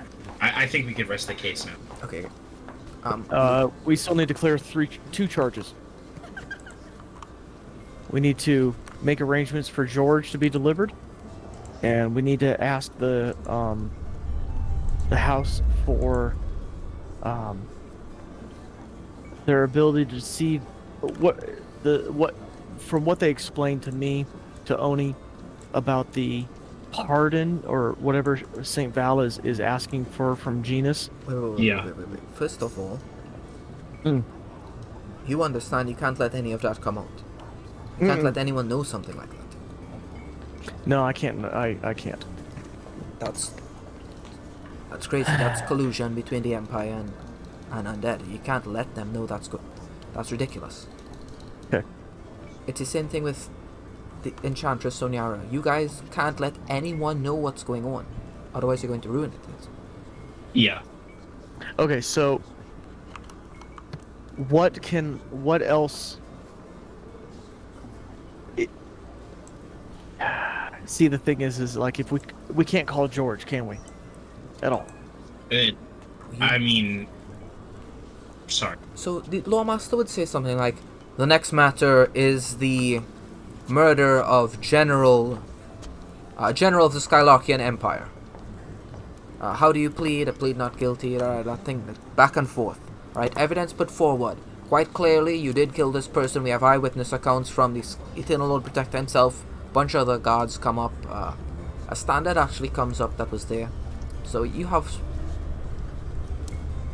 strong evidence against him. Very strong evidence against him. Scrubbing the scribe's knowledge. If we call an undead the General George, what's his face? Is George gonna be allowed to live? You know what I mean? Oh no! Well, yeah, the same charges that have been same charges being pressed against Ulrizch are going to be pressed against George, which is like by nature of undeath. So I don't think there's a point in calling him the same. I No, think I mean this is Oni scrubbing the scribe's knowledge. Is that what would happen, or No, would that, this be that would something not that could happen. actually? You can't blame an undead for coming back as an undead. Mhm. That crime Then- does not lie with it. Okay, then Oni would actually call General George to the stand. Okay. Oh, George. So the lawmaster will say, "This George, where is he? This George, where is he? You call him the accused, the victim. You call the victim to the stand." Ew. According to Ulrich, General George is in his employ. Willingly in his employ. And where is this George? he's currently at. Is he at He's in the same location that the evidence I presented earlier was located. This is a special case. We will deliberate. So the shadow comes back down and she says, okay, so she says, "I need to go find this George." Okay, sure. Same place? Okay, fine. Oh, Wait, Does hold on. Isn't George blighted? yeah, I was just about to say that. I don't think that's a good idea. Yeah, we can't get George anyway. Is George blighted? I don't remember, but In the last moments when the castle was being taken, yes, I mean, dying blight was spread amongst the undead and the blighted undead of the wall to protect as best they could. We need to make arrangements for his testimony to be given remotely. Bringing him into this proceedings, according to Ulrich, will spread the dying blight, and that is not something he wishes to do. So the dying blight has been reignited. She should write something down. Piece of paper. All right. I'm not sure that the dying blight has been reignited, lest it has just been continued. Master of Vile Tongue, could this not be a trap of some sort to get some of our forces offshore, weaken forces within the city? He begins to think. We have the Lich. If they work against us, we will destroy it. Bring in the Huntress. She will stay here with your master while this process is undertaken. Is this agreeable? Yes. Fine. I am the master of law. I will make my way there then. The defense and the prosecution will need to accompany me. Very well. I am the representative of the prosecution. I will accompany you. So Shadow says, "I need to lift 3 of you, is it? Well, this one will be a challenge, as she does need to carry you guys to envelop you in her regalia." Oh no, Oni. I'll go in representation of the defense. You can't. You're alive. Oh, Yeah, no, that's you can't. tragic. Sorry. Wait, how would the shadow transfer George then? She's not going to. bringing We're just George. going. She We're couldn't going. even- We're going on a field trip, dude. Are we going in the field? Okay, yep. that's Lucille, you gotta go. Sorry, dude. And I just shoved Lucille. Okay, damn it. Alright, fine. He needs to be the middle ground, and we have the prosecution and the defense. Sure, she'll carry you guys. Man, you didn't think there was someone on this continent as quick as Drek. But there is. Shit. Okay. Okay, let's go here, and down to a dawn. So wait. You don't just want to go there. Listen. What? McIntyre could speak to you guys, right? Mm-hmm. Can he see Yes. where you guys are seeing or anything like that, or is he just on his own for now? If he has that power, well, I don't have that telepathic connection. You Okay, could so- probably let him if Yeah. he can. He We need wants to to- be filled in. Okay, he'll say, listen, we don't want Tenora knowing where Adon is, alright? Without a doubt, she'll just leave something here and track her way back to it. We will meet on an island in Zimmerin, on the surface of the water. There we go. Come to this one. So they'll set a beacon so you guys can meet up. Yep. Alright, I'm just We do gonna that. be using Adon for now, alright? But the squad shows up, McIntoyle is over there. General George is there to make his own George. testimony. Uh, And Second might need to step back a bit. yeah, they're not literally here, they're just figuratively here, right? They're on an island. Alright, the Lawmaster will say Ulrizch of Adon has the charge of murdering one General George Rindomar, laid at his feet. You are this George Rindomar. I am incredibly interested as to why you did not choose to come back as a standard or virtue. Why are you in this form? Yeah, long story. Ulrich killed me himself with his dying blight. It did not send my soul into the afterlife. It converted me immediately into what I am. So it was Are you murder. not happy? It was murder. But I... Actually, you guys could pose the questions. So it was murder, says Shipmaster Hunara. Okay. Well, aren't you still given free will then? And are you still given free will now? George? I was told at the time free will was not given to me. It was only years after that Master Ulrich came to the conclusion that forcing servitude will always lead to ruin. The rejection of the subjects too great. They will always act against you in some form, misinterpret orders, side with the enemy, take bribes.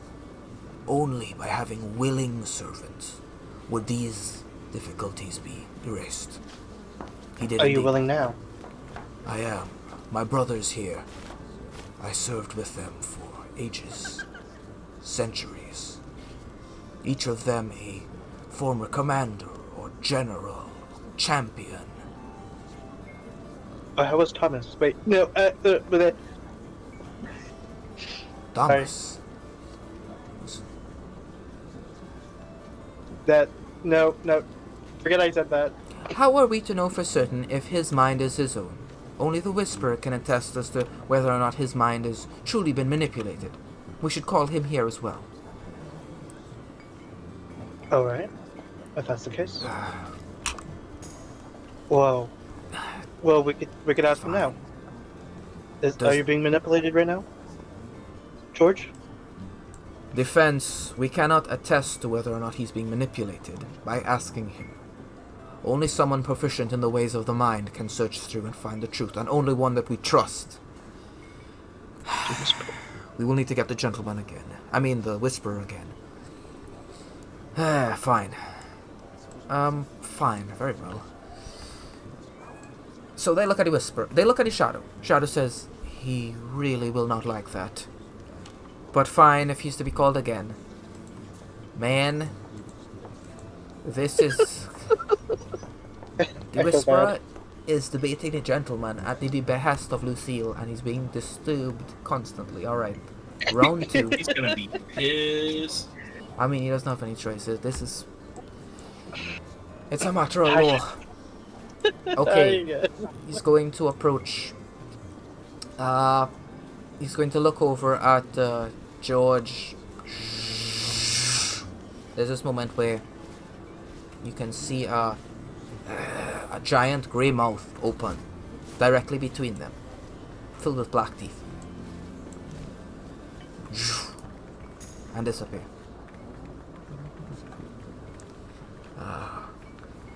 His mind is his own. His memories have not been altered or tampered with. Is there anything else before I must go back The Lawmaster says, it's best you stay by for the entirety of this. Who knows how many... What other... Give me a list of the types of defense that you intend to call for the following things, because we need to get this done. Alright. Here's Oni. I think we discussed Any before. defense, Who else? any defense for mass murder. There's definitely no defense for mass murder. Murder of a Skylarkian saint. No. Not at the Necromancy. moment. Nope. The defense of necromancy should be The charge... grandfathered into the fact that Yes. But he was he's already a raised. necromancer. Right, he has committed necromancy by raising others. You did get him off on the charge of the loophole that Conspiracy. he was thing Yeah. beforehand, right? So, and But you- that's just a fine, right? what, necromancy? No, necromancy is death. No.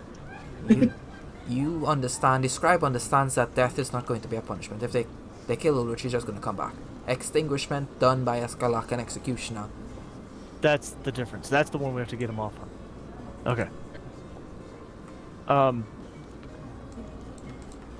I think the defense would raise the fact that under the testimony from George, we could probably find hundreds of undead that are willing to testify that they are better off where they are than wasting, having their souls being used against or in the service of the Greats.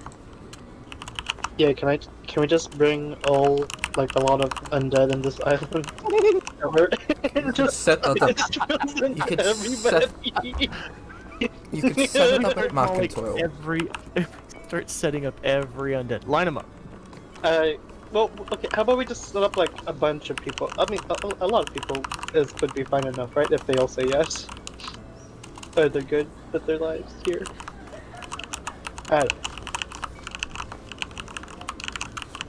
Okay, sure, you could do something like that. You could bring back enough. Listen, the Lawmaster will say all you need is a decent one, right? So like a general, that's good enough. So he will consider this greatly when dealing with the necromancy charge. But it would take forever to prove that every single undead is happy that they came back. Yes, that would take forever. They will take into consideration the ones that you managed to provide. Alright. Is Anne Cricket known in Skylarkia somehow? No. No, she's she's a simple person. Alright, you good? Yeah, I think we're good. Alright, back to the court. Okay, so they all return. Holy shit. Man, Shadow looks like she's really, really tired. Like, really tired. Oh. I feel bad. The Whisperer leaves once more. Wait, I thought. Oh, he's not gonna stay. Okay. No. Let's just get this over with. Says the Lawmaster. Prosecution, take your position. Okay, yes. Alright. This court will consider greatly the testimonies given by the innumerable undead which served under Ulrizch. The crime of murder of a Skylarkian general will be admonished. The victim forgives the crime. There were a number of things that it said that it did not miss of life. Alright, that's that. The prosecution rests. Prosecution rests. Oni, I think we can also rest our case. It seems like we've gone through all we can. Is there any word from St. Bell? Yeah, can I try to commune with her? Try to commune with her. No. There is no word from St. Valahix. You also... Yep, there's no word from her.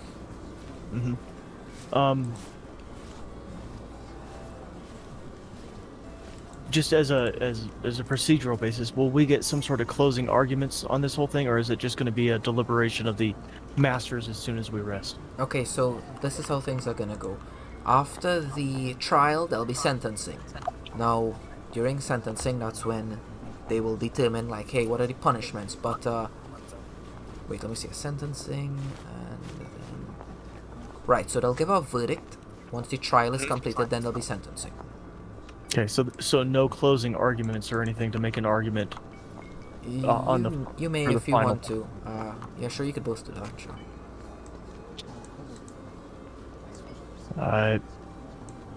Master De Curso, or Master Mateo, Lawmaster. As we set to rest, the 1,000 or so years that Ulrizch has been around are more lifetimes than any of us could possibly imagine. But in the most recent of these times, it has been proven that he has helped Skylarkia, not only in securing its borders, upholding its laws, and Oni makes the argument for basically kind of still focusing on every one of the kind of the masters that he's trying to focus on, as far as the freedom of the souls, the trade lanes, the everything that we've kind of focused on, and he makes a big argument that way. I can't do it in person, but that's what he would do, and then he rests his case. Master Noel said, while even I, as the prosecution, can admit that, based on the testimonies given, surely some good has been done by this Lich, Ulrizch the Blight Lich.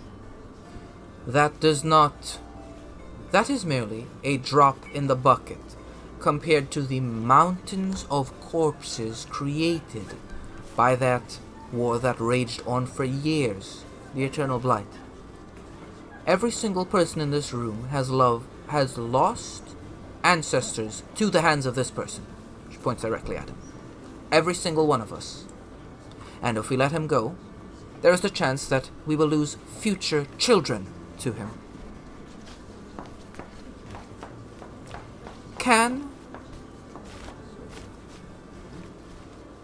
Do the good deeds wash away the immense burden of sin? That's a question each of you must ask yourselves. Prosecution believes it does not.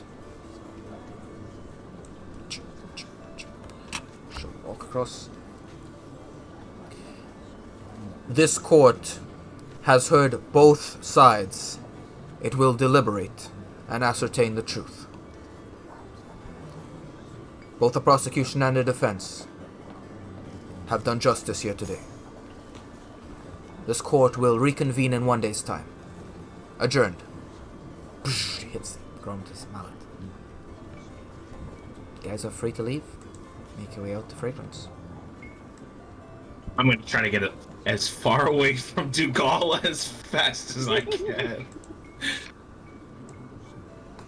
Walla, where have you been? I've been reconvening with some of our allies.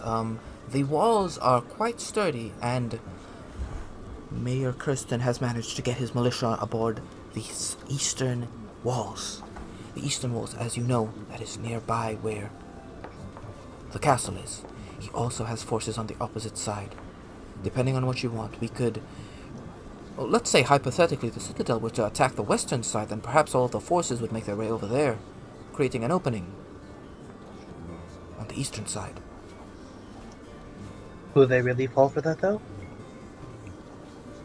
Depends on how persuasive the distraction is. Well, I don't know if we should decide that now, per se, because we don't know. How well do you guys think we did?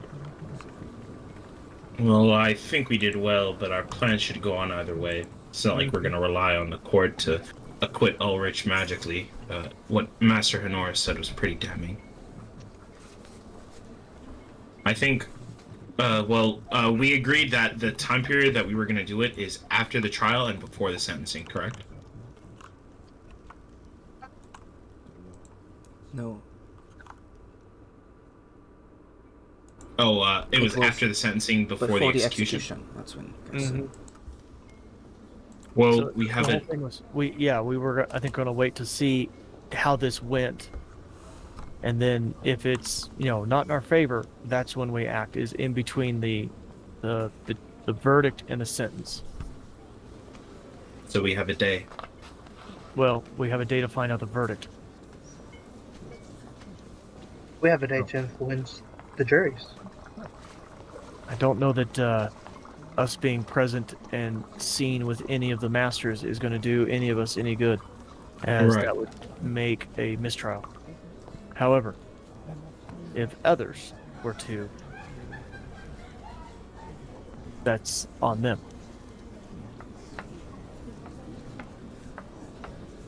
Okay. Well, let's reevaluate. How many people do you guys think we got? I think we've gotten at least. Let's see. Art master, trade master. Honora, I'm pretty sure. Gal, I am not 100% sure. I think I trust Enchantress Sonyara, so I'm going to count Dougal. I really think we've gotten all 5 of the 7. If any of them were to say that we didn't, if any of them were not to vote with us, it'd probably be, well, maybe Master Garil. He seems the most distant from Ulrich. He could go either way, really. Could be dissuaded by somebody else. But the other 4, I'd say they're pretty stern in their opinion.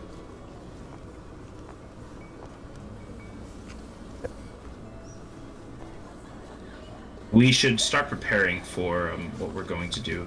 Maybe we could find a private room. Mm-hmm. And Tony's already lost in thought as far as he's planning the next event, which is the escape. so, oh, that's correct. Should we try to get Reclaimer mentions to Oni? Should we try to get blueprints for the parts of the town that we'll be heading towards? Namely, where they'll be executing Ulrich.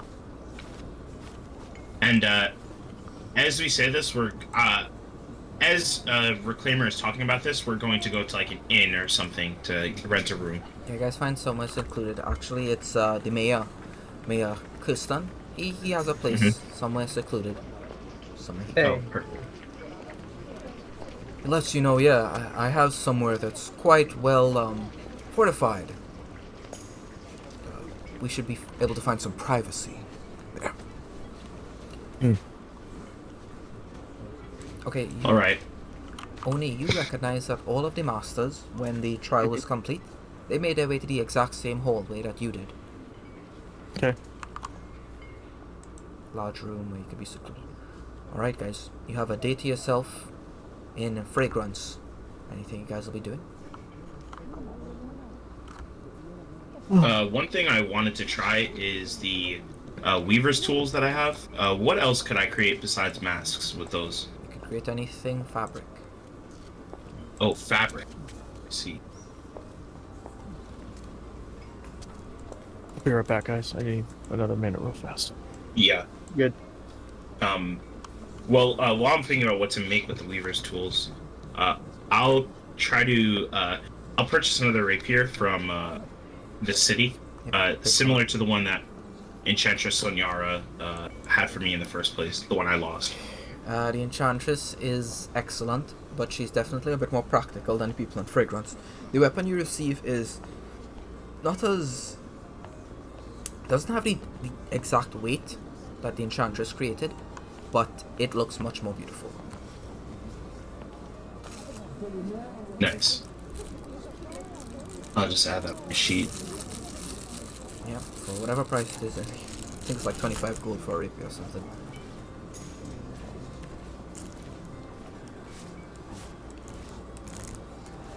Alright, so what do you guys think for the day? Just chilling, anything you want to do? Your crutch, relax? Yeah, I'll try to weave like a new set of clothes for myself, one that's more fitting, and I'll do the same for Oni and I almost called you Var, Oni and Lucille. Yeah, I've been wearing this clothes for months now. I need new clothes. Yeah, I'm just trying to practice. It's kind of hard to get used to. Yeah, I was gonna ask Oni because wasn't there a thing that you wanted to get here in Fragrance that belonged to you once? You Oni? asking Oni? Yeah, I remember. I forgot what it was though. It's a necklace that was given to me by my mother. I was told it was currently on display in the art gallery owned by Donovan Dugal. That.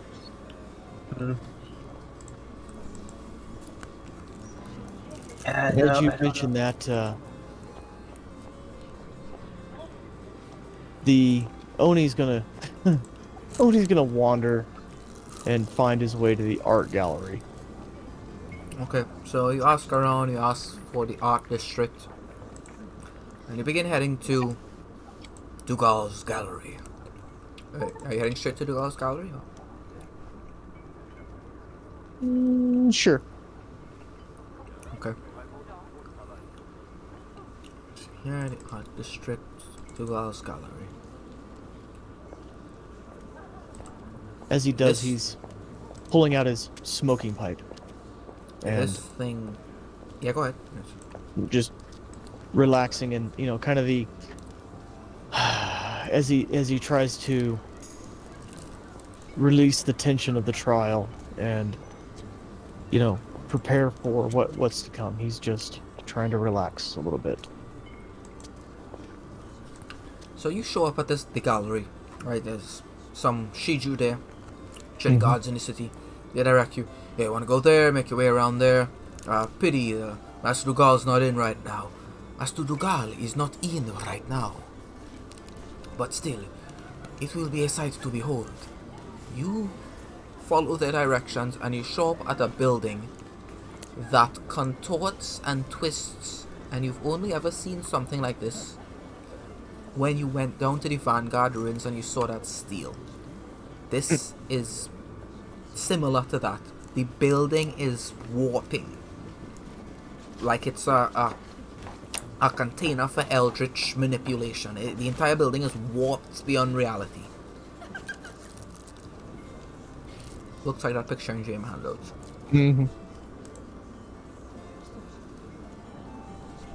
Does this represent Vanguard technology in any way? No, but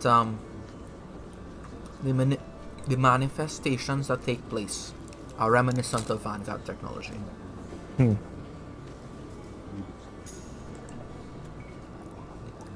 I proceed through the entrance. You had expected it to be immense, and it is. But it is also hollow at the moment. Almost everyone who would be flocking in here to see all the beautiful pieces of art, the foundations on which all other artists build their artistic chemistry. This is it. All of the greatest pieces of art are in here. Beautiful, radiant, magnificent. Not a lot of people appreciating it at the moment. It seems the trial is taking up so much. Within this place, there are sculptures, many different types of weapons, pieces of art. Oh, definitely pieces of art. Beautiful, each of them. So anything you're looking for specifically? Any wing you're going towards? Any section? He's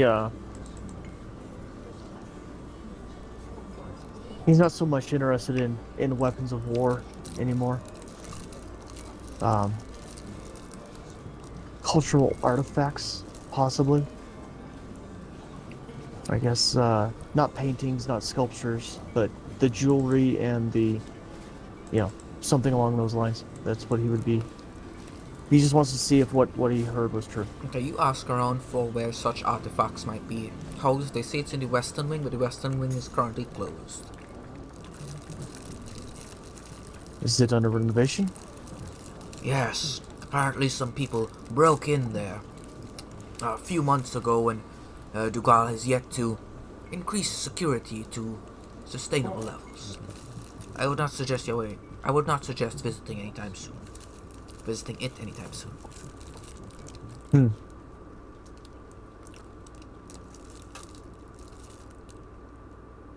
Bonnie kind of looks down on the floor. Very well. And as he just wanders, he'll take in some of the other artwork and just kind of take a look and see if anything catches his eye. A few things catch his eye. The Black Painter of Feldra. There is a painting here called Muriel's Nightmare.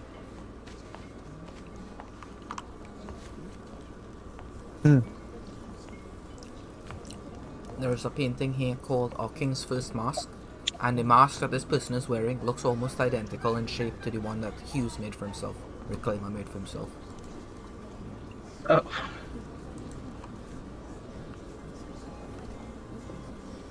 I asked one of the what do they call it? Like docents of the museum about these these pieces of artwork that I'm looking at. Excuse me, what can you tell me about these pieces? Inspired by some of the pieces of art, although it spanned out of the Feldroth Empire, Master Dougal painted this one himself. The mask, the artistry, the way the sun rises in the background, contorted by some effect of the sky. Beautiful, truly beautiful. Oh, and of the other one, well, it depicts priests, I believe, based on the robes they're wearing, probably Nihurelian, so trying to draw something in that light. When he says that, and I know the Feldroth and the masks, is he mistaken, or is there just some misinterpretation of the art? No, the one on the bottom is Our King's First Mask, the red one that he's in red, and then the second one is Muriel's Nightmare, and he just says that those are Nihurelian robes. They are without faces. Probably the artist was trying to say that without faces one has no personality, and without one's personality one cannot dictate what is right and wrong, little separating one from a monster, faceless entity. Perhaps that's what he's saying, and another person comes up, No, you're reading too much into it.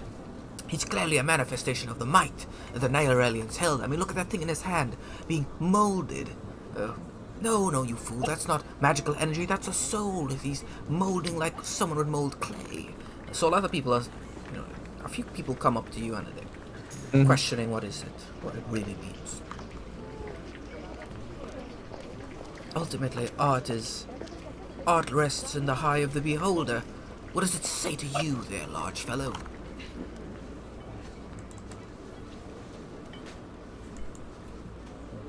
I think for me it says that power is in the palm of your hand. And only those with adequate ability have the chance to control it.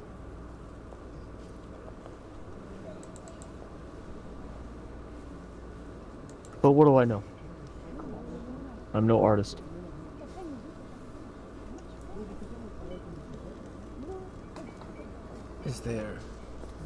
Are there any other pieces of art you'd be looking through this gallery for? There are rows and rows. Not being an artist per se,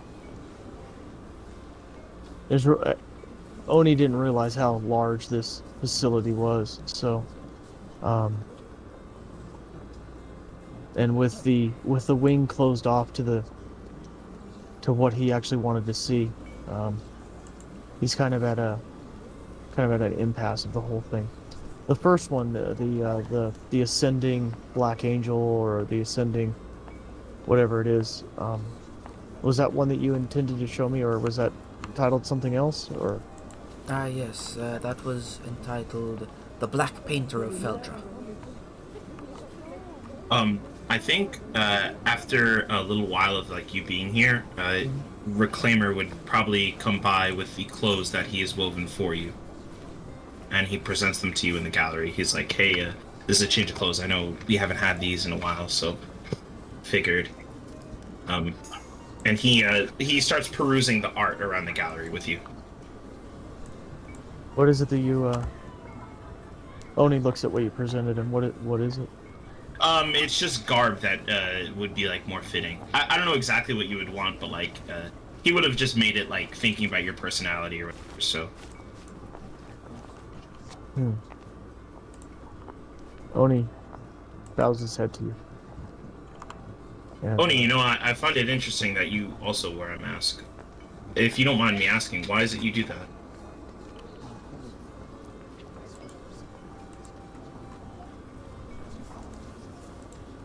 strike fear in the enemy that you're confronting on the battlefield was the original purpose. However, now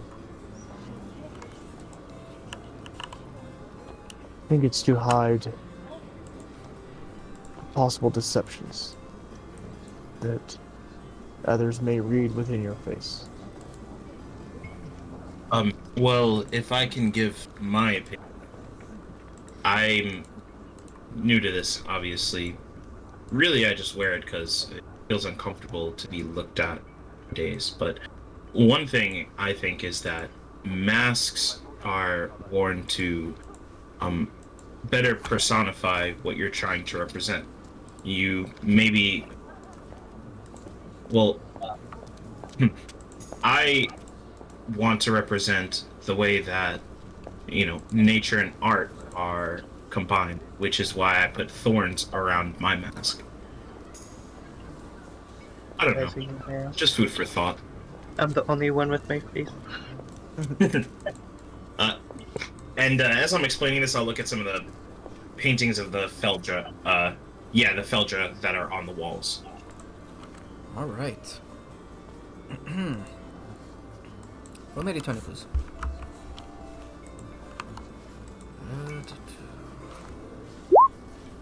5.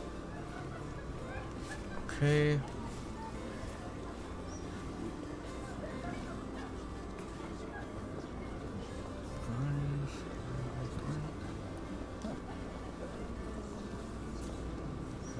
Alright, there is one called Our King's Ascension. Looks like this. Oh, wow. It's horrifying. What I know this is, it says Our King's Ascension. I assume Our King refers to Alhazred, right? Yes, that's exactly what the king is.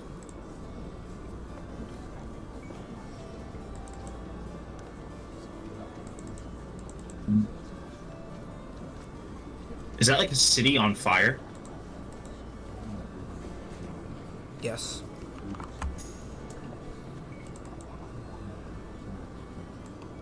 Oh, there's another one in here. It's called Frederick the Artist's Forge. It's right next to the entrance to the West Wing. As Oni is standing next to Song, looking at this, what of Lucille and the future that he told, and the destruction of this city that is about to take place? What if it's all meant to be an ascension by somebody? I doubt it. Well, Oni literally looks at you like, really? Well, listen, and like he'll bring Oni in closer. From what I know of Ascension, you can't do it by killing. Ascension actually doesn't require any death. It only requires worship. And I mean, if somebody was doing that through death, maybe, but that seems like a really roundabout way. Transcendence, on the other hand, does require... And, like, he's really whispering this now, like, like super low. Transcendence would... No one's attempted that since anyone to do. But what better time? Now, especially the powerful people are here now. Mm, but well, I might have misunderstood. I might have misspoke. That's what the Nihilians thought it required, but in reality, I mean, they failed for a reason. I don't think it requires sacrifice, so to speak. But I don't know. I don't know if I would even attempt it. Would it be worse if they failed, though? Still? Oh, of course, it would be way worse. But I Well, mean, that's what they want to do. hmm.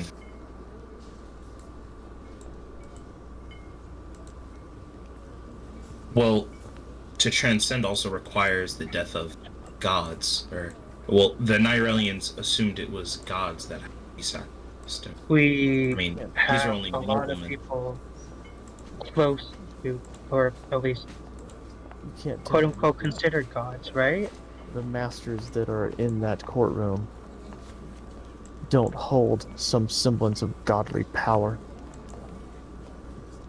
Yeah, but they're quote unquote, if you know what I mean. Maybe you're right. I think.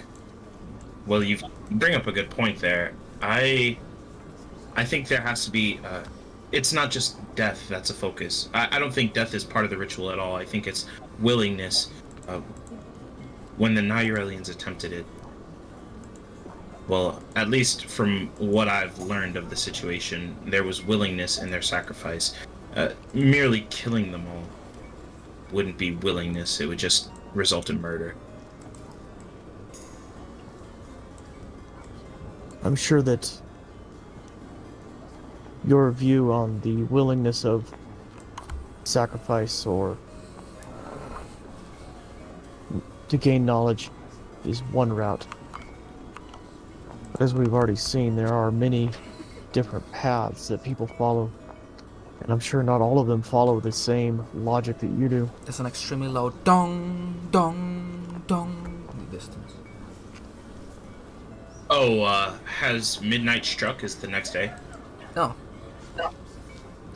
It's still night, but... Wait, what is that like a curfew sign? Or, Where are you right now, Lucille? I would just be walking around, just trying to find Okay. this. A nearby person's like, oh, the deliberation's finished for today. Oh, that's good to know. Seems I came to a conclusion rather quickly, at least for now. Discussion should happen further tomorrow, says some nearby gods. That's okay. Nice to know. We should be there to read the sentencing. Or to hear the sentencing. The verdict, you mean? Yeah, verdict, my apologies. And Hughes will start heading out of the gallery, taking just mental notes of the pictures of the Feldra that he won. You turn to head out, you notice that there are 3 figures behind you. Looks as if 2 of them, you were so focused on the painting that you didn't really notice them. But 2 figures are talking to Donovan Dugal, Master Donovan Dugal. It's directly behind you guys. And looks like if he was staring off, not even listening to them too much, at the painting that you guys were admiring. Takes a cigar and takes another puff. I turn back to stare at Donovan Dugal. Would you like to see where I keep my best pieces? I would. Reluctantly, Reclaimer nods. Ladies, why don't you wait for me in my office? I'll continue my discussion with both of you once I've relaxed for a bit. Finishes his cigar and he lights up another one. He walks Does over... Enchantress Sonyara give me, any look as he asks that of me? Nope. He walks over to a large set of doors. You can see etched in the stone above it, West Wing. Places his hand on the door. You can see strain through his right hand, and you can see arcane symbols begin to skitter across this entirety of this black steel door. He pushes it open. Follow me. He walks in to darkness. Oni looks at Song. kind of judging his. He's his level of- terrified. He's yeah. scared. He is scared. He's so scared. He's gonna walk a good 10 feet behind Master Dugal There's a red and light. follow him. There's a red light off in the distance. It gradually glows closer as you follow behind Master Dugal. Drag your tokens in, please.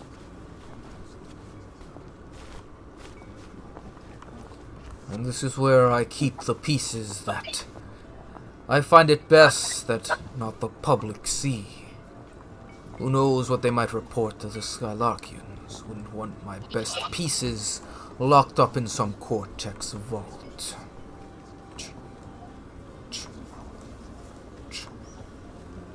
So we're walking. I'm looking at all the different alcoves. Only you see it. Behind museum glass, on display, although not many eyes will ever see it. Your necklace.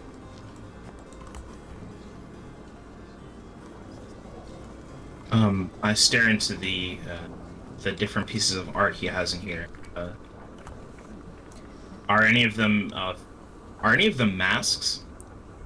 Are any of them masks? Wow. Let me see. They recognize the things that you saw in Ulrich's vault. Are there any masks among them?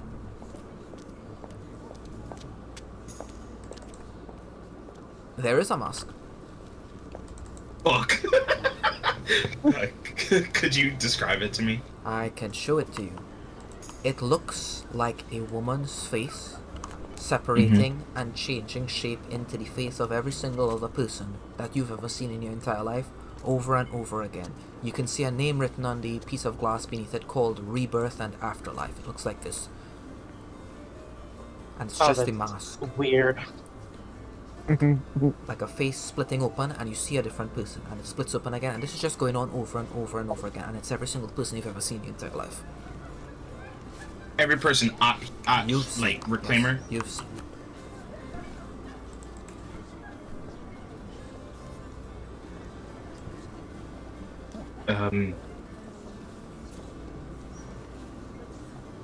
You reckon- What is of it? that? Yeah. You recognize another mask, but it's unlike any other. It's unlike any mask you've ever seen before. It's a weird-looking thing. Something tells you it's a mask, and beneath it is etched Zarashi's handler, the Mind Vaulter. The face is not there; it's just the headpiece. Was Zarashi one of the Feldra? It's one of the Feldroth.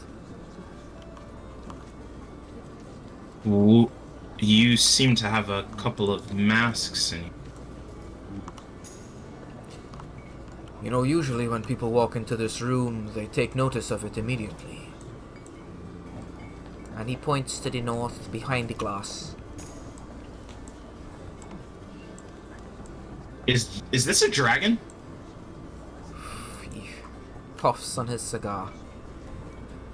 One of those Retian dragons, unlike the ones in our land. Long, deadly. It swims towards the glass and just you swear it's about to crack, but it doesn't. Better one.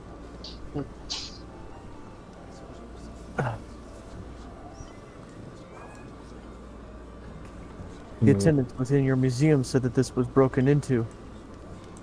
Is that just a line to keep people out of this place? It is useful, but it was not a lie. This place was broken into, yes. They took something of utmost value to me.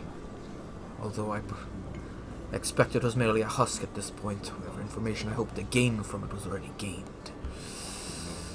Snuffs out his cigar. I must commend both of you. You did well today in court.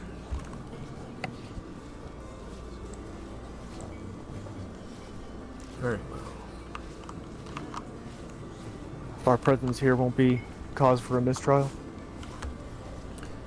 No, the deliberation has come to an end. We shall take it back up in the morning.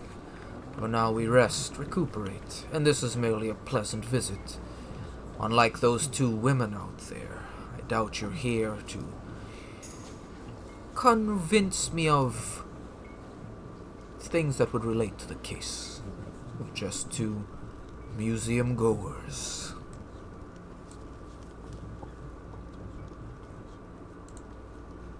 Oni says something effective. I did my job trying to convince you of something already. This is here for more recreation.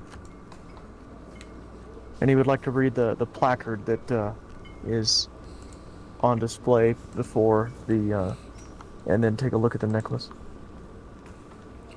Just says, the signet of a north wind samurai, taken from the body of a Zarishan, and it's dated about 214 years ago.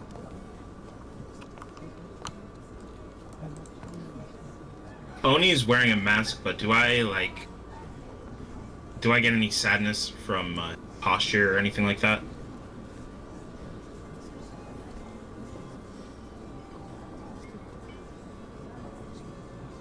Oni's pretty good at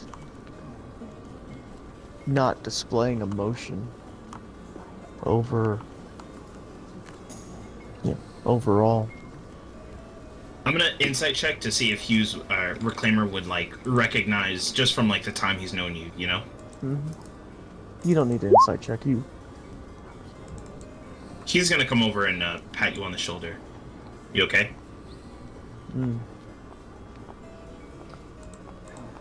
Is it his necklace?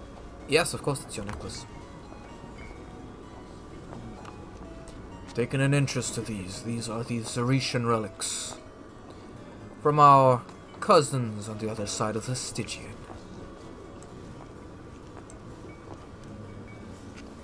How did you come by such a piece? How does anyone in my position come by such pieces? At auction. These savory merchants have taken me for more than a king's ransom on numerous occasions.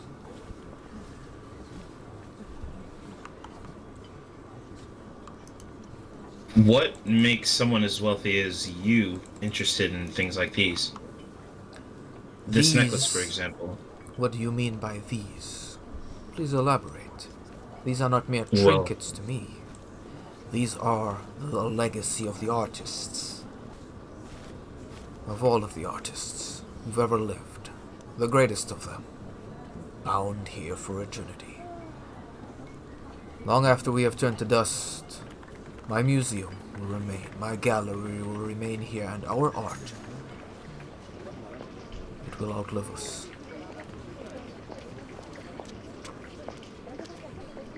Can you tell me about this mask? And I point to the one that is constantly shifting.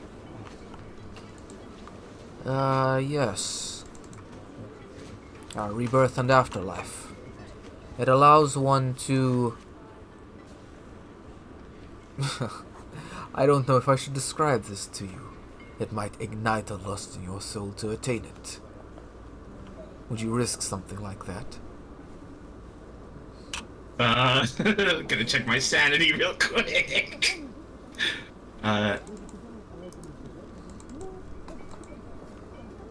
I would. Very well.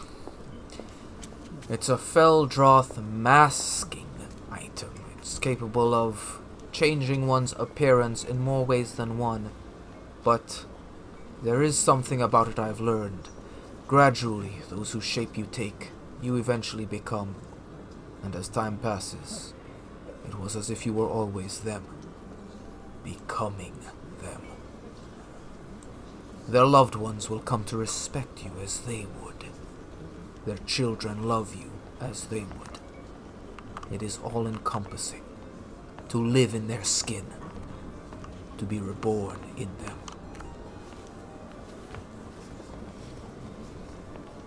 Master Dugal, I have to ask, what are you? He smiles. And he comes closer. Oh God, no! What are you, Reclaimer? Places his hand on your shoulder. Did you think I didn't sense you when you came into my city? Did you think I didn't feel you when you walked into my courtroom?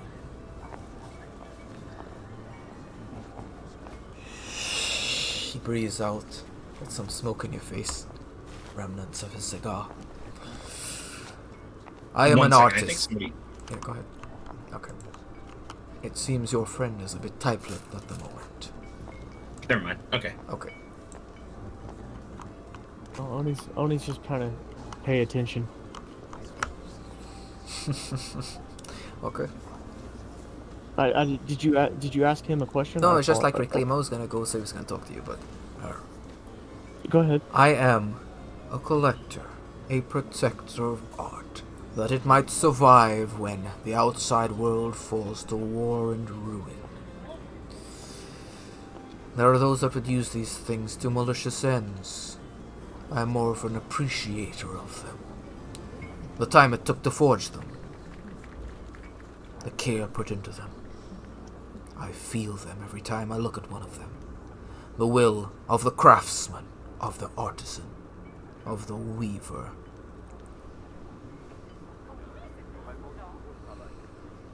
What would you say of that one then? This other golden mask. The second picture. I would describe it as hollow. Whatever force resided within it has already been freed. I very much doubt it would wish to be imprisoned there again. And this? The amulet? Hmm. He just walks over. Something of it told me. It was not the moment I placed my hand on it, it was before that, the moment I saw it at auction. I could tell it was an object, given with the love of a mother. That one points over at a blade. You can still see the rust on it, filled with the hatred of a son taking his own father's life. Those points to a set of golden bracelets. Pure anguish. Something gained at the price of something even more valuable. Each of these tells a story. The story of when they were crafted, and of all those who held them until they made their way here. He's looking down at you, Oni. I can see these stories, feel them. It is not the meager trinkets I value, but the story that each of them tells. Now that you have these stories, what good are the items?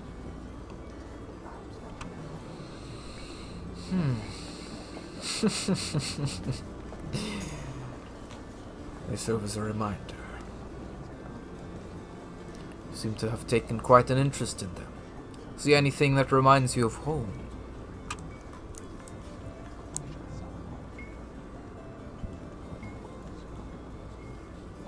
Yes.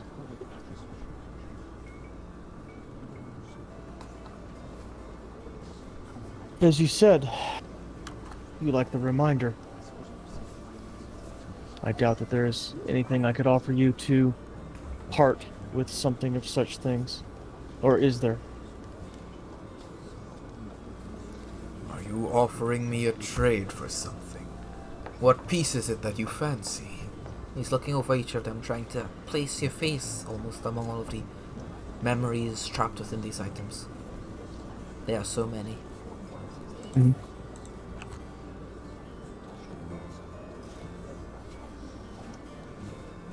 By telling you the piece might give you insight and put you at an advantage. Intelligent. Very intelligent. I see why Ulrizch chose you as his defender. Good. Very well. But I offer you the exact same conundrum. If I were to tell you what I want, you'll be able to bargain, use it as a tool, as a coin in our negotiation. I'd much rather this be a discussion amongst intelligent friends. Then open the discussion. What is your proposal?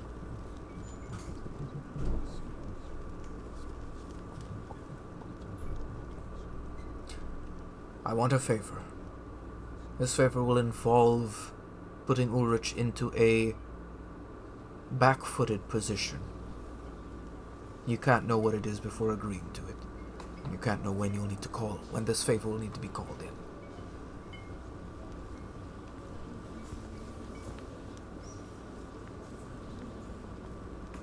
Only describe is actually one of the demons, the Bator demon. It will let you. It could give you a bit of insight into Dawn of Undergall if you want. You still haven't placed the bet, but I mean, you're like forced into the courtroom, so you only have the option. It could give you some insight into this.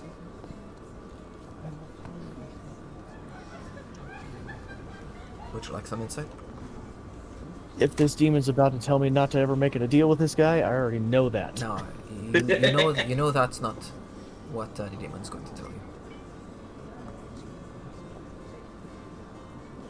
All right, I'll take the insight. Okay, the demon will tell you. It's a test.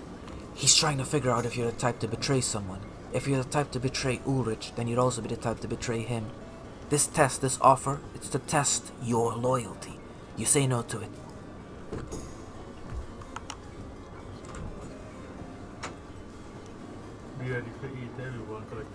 Your offer Alright. puts me in a position to betray somebody that I have promised trust and have trust in.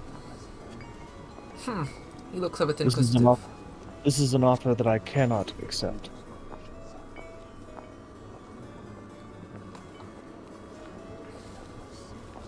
Fine then. The only thing you can replace it with is you can replace an item in there with is a good story. Find me another item, one with a better story, and I will give you the whichever one you seek. Alright, the demon in your head lets you know that what it wants is for you to bet 10 gold on a random number on a roulette table. Sure. That's it, that's all you gotta do. Alright, cool. Master Dugal, you know I'm an artist as well. It seems you know more about me than I intended to let on. As an artist, I have to ask, how are you... I call myself the Reclaimer because I like the song, and I want to use it as an art form as well. I want to rediscover it for myself. How is it that you're so connected to it? The very first time I've ever dabbled in Feldroth magic, I felt your presence. How is it that you're so in tune with it? Are you one of the Feldroth? You speak about these things so casually. One would fail to realize we are in a Skylarkian city. A cortex to hear us discussing such matters. No doubt they would throw us in eternal tomb beneath a vow. Master Dugal, I know there's privacy afforded to your private chambers. You tell me, what am I? Am I a Feldred? I hate that he's so close to me.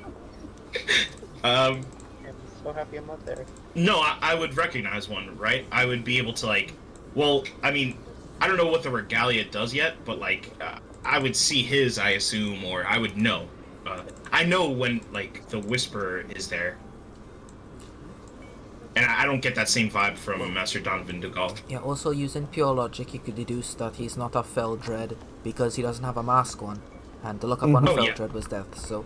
At the most, if he was a Feldroth, he was a Feldroth. Right. Not a Feldred. Yeah. Alright, Oni, you also notice... you hear like a... like something scratching against glass. in the southeastern region of the room. You could keep guessing. Reclaimer.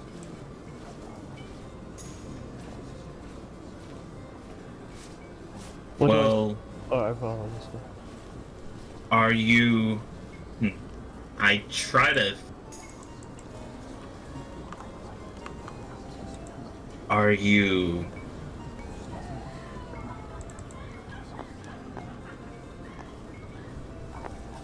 Well, may I ask how long you've been alive?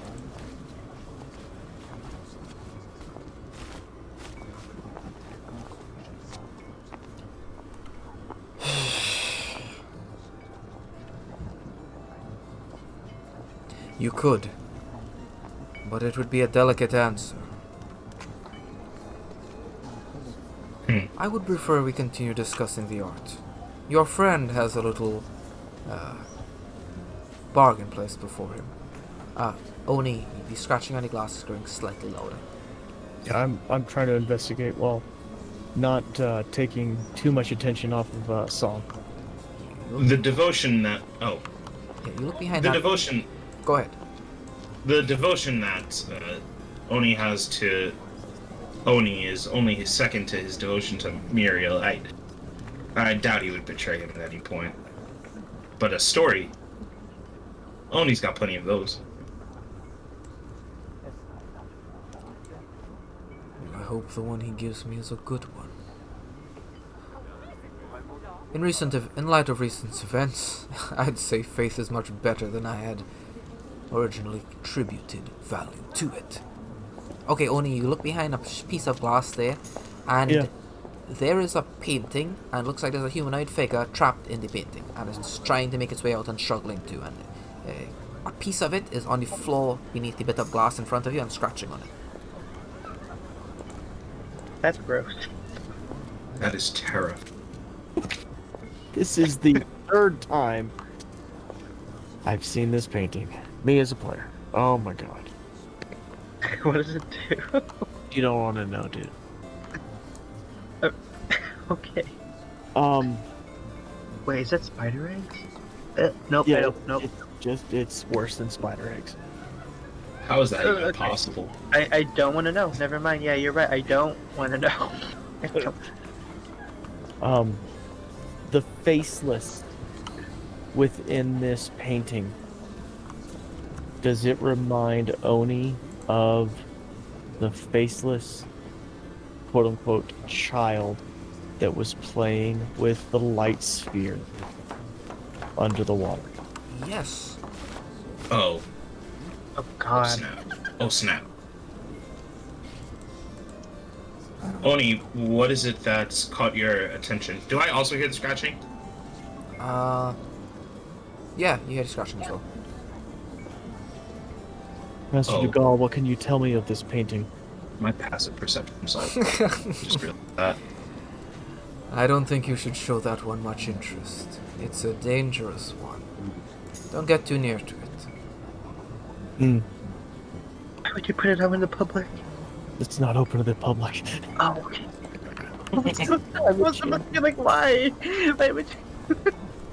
Only for the briefest moment, you see the face become like the face moves away like it's a suit of armor, and for the faintest moment you see a face looking back at you just for a brief second, and then it's consumed once more. Whoa. Okay. Wait a minute. Master Dugal, I spoke to Oni of masks earlier. I don't know if you overheard our conversation. As pieces of art, then, what do you think of masks? Why do you think we wear them? We wear them to protect our identity, so that no one can impersonate us. You see, there are certain masks that are enchanted, uniquely enchanted, done by an artisan, created beautifully. They cannot be reproduced by mere means. A mask is also a show of one's identity. It can be used to protect not only the identity itself, but what it represents. Another good thing about a mask is should the man behind it fall, another can pick the mask up, and it is as if that identity never faltered. West, Reclaimer touches his own mask for a moment. Yep, Oni. the entity that was exuding sadness with the light ball, and this one, and just kind of the knowledge that that Oni has gained from the scribe, and the fact that he just saw a human face behind this armor. Would it be logical to conclude that this this entity has, in some way, it's kind of imprisoned somebody somehow? The And- scribe knows of certain cases placed on objects where someone would be imprisoned within it, and the Mhm. only way for you to escape that prison was someone like comes into contact with it, and then you swap places with that person. Mm-hmm. Those are wretched artifacts, cursed objects that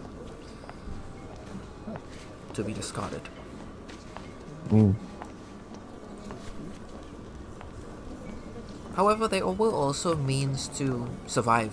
Like, let's say there was an apocalypse, then being trapped inside of that thing would allow you to survive such an apocalypse. You would be imprisoned in there until fate sent someone in your direction. But hey, Who is this guy then? Oh, I'm starting to put it together. That's crazy. Yeah, that's what Oh my god, thank god, guys. Now you understand. Yeah. I get his connection to art now. It makes a lot of sense. As Oni kind of looks at the prison that is containing this human and Dougal, the prison master. the odd thing is, Oni, for a brief moment a shiver goes down your spine. How many other pieces of art in this place are just like the one you just looked at? Mm-hmm. Oh, God.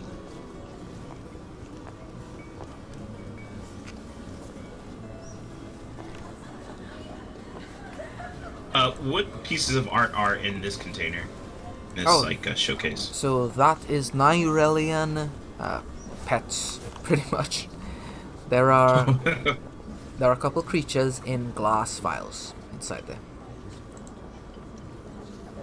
It says Nyrelian pets on the stone here. Yep, pets. If you don't mind me asking, were Nyrelian pets also? Well, I know the Nyrelians were all but immortal, right? They would live as long as they could. Do these pets follow suit? They do not, no. Although with my assistance, I have created ways that they might. In the wild, they face risk. They might be consumed. They might be destroyed. Another very interesting thing. Look at that one there, and he points at like a red blob of ooze. It's called a Feldroth blood spectre. Now, the interesting thing is, it did not exist during the Feldroth era. It only existed during the Nyrelian era.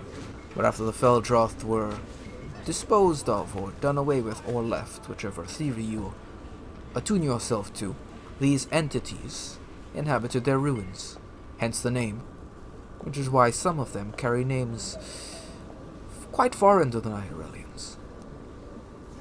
You can actually see all of the things in here. There's a Feldroth daemon, a Hadal soul grater, a Lostwood deep crab, a Lostwood mine snail, a Stygian abyssal observer, a Stygian abyss fiend, a Stygian chaos fiend, and a Stygian remnant.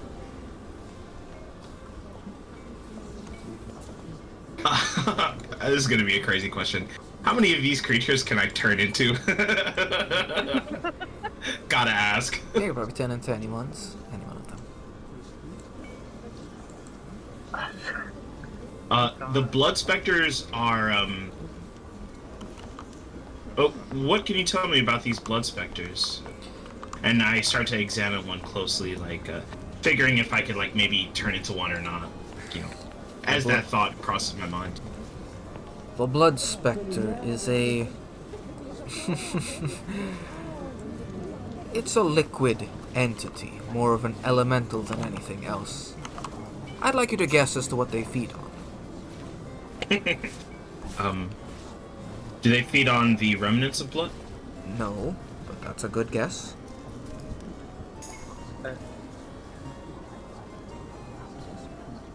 They don't feed on the remnants of blood. I see all these eyes on it, right? Mm-hmm. Perhaps they feed on the soul, leaving the blood. Well, Again, it's a bit simpler. They might inhabit someone's body and take up the space that blood would. But what they feed on is fat. Oh. You're saying it's a diuretic.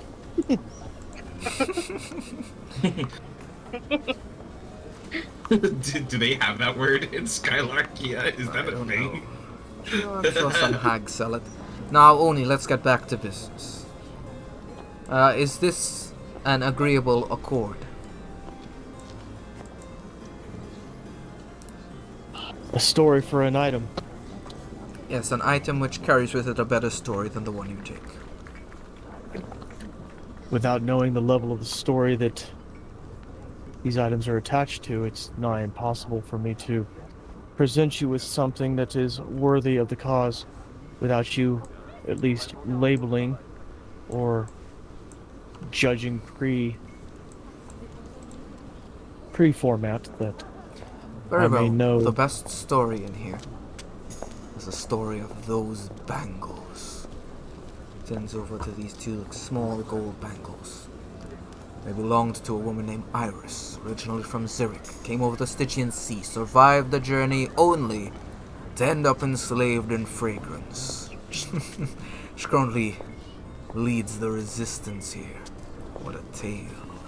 A tale of hatred and revenge, brutality. But that tale is not over yet, and that's what's beautiful about it.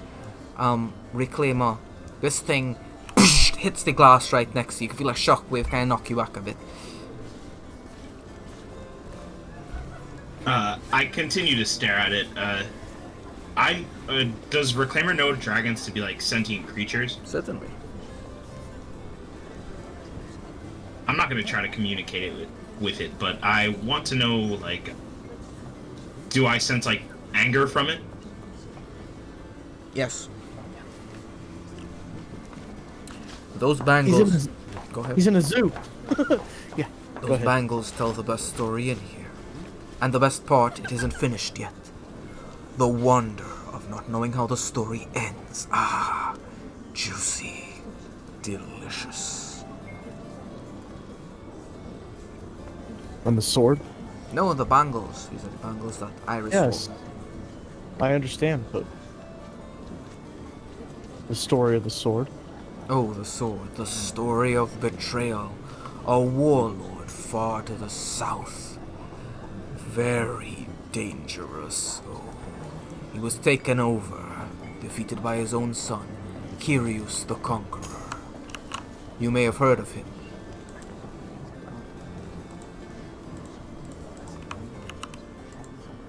Oni's racking his mind. Yeah, you know, Not Kyrios. sure. Kyrios is he's like the emperor of, Zurich. He is the conqueror. He took over the entire southern part of it. There's still some pharaohs in the middle part of it, and then the northern wind is unconquered. But he owns like the entire southern part of the continent. And he's slowly gaining ground. Very slowly. And the amulet? The amulet? You mean the bangles? No. He already told me the bangles. You said the amulet, the necklace. Oh, the necklace. That is the story of a young Skylarkian. One that got lost, one that tried to make its way home, and found only death and ruin when it did. A sad tale. And Oni walks over to the painting.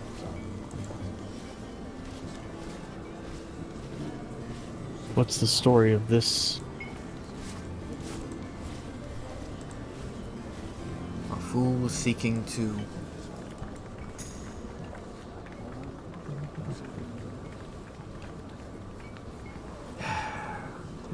a single warrior on one side of the battle, hoping to survive an endless fight, one that could never be won, but perhaps one that could be escaped.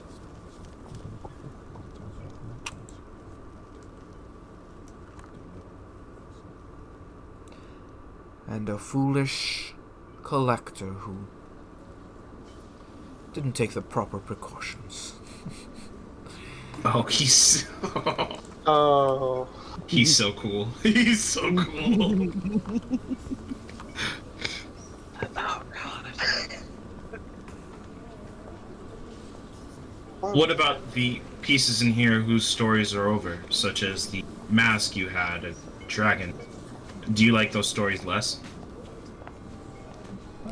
You wouldn't believe the story of that one. The dragon? Yes, this dragon. I'll offer you a proposal. What's the fun in life without some risk? I will offer you a question. If you can answer the question accurately, I will give you any item of your choice in my West Wing. But if you guess the question wrong, you will need to... I don't know. What would you do? Placing a gamble. Yeah, something like that. Only posing a question. Get it? Well, I'm only a fledgling artist. I could make you a mask. And what would your friend do? Oh. I think Oni's art form is a little more contained on the battlefield. When he's looking at something right now. She'll make him something.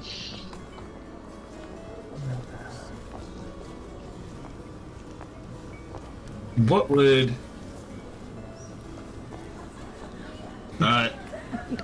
Oni, have you ever, like, done anything... What's your crutch? Smoking a pipe. Oh. Oh, damn, you do have something he wants. I just don't know if I can offer it. I know exactly what he wants. I I have something he wants. Well, Dude, I took it off of your dead body. oh, the... Box you got. No, we cannot give that back. Not allowed.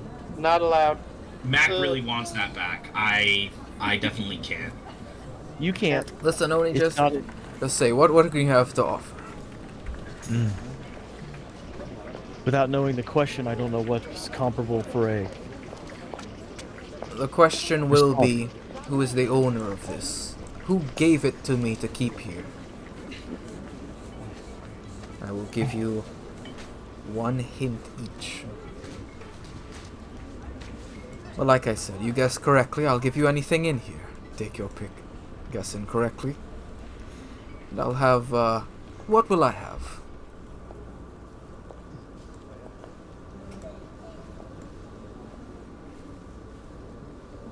I said I'd make him a mask. Oni. Oni will You- offer up one of his rings. An enchanted ring that he has.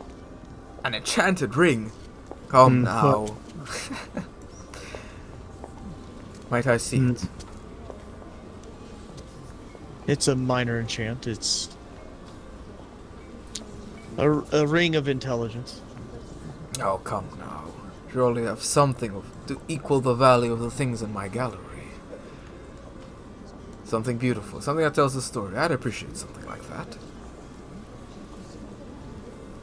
Reclaimer is looking at his Tetsubo. Fine then, let's me and you play alone. Reclaimer of song. The hint is this figure This figure is attuned to a legendary weapon that he has not used in decades. Maybe even... yeah, decades. Almost 100 years. I know who it is. I have a suspicion, but I don't want to guess without being foolish.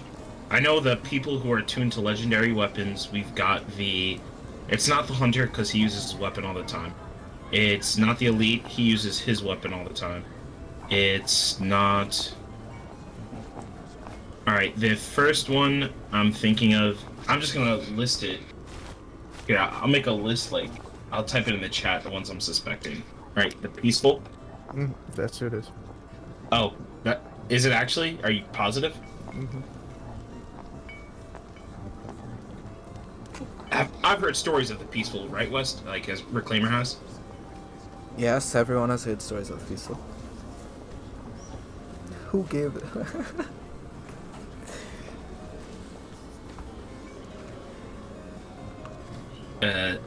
Is it the peaceful? Ah! That wasn't his name when he gave it to me, Sonny. He called Yeah. himself the Wrathful when he gave it to me. Ah! But yet, you're trying to get him on a technicality, and we all know who he's referring to. Oh, they are very different people. If you knew Yes. him. The Wrathful was the person who wielded the sword. You said somebody who did not wield a sword in over 100 years. And the Wrathful has not wielded the sword. Or the Wrathful wielded the sword. The Peaceful did not. Take out another cigar. Light it up. I remember the game being played between Reclaimer and I. You did not want to participate, Oni. I am merely a third-party judge in this. Ah, And my logic is sound.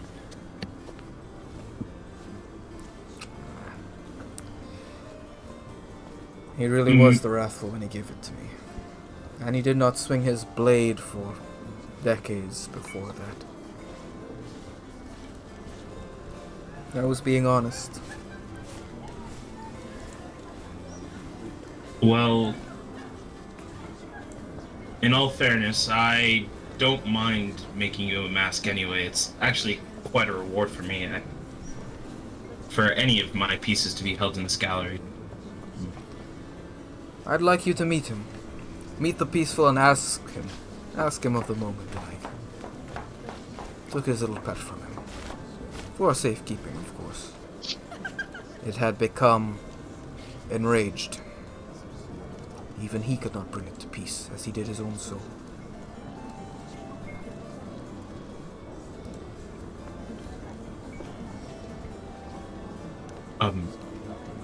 I stare at the dragon. I kind of like... So I see that it's like enraged. Does the dragon have a name? And I kind of follow Master Duval. Yes, its name was Blistering Wind.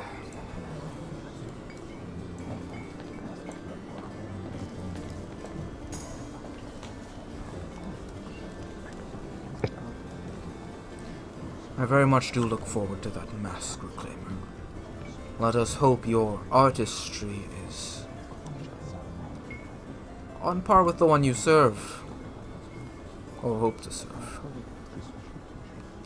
Come, let's I leave. don't think I could measure up to her, but I'll try.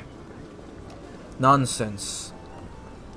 The original artists are to be surpassed, as all artists are, by their contemporaries. By those that come after.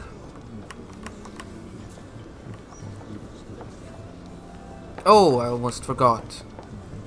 Would you like it now, or would you like it when you retrieve me my artifact?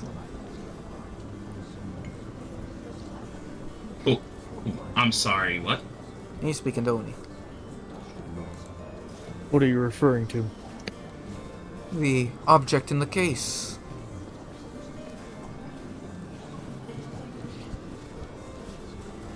I don't recall presenting you a story.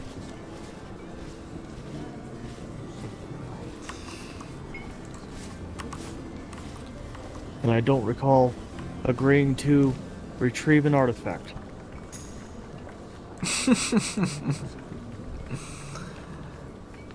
He'll begin making his way outside the West Wing. I look at Song.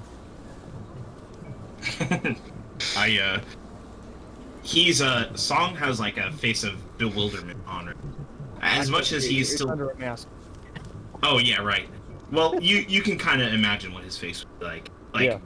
one half of him is terrified of this guy because he realizes like the ramifications of what Dougal has done to exist this long. But on the other hand, he is like, as an artist, like infatuated with this gallery, and like he sees the same value in it. So. All right, Lucille, what have you been up to? That's a good question. Okay.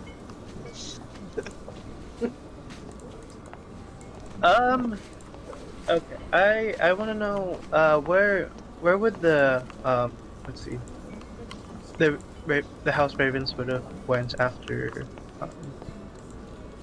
they're called off until tomorrow. They would have made their way over to the Raven Estate. It's a series of manses and warehouses in the Dock District. Okay,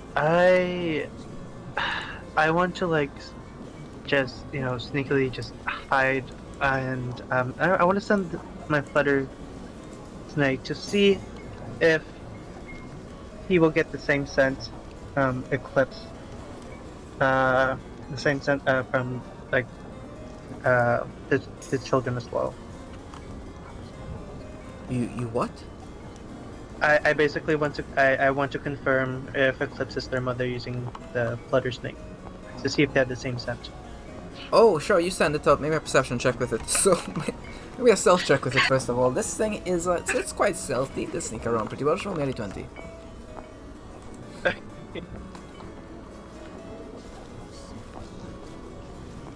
Okay, you send it after this thing. It begins trying to sniff her. She does notice it, but she doesn't notice it and be like, oh, bad thing. She treats it like you would treat a dog that comes up and smells you.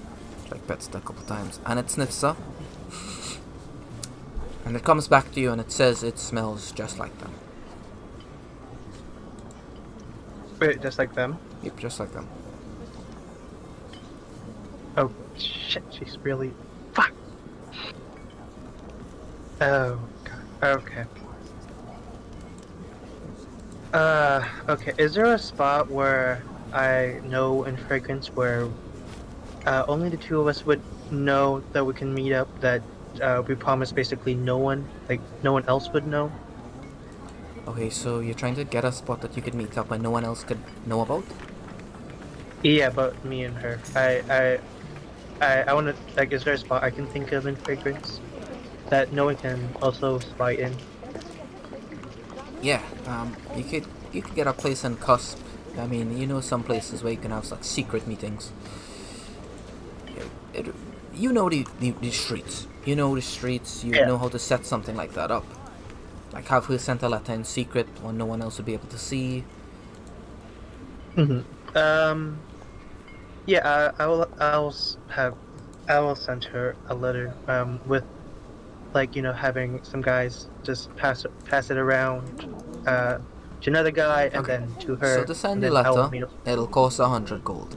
For the full discretion. And to get a room where you'll have a conversation without any prying eyes, that'll be $1,000. 1,000 gold pieces. What the heck? What the heck? I mean, I do have $1,000. That's... You have more than $1,000. Yeah. I don't know why I'm complaining. Yeah, I'm gonna... Sure, I'll do that. Alright, so you... Adult City, no one knows, and then pass it on, like, from different people, and then to her. Sure, secret meeting with Eclipse. Okay, sure. So you set up this meeting with Eclipse. Is there anything you want to say to her? I mean, tell me what letter you write. Like, be specific. Tell us something only you would know. You can't just be like, hey, I'm your dead boyfriend, and I got the kids. Okay, let's see. Mm, her favorite flower? Okay, sure. Yeah. Or favorite food? Something to, yeah. Okay. Perhaps it would be the time that you bought her that dessert on that one night that you spent together. Something along those lines. Oh god. Oh, that You gotta our think first- like that, dude. I will. Oh god. Can I just like, since I have a proficiency in painting tools, can I just paint her a scene of our first date? At the bottom of the letter, and I'm just like, okay, this is the seal. I want to discuss the matters of our children.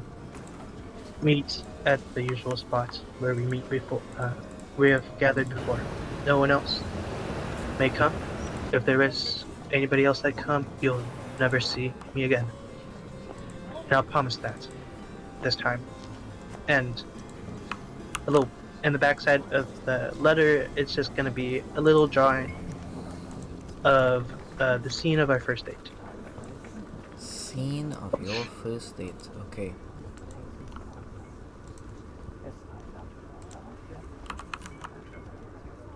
I don't know. I think this would be probably a. Would it be a bad date? I don't know.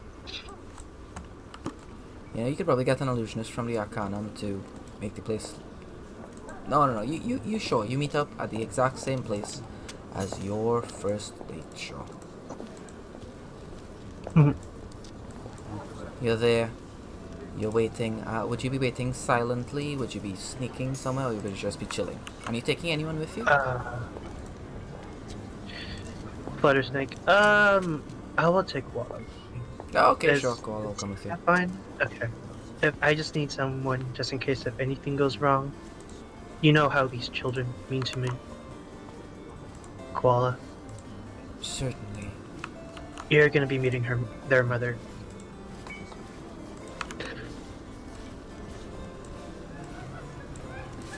I don't know how she will react after seeing me. But just ready for anything. So you guys are there. You're in a fragrance alleyway. This is the spot of your first date. I remember just wanting to get out of the manse, go for a walk. She came with you. Just as the first time she is walking with you. She's walking towards you. You can see some damery with a... Wait. You asked her not to bring anyone? Yep. No one. Is there Alright. someone that would always go with her? Roll me a persuasion check. Okay.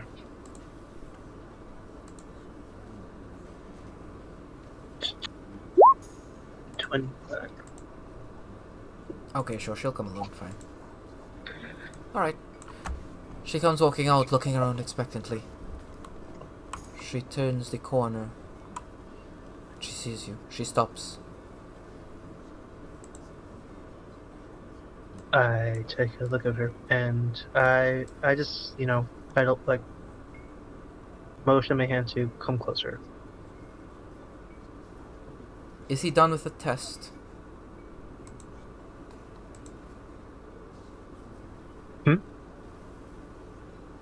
That member of the guild, is he done with the test?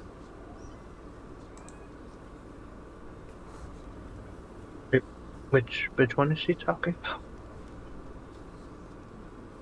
What test?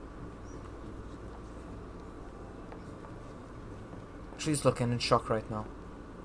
The test with our children. What? Yes, I'm done with that. Not you. Is the member of the guild who took them. Is he done with it? Can they come home now? No, they can't come home. They already have another home. I suppose you're expecting me to be shocked. To know you're Well, not alive, but back.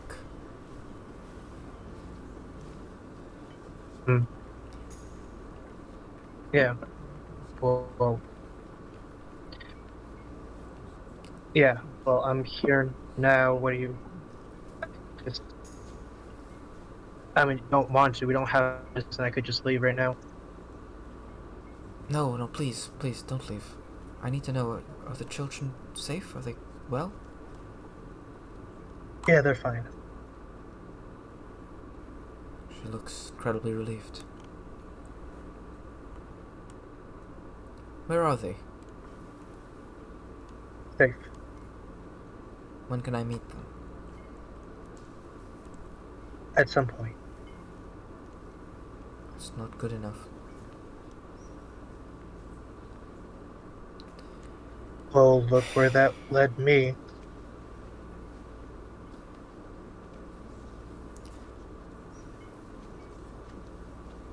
Can't you just trust me that they're safe? I trust you, Lucian. I've always wanted to trust you. You just called me by our son's name.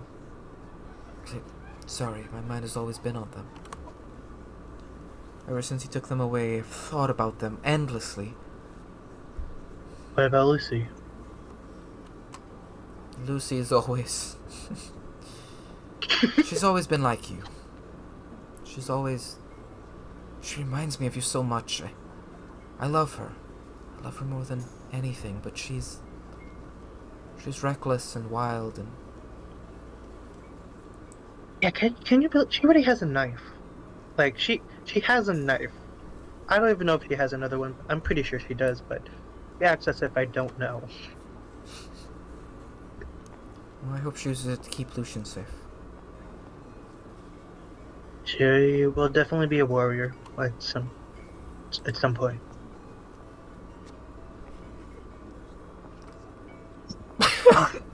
Could you believe? I couldn't believe... Wait. Now I'm starting to recognize you. You were there at the trial. Oh my goodness. No, I wasn't. No, I don't know what you mean. Oh, you're still wearing the exact same cloak. Am I? I take it off, just throw it off. Am I? No. That was my twin. Yeah, that was my twin. Could you believe that? Could you believe that they're actually trying to make a case to defend that? Well, I guess you can. You were there defending him. Yeah. He's never going to get out. You understand? There's no way.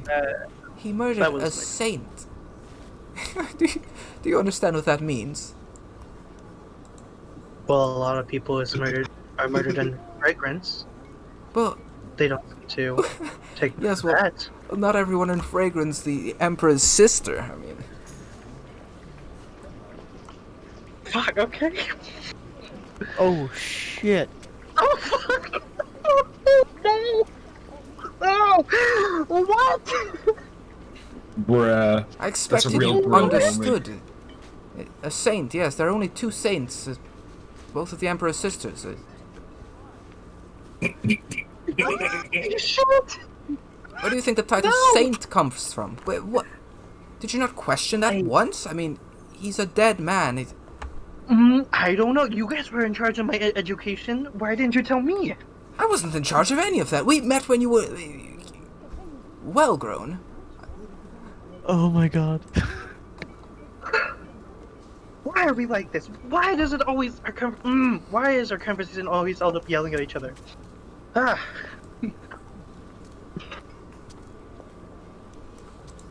Oh, okay, yeah. No, we're more fucked than I thought we were. Yes, and what's even worse, if he is found guilty, then all those that the guild saw on their journey, they'll be...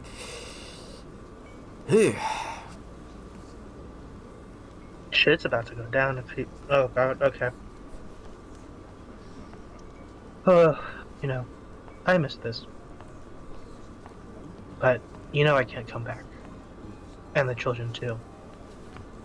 You haven't converted them to undeath or something foolish like that, right? No. Thank Of goodness. course not. Well, I've known you to not be the I smartest. set an agreement already that it will by the time when they're capable of making decisions, they will be the ones who make that decision themselves. Oh, I guarantee they will never be making that decision, Lucille. Never. Not as long as I'm alive. Well, look at me. Look, do you not seem? That's what we thought about me before.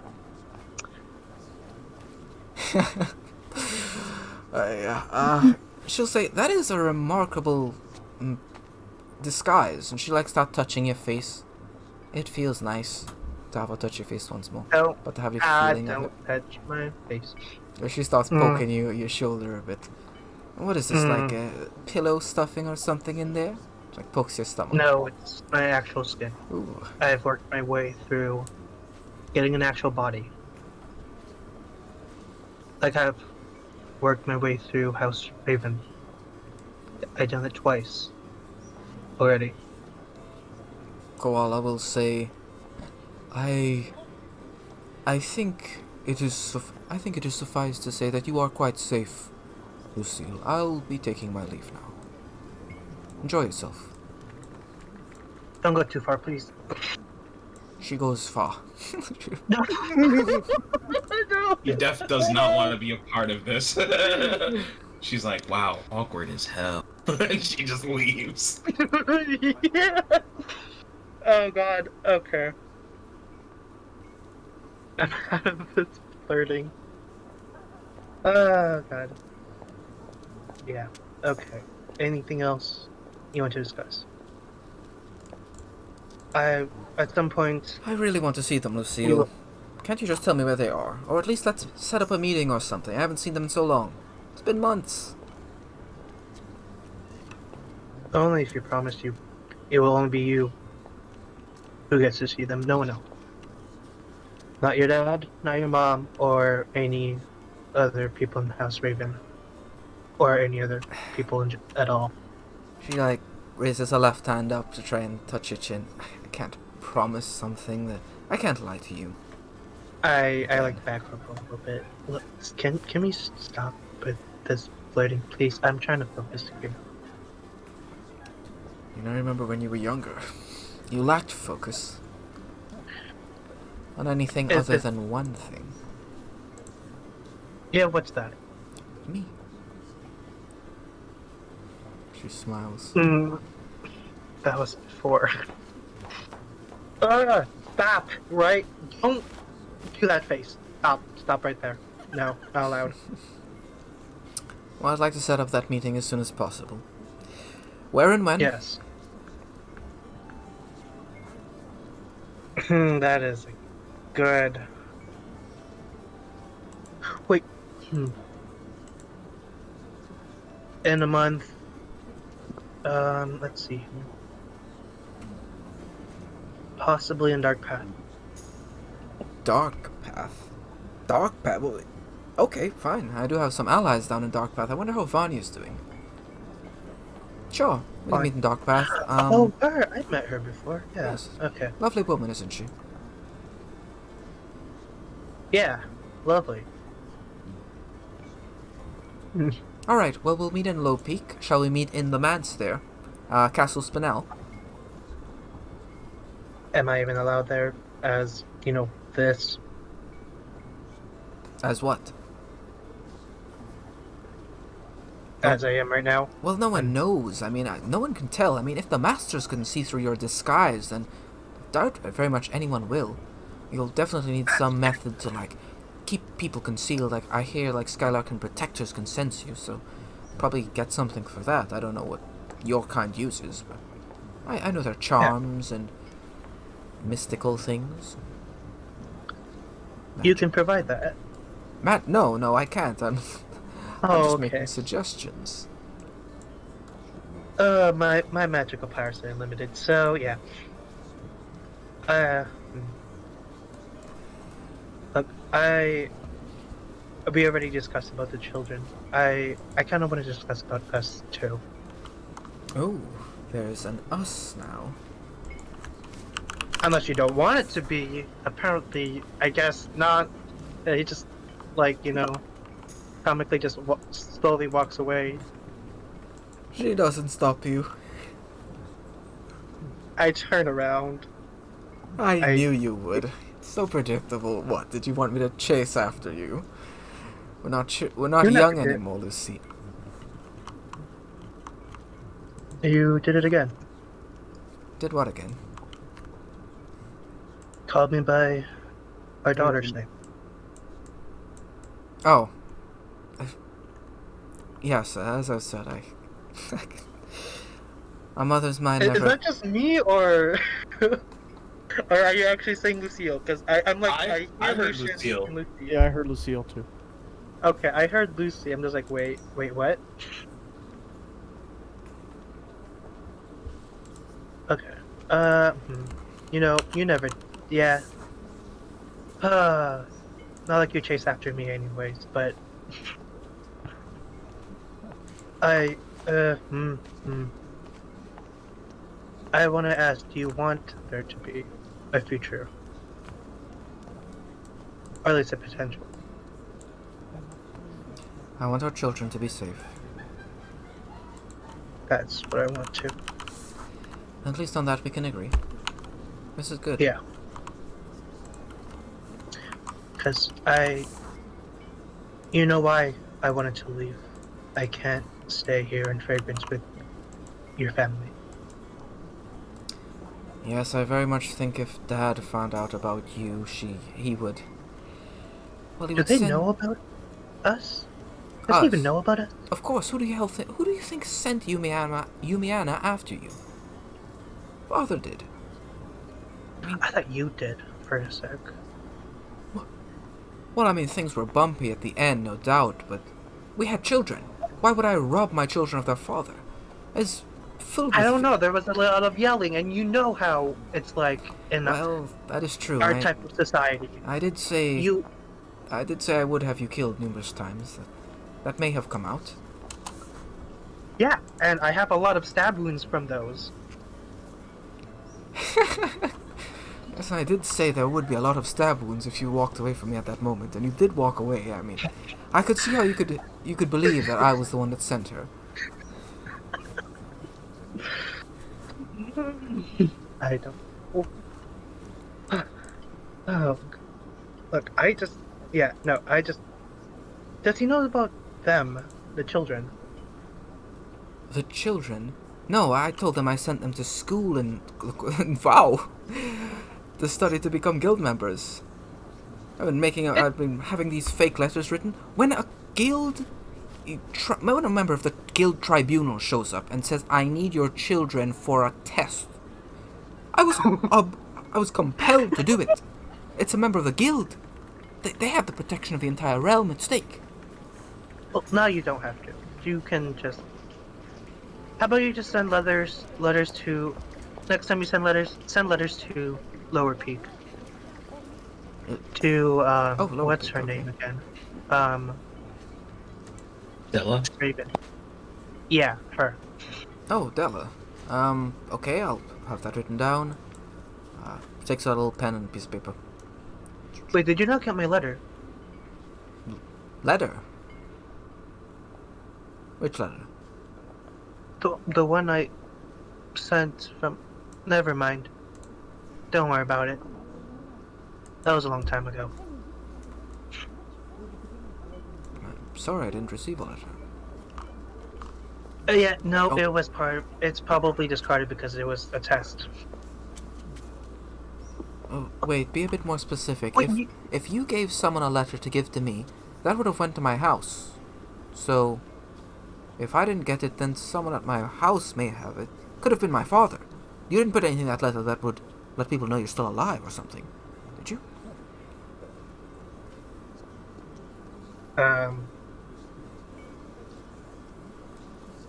Don't think so. I didn't specify my name. No, it was an anonymous letter. I thought you would have got it or get it because I chose specific wordings, if I remember correctly.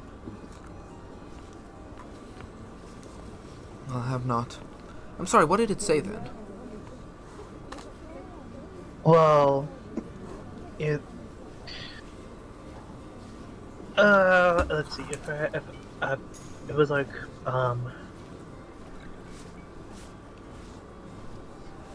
it was like you will not have them, or something about you.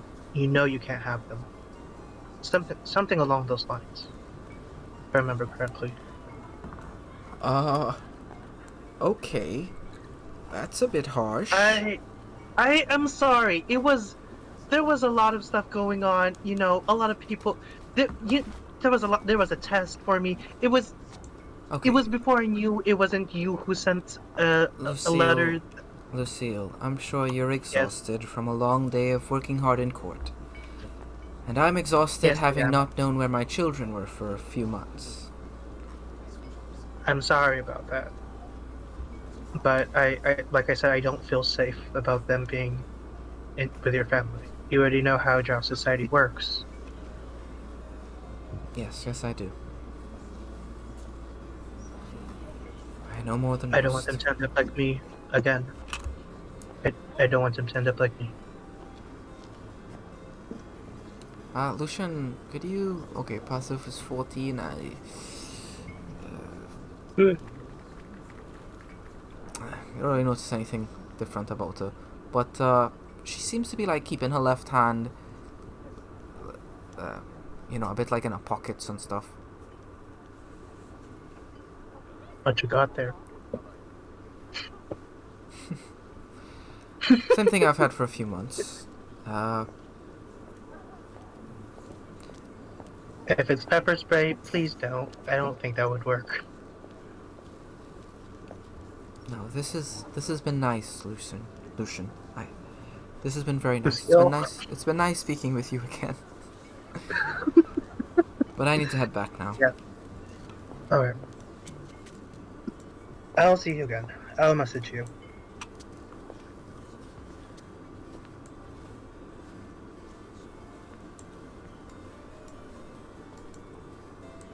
It was nice speaking with you. As she heads out. Okay. So the group does reconvene at the place that Kirstan has set up as a little bit of a safe house, that sort of thing, to discuss the next move. And he asks quite plainly, alright, what's our next plan of action? In covert terms, covert just in case, there's a leak. Well, If the ship's not delivered, we need to make a plan for another shipment to leave immediately. The timing on this should be laid out as such. And Oni goes through the details of alerting TG, making sure that the plan for getting the big four out are gone. Mm-hmm. And then using, was it Xerxes, the War Master?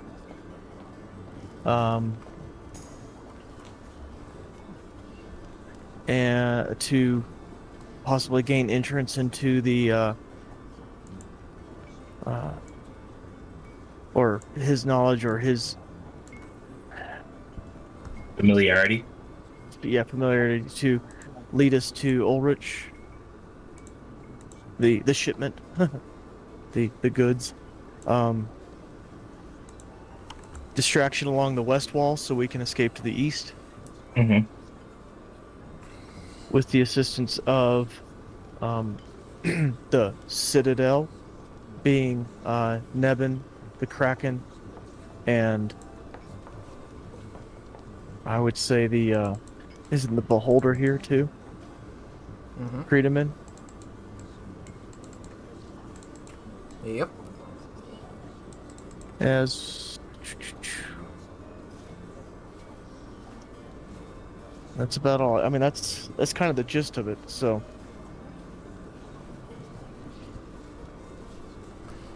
Alright, I mean, it sounds like a sound plan. I mean, let's hope for the best. Maybe they acquit him. Maybe.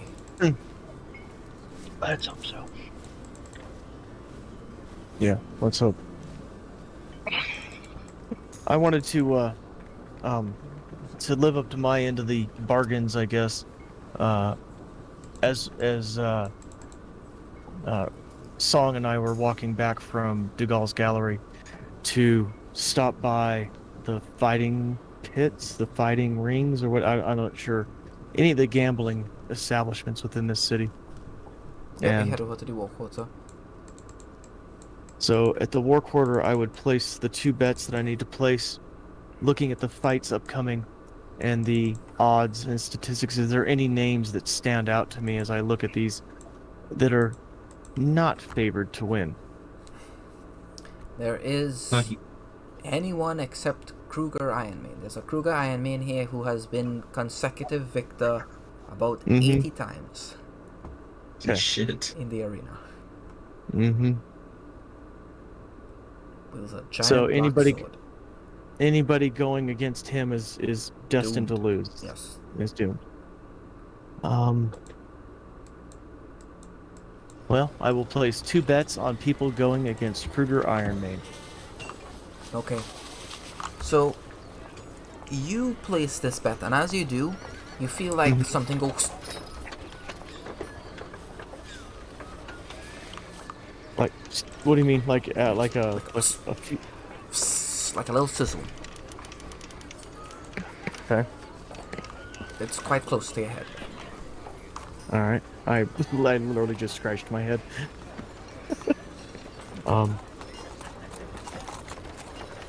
I placed 5 gold each on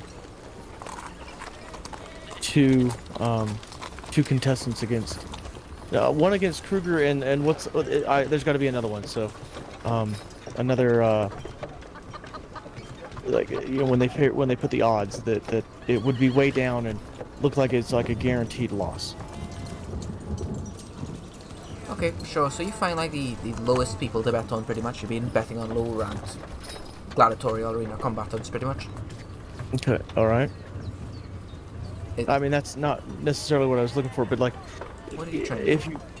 well, on any sporting venue, like, you know, they're gonna have odds on who wins. The house would have the odds, right? You know, it's a 3-to-1 favor of the you know, it's 3 times the chance that these guys win, or 5 times favored, you know, or something like that. So like, if you bet against them, you know, if they're favored 5-to-1 and you bet a gold, you're gonna get 5 back, you know, something like that's kind of the way it would work. So there are 2 fights here. Okay, there are 2 other fights that catch your interest behind the one with Kruger. There is one with a guy called Imar Aegis. He's fighting here, and Veruso Dantes is fighting in another one. They seem to be the likely combatants to win, although with Imar he's more middle of the pack, Veruso is more upper pack, and Kruger is like the top reigning champion. Okay. So you have the lowest. I'll bet the one on whoever's going against Veruso Dantes. I'll bet 5 gold on him too. Okay, sure. So roll me a d20. So Ima is pretty decent. It's right on the edge. Roll me a d4. Okay, wow. So Veruso ends up losing. So you win a little bit of money. How much did you bet on that? 5. 5 gold. All right, you win back 10 gold. And you were told by the demon to just bet on the person who is most likely to lose, right? So, okay, so you complete that. Now you hear that sizzle sound coming out of your helmet. Okay.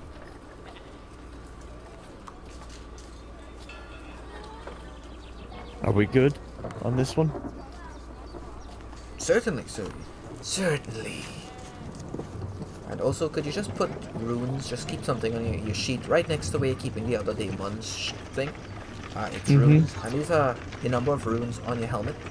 There are 15 total runes. 2 of them fade off. Once you complete your end of the bargain. Okay. Alright, so 13. Alright, wait, did you do the roulette? Or did you just do the betting part? No. I was gonna go to that one next. Okay, so then there's still 14. Never mind. Okay. One from the first one. Do you do that? Do you just get your first and or you go bet some cash here? Yeah. Alright. I'm gonna uphold my end of the bargain here. Alright. Let's see here.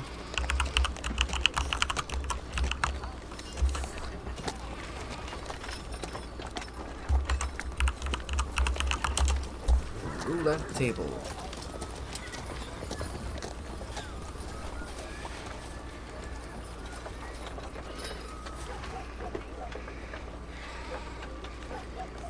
Frickin', what are you betting on? Standard roulette had 51 numbers. You Yeah. said to roll randomly, so I'm just gonna roll. Well, what are you betting on? You said 10 gold, so I'll do 10 gold. But what do you pick here? So, are you just picking one randomly? Yeah, I'm gonna roll a D51 if it's a standard roulette table, Sure. and that'll tell me the number. And I put it on a 31. Okay. If this world has the standard roulette table that you might find at any casino in Las Vegas or something. All right. Let's see what it lands on. I actually have a roulette table here. It lands on 15 black. Black 15. Okay. My God, I just lost from this little online thing. Does not bode well. Alright, so you lose like 10 gold pretty much? Yep. Alright. Well, alright, another rune burns off. So there are 13 more runes on that. And it says, thank you. Only would inspect the helmet and probably notice the missing or burnt off runes in some way, right? Yeah, sure. And you can hear them. They go sss once you complete your end of the bargain. Yeah. What happens when all of these disappear? No, once they disappear, I get to stop being a stupid, bodiless fool. Get my own little body. Like Yeah, an imp. whose body? Like an imp. I get to be an imp. Oh, Inside check. Okay, inside checking. A voice in your head. A voice in your head, man. It's a voice in your head. It's as trustworthy as normal. An imp, huh? An imp, yes. I get to have arms and legs. And then what happens? And then, it's a gremlin. then I can see around, look with my own eyes.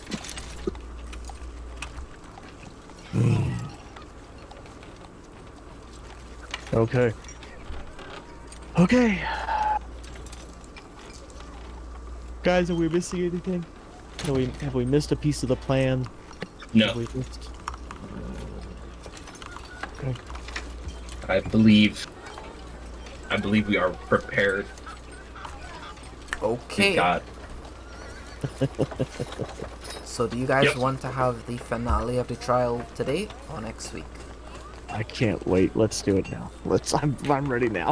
I want I want to see how it goes. Yeah. All right. A new morning comes and goes. 10 a.m. At 10 if we're in court after 10 a.m. I commune with Muriel to give him an update and like how the plan's progressing. Oh, with Muriel, yeah, okay, she says good job. Don't worry.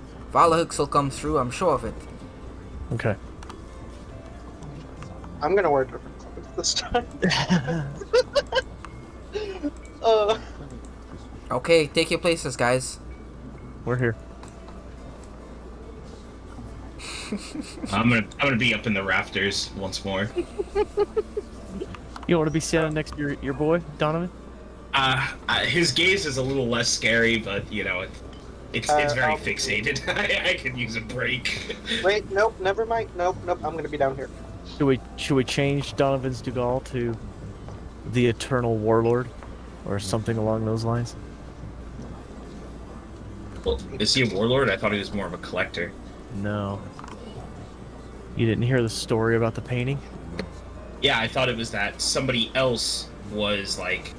I thought it was Donovan Dugal was like a warlord, and then they got switched and now whoever was last in the painting took Donovan Dugal, and he like wasn't. No. Reverse got that. Reverse that. The guy was the collector, and Yeah. the other guy was the warlord.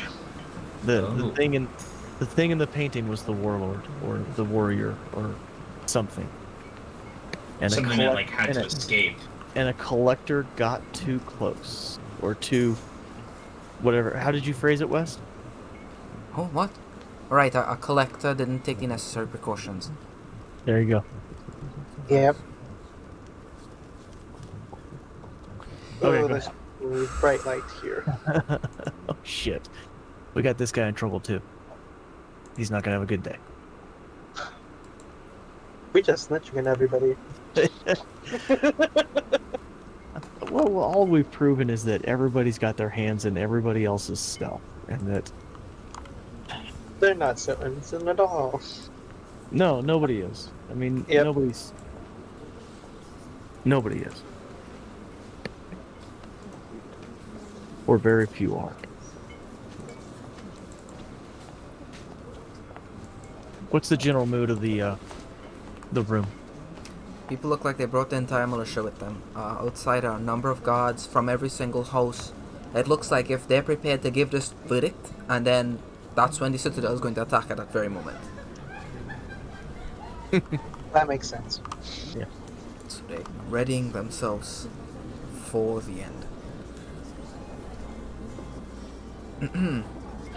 You approach the figures there. All of them are most of them are smiling. They seem to be in a general good sense, good mood overall. There are a couple of concerning figures in here. You can see the Enchantress. She's seated. She doesn't give you any signal. You hope things went well with Dugal. Any final thoughts you guys would have to yourself, or say to Ulrizch or anything like that before proceed? Nope. None of our cameras are. Oh,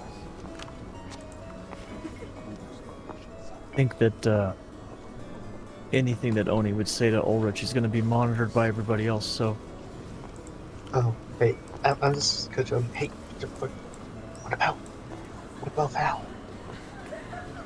Any news? Oni just shakes his head. Okay. Perhaps that will come through soon. At the end? That's a bit clutch right there. Okay, yeah. I guess. Alright, looks like And- everyone. Yeah, good. Oni literally like bows his head and like just tries to reach out to Saint Val. You need to be here right now. Alright. And that's it. People are taking their seats. It's reaching that moment. Any final preparations? Anything?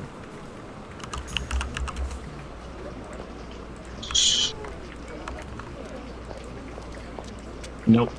I don't think so. I personally can't think of anything, so let's. Wait, I'm just wondering, you said sisters. What happened to the other one?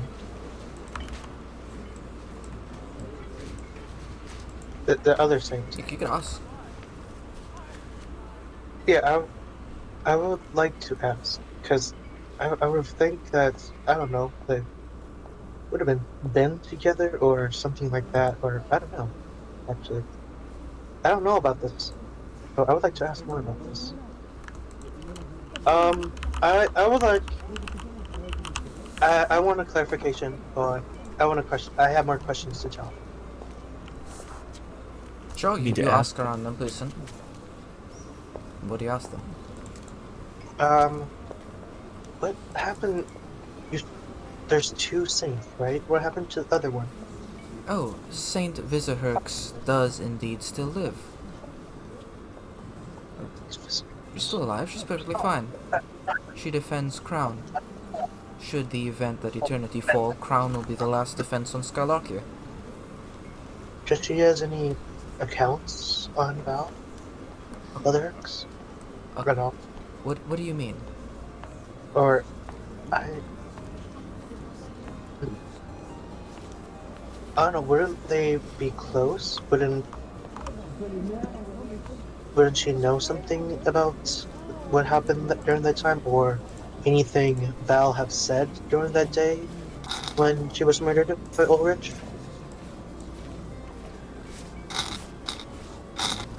Okay, she's going to say she did not know, and she cannot leave her vigil at Crown. And can we, if she can't leave, then can we get, what you call it, a statement from her? You could, but the time of the trial is actually over, so. Oh, okay. Yep. Okay. Never mind. Okay.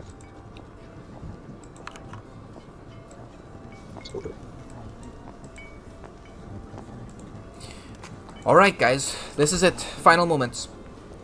I'm ready. They'll be giving the verdict and doing the sentencing right here. Whew.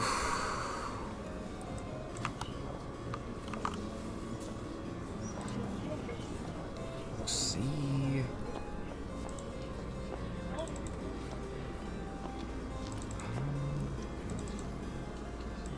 Ulrizch of Adon. Ulrizch of Adon speaks up. The Lawmaster, as he makes his way a bit down, looks over at Commander Accent. You can notice this wound, like a spear mark, made its way in its chest. You have been found not guilty of the following charges: attempted bribery, bribery of a fragrance noble, bribery of a sunken noble, bribery of a duskfall noble, bribery of a skylark, a burglary of skylarkian relics, defiling the interred dead, conspiracy to attain heretical relics, embezzlement, attempted extortion, extortion of a fragrance noble, extortion of a sturgeon royal, extortion of a dragari noble, conspiracy to commit extortion, magical forgery, conspiracy to commit magical forgery, fraud, kidnapping, conspiracy to commit kidnapping, conspiracy to commit mass murder, murder of a Skylarkian general, attempted murder of a Skylarkian Lord Protector, conspiracy to commit necromancy, theft, conspiracy to commit theft, and threatening a Skylarkian royal. Leaving the following crimes at your feet. You are guilty of assault and disturbing the peace, murder of a Skylarkian saint, murder of a Skylarkian general, which has been redacted, necromancy, yes, and necromancy, as well as a few smaller charges. We recognize that Skylarkia would have suffered greatly had Ulrich and his forces not intervened, and will take this into account, and have taken this into account. For the crime of the death of a Skylarkian saint, you are to hereby be extinguished by our Skylarkian executioner, the Huntress. Or there's a cheers through the crowd, like, yeah, woo!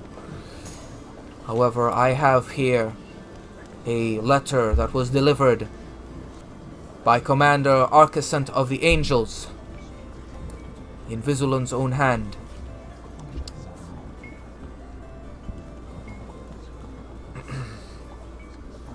This letter pardons Ulrich for this crime. You are guilty of necromancy. Oh, there's like a silence to the crowd. You are guilty of necromancy, evident in your nature of being undeath and having created undeath. Spread it wherever you went. This court recognizes that many of those you have brought back believe that they have been treated quite well, at the very least. The defense has proven that Skylarkia would have suffered greatly if the defendant had not intervened. The king wishes to speak on this matter. King Titus Goldbrand stands up, a voice relatively calm but kind of sharp, certain pitches. He speaks. I pardon the crime of necromancy and the verdict here on the grounds of their undeath having contributed to the destruction of King Sugar. In light of the guild's failure to complete their contracts, not one but 3 guild companies were insufficient to accomplish this task, and your group of... And he raises his hand. He's requesting the names of this group that stopped King Sugar. The name of the group? The names of the groups, yes, he asked for the names. Well, Hughes calls them Undeath with no A. Just Undeath. Ulrizch. Who were they? The ones that stopped Sugar. He'll look down into his console. Are you guys gonna say anything, or you want him to not say it's you? Tell him something. Well, only you speak for us, man. I offered you Undeath. You can take it or leave it. It's kind of an incriminating name at this point, but yeah, right. Know. Yeah, you're good. Tell us for fashion. Well, not known by a name. Myself, Hibiscus Hughes, Luciel, and the guild members of, and I name Unbreakable. There is as no well more as Hughes. There's no more Hibiscus Hughes. I could barely even recognize that name. But sure, you could say it. Let's just go. I only would have told. Oh no! Oh god! Oh, why did you say my name? Oh, I should have told you. As well as Captain, was it Kajit Sayil? Kajil Sayil, yes. What was the name of the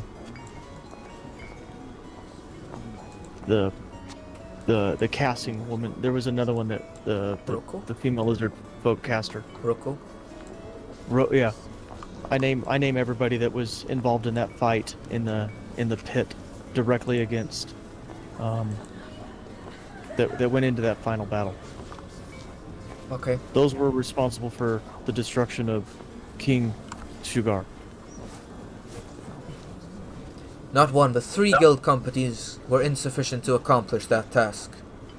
And this group of heroes of Skylarkia were able to succeed. Clearly, Skylarkia is lacking a useful tool within its arsenal.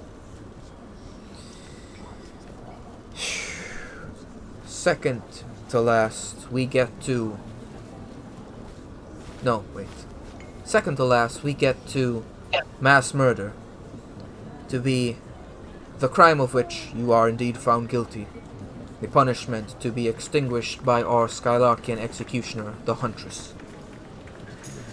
The king will continue.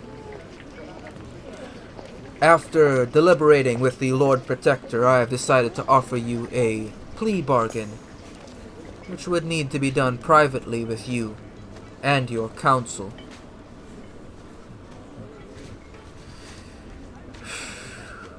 Breathes out. Oni looks at... Is this the last of the charges? This is mass second murder? to last of the charges. What's the only one not listed yet? The assault, arson, attempted murder, disturbing the peace, possession of heretical relics, and tax evasion, of course. The worst of the worst. They left the Yes. worst for last, guys. This is fragrance. Leave the worst for last. Does some sort of plea bargain... I mean, because I couldn't see a way to get us off the mass murder thing, so... Oni nods his head to the king, about a plea bargain of some type.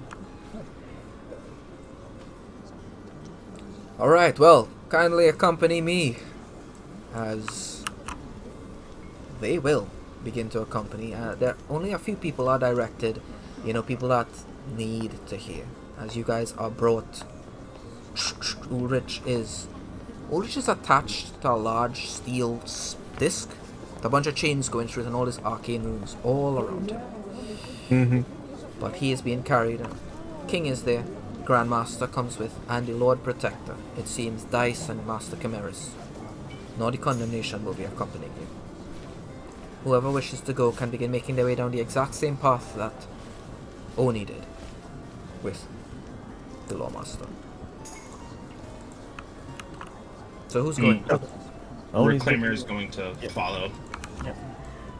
Ditto. Okay. You make your way through the doors and feel yourself transported to some place completely far away. Way beyond where you were before.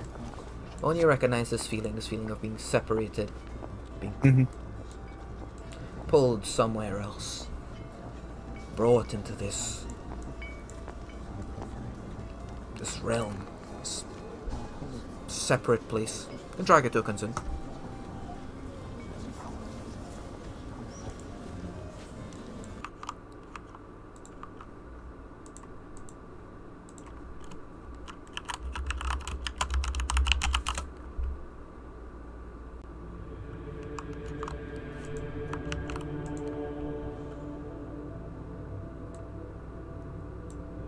Master Filetongue is the last one to come in. He stands at the back. Veil of Law would be off somewhere. Those guys come down.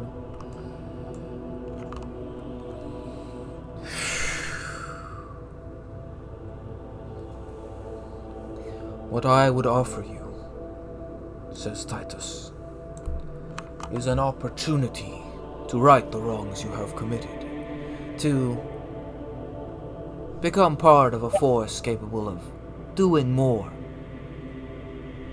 than what you've been doing from the shadows, hidden away.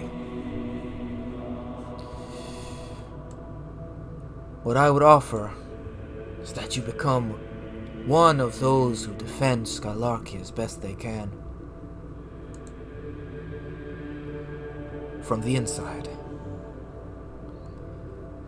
Offer that you and those you have named become members of the guild, help Skylarkia as best they can, and you especially will be taking on a contract that none of the guild members have seen fit to undertake out of risk. I recognize that what each of you have done, you've done for the best interests of Skylarkia. And with the go-ahead of the Eternal over here, he's been willing to forgive you on a number of the counts he has brought forward.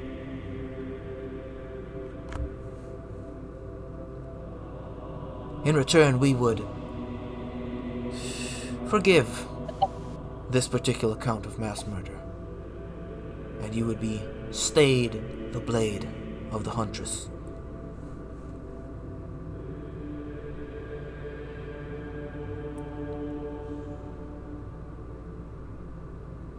I cannot speak for Ulrich in this matter. Perhaps if you were to loosen the bonds binding his thought, you would get an answer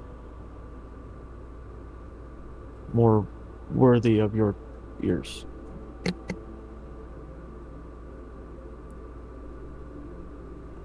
I think in this realm, He'll snap his fingers. The Grandmaster comes in real close, as he does. And the slowing down of his mind does evaporate for a brief moment. Of course, this would definitely be a great step for you and your kind. My champions. You have battled alongside these guild members. I myself have interacted with them to a great deal. What would you say to joining their cause?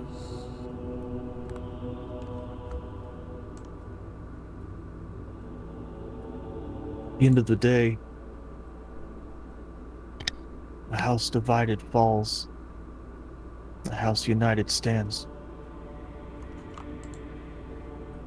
Also, we've been doing guild work without even. That's not work from the guild, anyways. Wouldn't be much of a difference. Think there. I'm Go ahead. I'm a bit reluctant considering the adversity we face, but I do see the benefit. I'd be willing. I think as long as the guild and the laws reflected the change of status, I don't think they can expect you to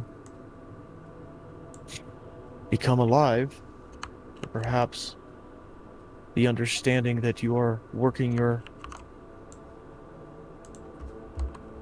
will to subvert and stop these greats with the assistance of the guild. I think perhaps there's a way forward for all of us.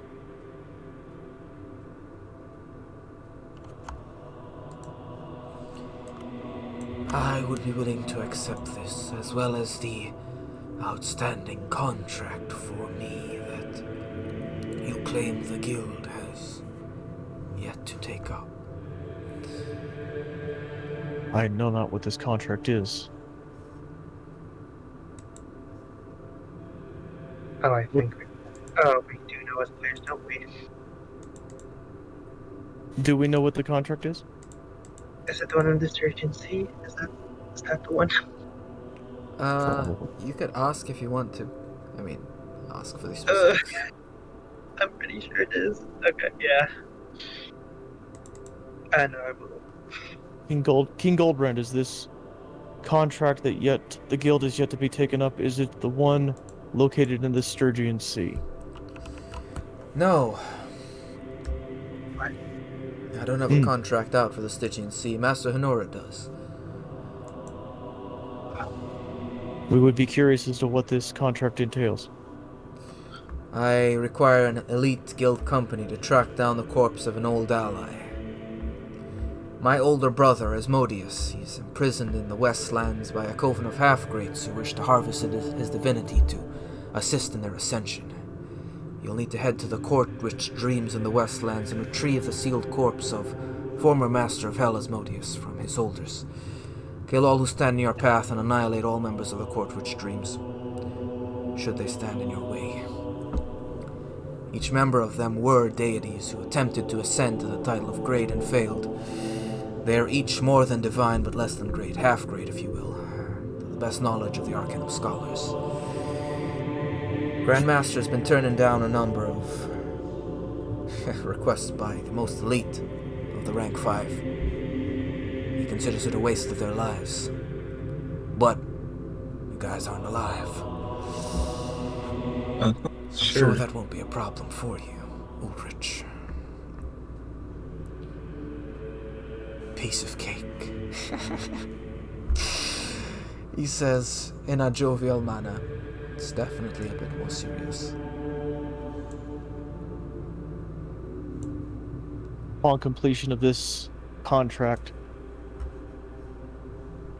Ulrich is to retain his freedom, guild membership status, and the ability to practice necromancy.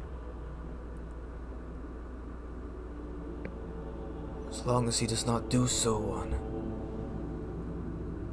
Sky Regal soil, he might need to take it off continent. But we will not destroy those who bear his mark, so long as they follow his orders. They'll be given safety within the Empire.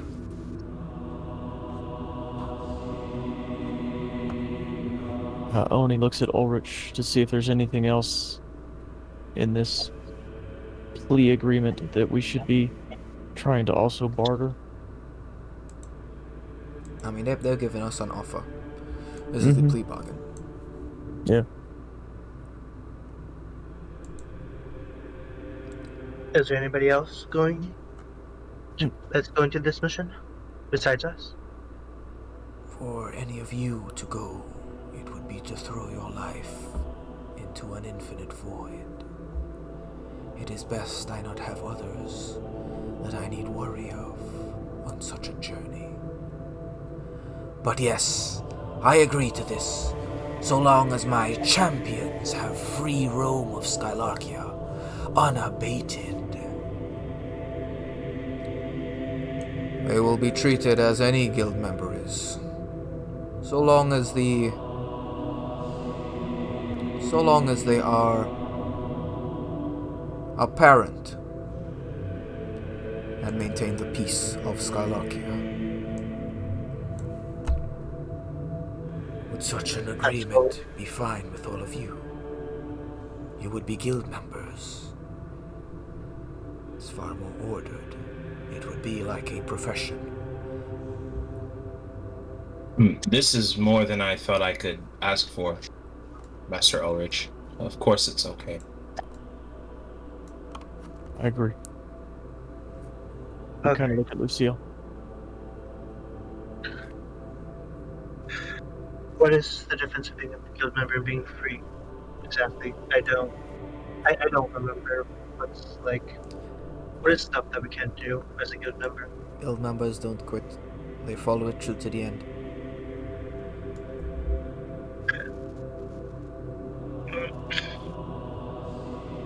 At the end of the day, the guild tries and fights for the same things that we've already been fighting for. We just get to have more support. Isn't that true? As he looks at the Lord Protector.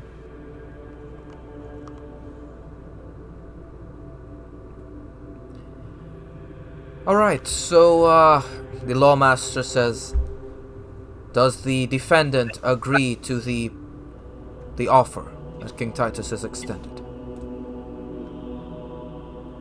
Defense. The defense agrees to the terms. Then you must shake on it to ensure. Yes, Ulrich will make his way up a bit closer.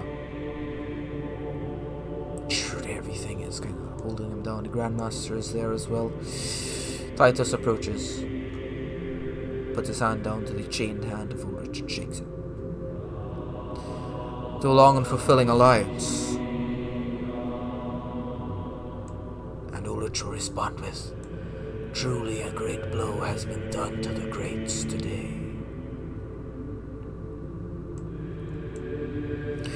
Let's return for the completion of the sentencing. Group makes their way back. They notice that Master Honora apparently is not here as they make their way back into the room. Everyone begins to take their seat. Lawmaster says, where is Shipmaster Honora?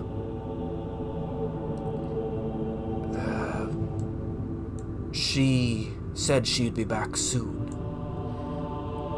Trial cannot commence without her. Gamaris, where is she?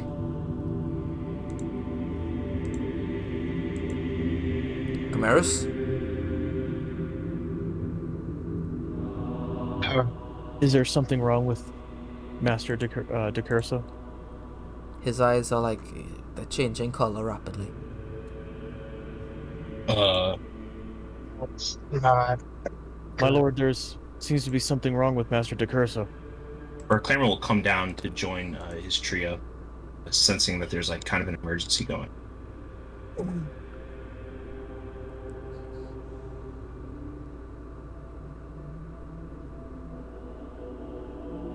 Is there This has happened before. There's a the sense of is there like a sense of tension within the hall? high tension right now. Master Chimeras turns and says, yes, no, I should be fine. Master Honora I found her. She's making her way back. Large doors in the back open up. flying in is Master Honora. Takes a seat. My apologies for making you wait, fellow masters. I had to make some preparations. Very well. And the final verdict.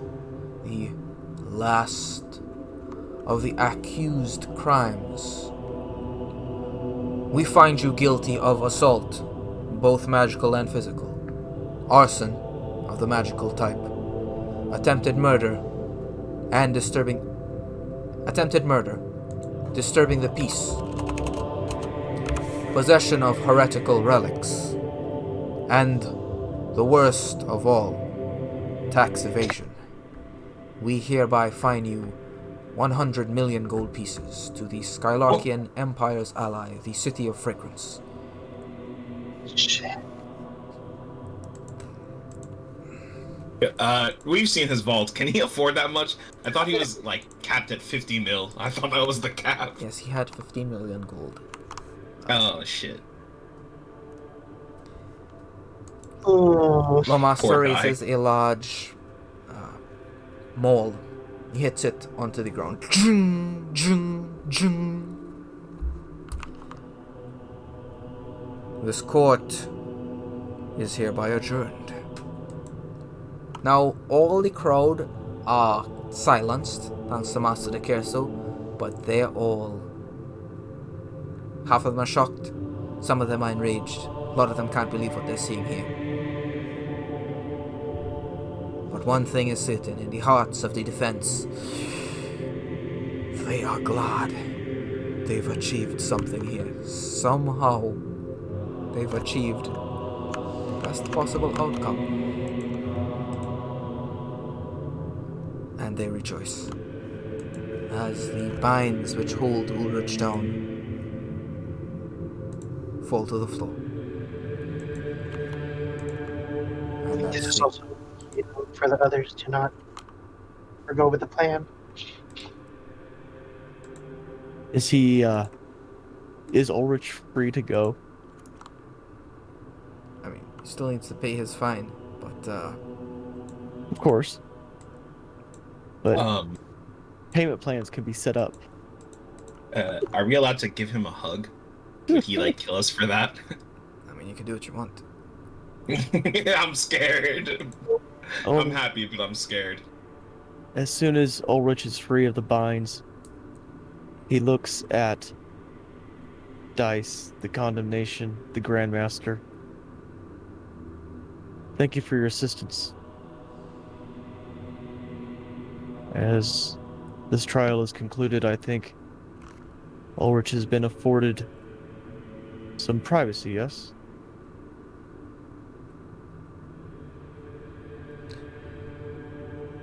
He is a free man, says the Grandmaster. Or he would be, if he did not have a contract to complete post-haste.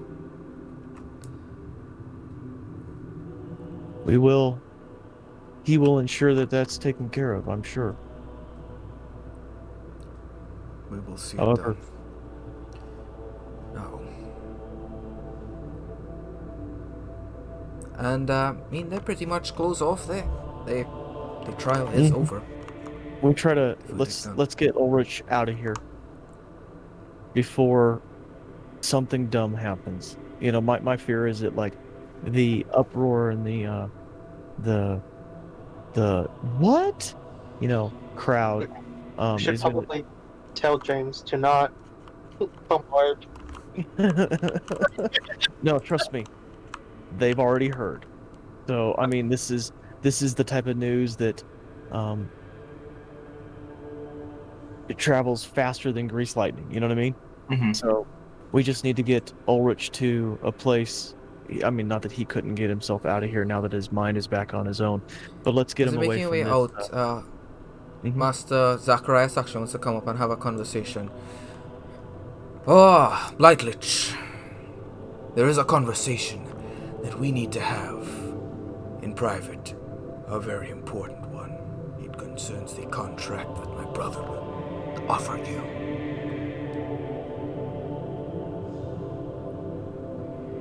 I will speak with you in time. I very much doubt we have much time. Come see me once you're done celebrating. I will be in the pleasure markets. He'll make his way off. What? Getting late. Nope. I don't want to know. I don't want to know. Oh, God, Lucille, did you not think that, I mean, if there's slavery, you didn't think there would be like a, a massage parlor? Come on now. So, the group makes their way outside. Sense of brevity overcomes all of them, and that is where we'll be closing the session, guys. The trial having reached its end. Wow. That is the most unfair. Oni, you kind of killed that trial, dude. You nailed it. I could not have done the same thing. Like, as the defense, I floundered. It's very difficult. Thanks, buddy. Yeah, I guess, IRL, I mean, being able to speak and talk with people is kind of what I do, but I think, personally just also playing in West's campaign for as long as I have, it gave a little bit of an edge on some things. So I mean, but if you kind of look at what Oni is, this is what this is the route that he needed to take, as far as he is a paladin of redemption. So Yeah. Defense for oath. Yeah. Because now Ulrizch is kind of like, well, after he completes the contract, he might be redeemed in the eyes of at least the guild, if nobody else, I don't know that he'll ever be redeemed in the eyes of the guild, but I think that they've got him as a tool now. Right. But better a tool than a empty husk. Yeah. Yeah. And the fact that I kind of look at it as how many lives did we just save, right? Right. And what war did we possibly prevent with this whole thing? So that's kind of the whole thing. So You guys made 9 great points during the argument, and it swayed your favor, and your roll was favorable too. nice. Curiously, what about King Jahil Sail? His trial will be coming along after Ulrich's. This was just Ulrich's trial. They were called up to be witnesses and such, but his trial is to come. And very similar to how the Eternal Blight, I mean, it pretty much was Ulrich's fault. He is the Eternal Blight. All of those crimes were laid at his feet. Most of the crimes of the meat country underneath his brother Sugar will be laid at Kajul's feet. Shall see how that plays out. Who knows? Yeah. I hope he ends up being okay. I mean, we'll find out some other time. Well, guys, I definitely didn't think that you guys thought this is how the trial would go. I mean, No, I didn't expect this. No. When you talked about trial and all that sort of stuff, I expected a big fight. Same. With a lot of death. So the fact that might still get some of that, right, Hughes? you never know. You keep saying that, like, oh, that's funny. Yeah, we'll probably get some of that. Your boy Dougal, he's still staring at you. Yeah, but now it's like a little less intimidating and more like, okay, he probably thinks I'm a piece of art, right? Which I'm just wondering, how did nobody take notice? What's that? You're coming in broken, buddy. How did no one take notice that's a different person unless freaking I don't know. You sound far away and stuff. It's Yeah, you're. you can type it. Is this better? Not much. You're. Hello? Yeah. Yeah. Okay. I'm just like wondering how did he get everyone to not notice that like he changed, like that's a different, that's an entirely different person from, what was he? You mean DeGaulle? Yeah. Because nobody was around when when that happened. Oh, fuck. Huh. Not even Lord, whatever his name is? Lord Protector. Yeah, Lord Protector or Chimeras? Well, I mean, everyone. It's been mentioned. Like other NPCs have mentioned that, like, there's something extremely off about Donovan Dugal. But there was the guy who was like, man, maybe he's like a half grade or something. But like Tyrant no one believes knows that. exactly. Oh yeah, it was Tyrant. A theory of his. Yeah. Oh god. Yeah, no, what? Huh, yeah, I'm still going to believe that. It's all West, what does my regalia do? Like, I asked that question to you earlier, but it didn't seem like for you to explain. Your regalia is the space where greatness should be and is not. Okay. It will command its own construction eventually, Hmm. once you have your own vision.